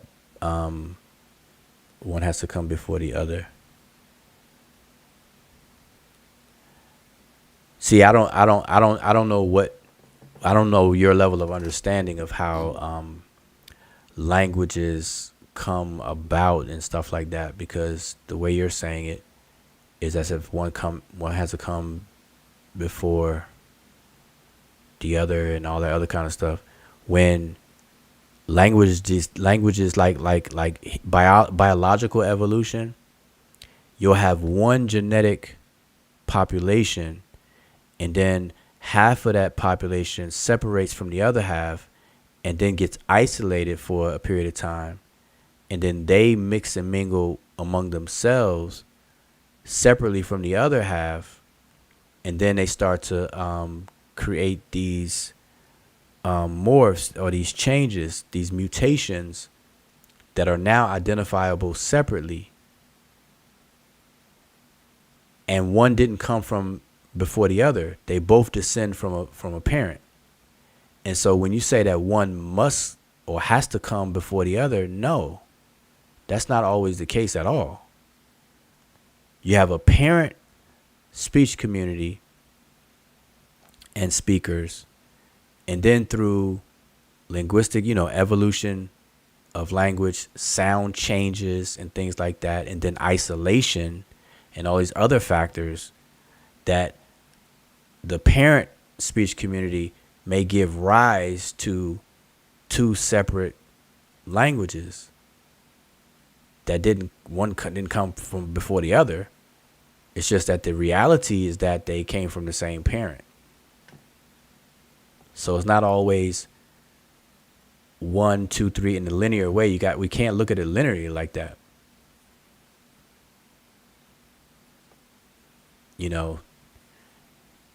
Listen, in order to have an understanding about these matters, I am suggesting people to get a basic understanding of linguistics, and specifically the historical comparative method.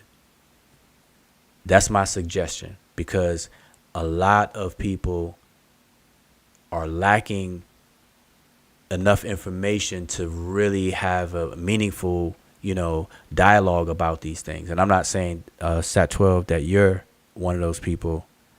Um, that don't. But I am saying to you though that I recommend that you definitely, in order to like fully grasp, all the, certain concepts, that some at some fundamental level, get a book, get a good book. They're not expensive at all. Like on Amazon, they have historical comparative linguistic books that is available on Kindle and stuff like that. Just you know on your own time, breeze through it so you'll understand some of the process and the meanings behind why processes are done. What does it mean?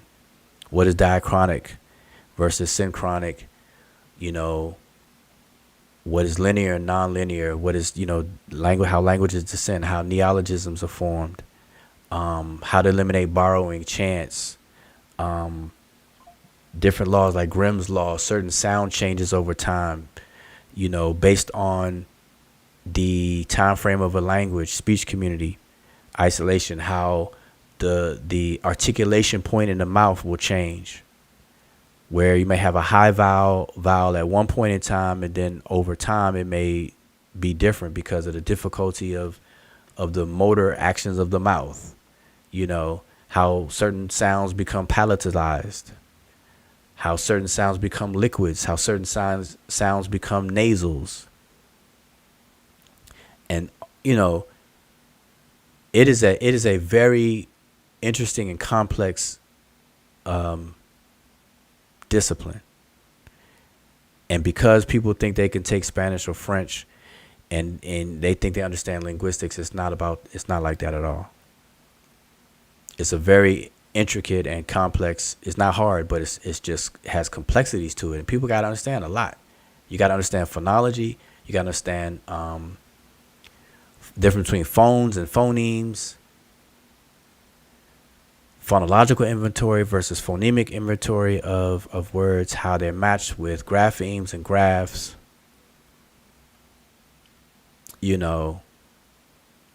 How sounds are just completely lost in languages. So anyway, hopefully that's understood. If languages are related, that would have to put into a historical sequence. Yeah, but it's not always linear is what I'm saying. It's not always one after the other. It's concurrent. It's not sequential like that. All right, so we just got to understand that. We have to understand that. Some languages that are siblings to each other may inherit different elements from the parent, just like human beings. Like two people that have the same parents, you have two, let's just say you have two sisters, and these two sisters have the same parents. Same mother and father. Those two sisters both have 50% from each parent. But guess what? The both sisters, they don't have the same 50% from each parent. So sister one got 50% from her dad, and sister two got 50% from her dad. But guess what? The 50% that sister one got is a different 50% than sister two. It's not the exact same, but they got 50% though. Languages behave similarly. When two languages descend from a parent, they will retain some features of the parent language while the other one may not. And vice versa. I'll give you a good example. Okay, go ahead.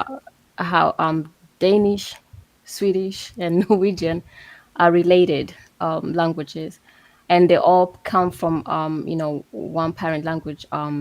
Is called the Old Norse.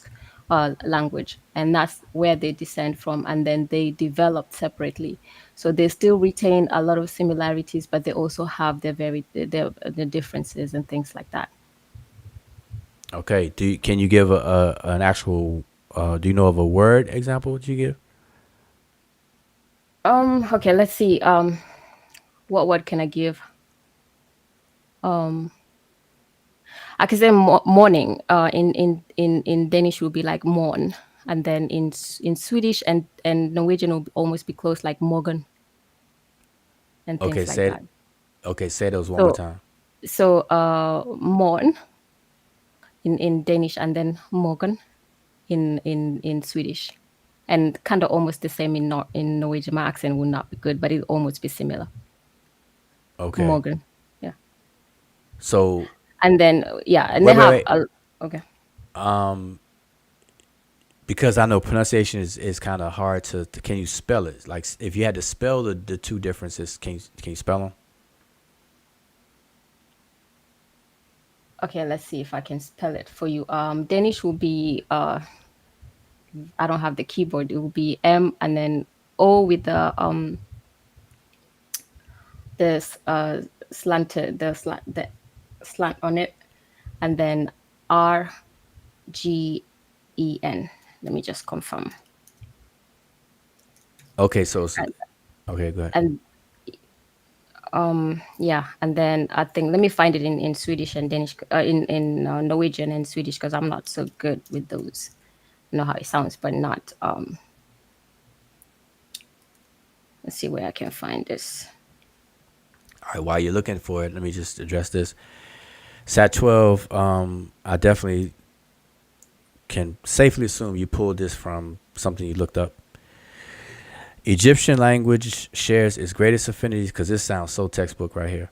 Egyptian language shares its greatest affinities with Berber and Semitic. However, after scholars have argued that the Egyptian language shared closer linguistic ties to Northeast Africa, and then you must gonna say something else, because it doesn't sound like you finished your sentence.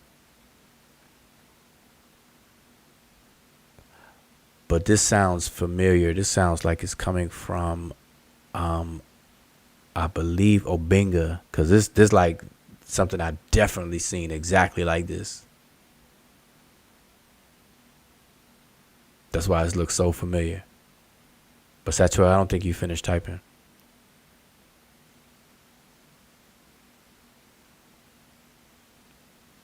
But we'll go ahead. MK, you were gonna spell it.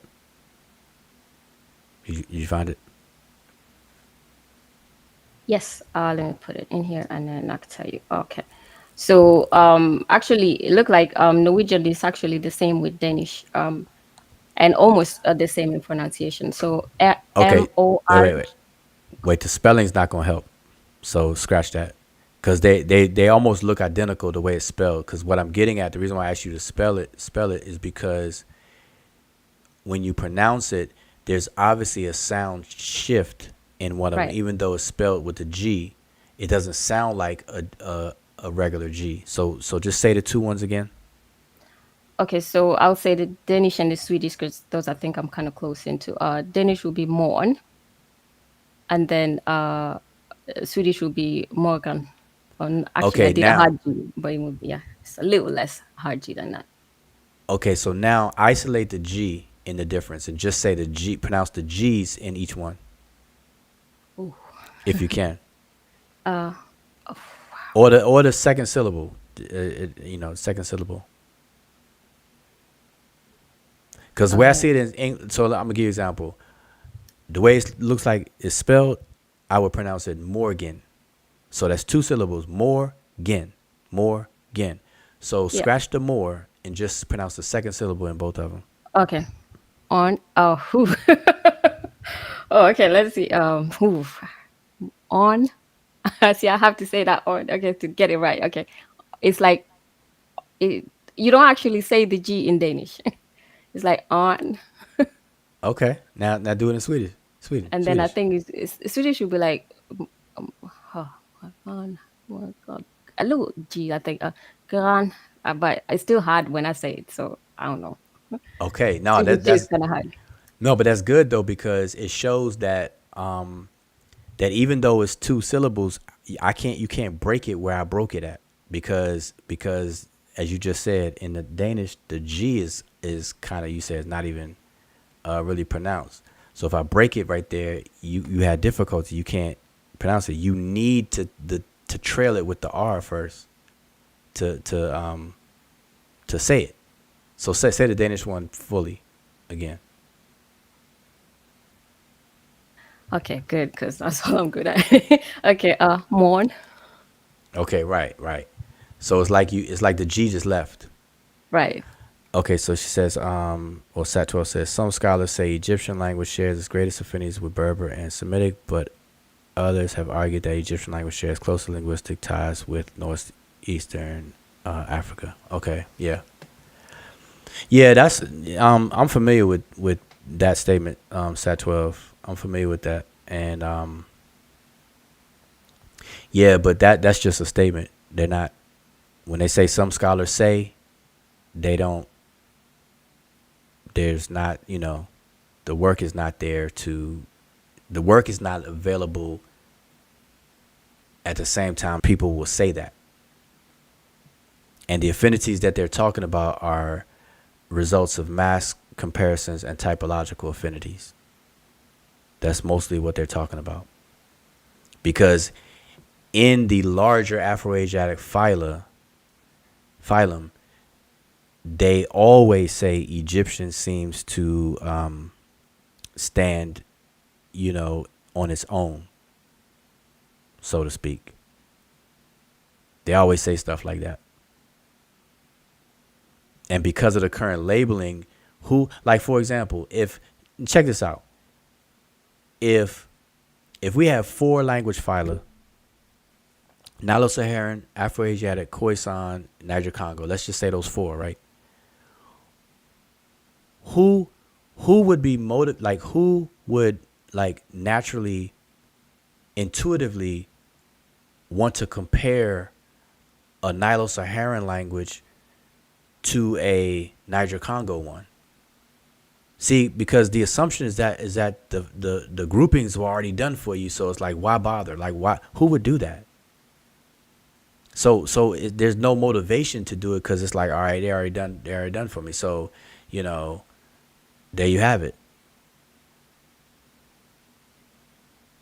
So that's, so when you approach it scientifically, you have to remove those existing categories, because those existing categories were based off of non-scientific methods, mass comparison and typological observations and stuff like that. Those are not the methods to determine genetic relatedness.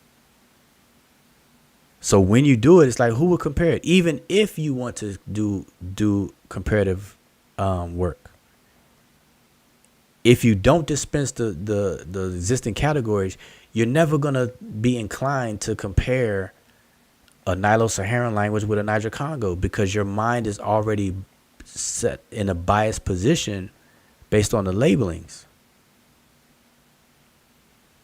So Mboli did the scientific thing. He dispensed with all the labels. He said, "Nah, scratch all of that.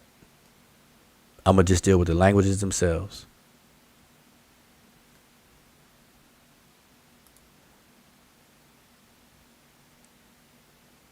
Yep, I'm just gonna deal with the languages themselves. Anyway, so this is it, y'all. I'm gonna say appreciate everybody tuning in. MK, you have the last things, because we're definitely gonna shut this down.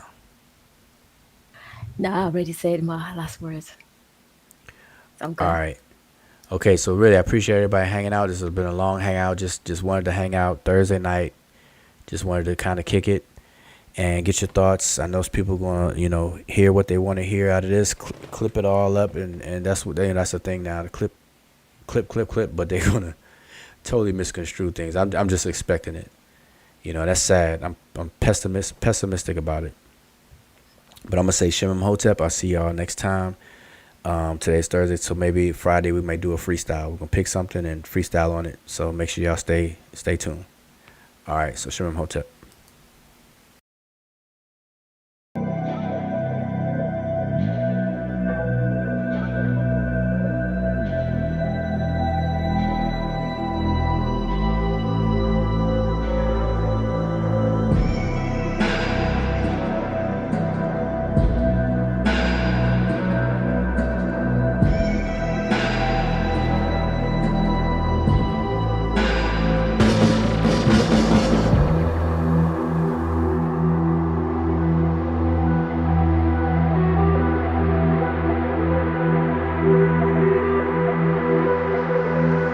this is the irony of it all, and this is the trap. The Europeans began to manipulate history when they rose and began to expand into the broader world in the 15th and the 16th century because they had to justify the slave trade and they had to justify the colonial system that followed. And modern racism has its incubation in that period. You cannot enslave a man and say he's a human being, but he has humanity. Black people have never written any definitions of race, any definitions of what a people. They have never said that these people with these kind of traits belong here. Because modern racism had its development in the pseudo-scientific development of intellectual Europe after the 15th century. And they began to say that certain kind of people belong to certain kind of race, and they created the concept of race and racism itself. You're saying, in essence, that there's no such thing as a race. Oh, I maintain that race is the phoniest issue ever invented by the mind of man. The European invented and developed the concept of race. There's really no such thing as a race because nature created no races. Race is a man-made thing. Could we say that being called black was a political term? It's a political term and a term which indicates our self-awareness at this juncture in history, and I think we really need it. We need to really bathe in blackness for a while, but I wish we'd get the bath over with and go on to something a little more important.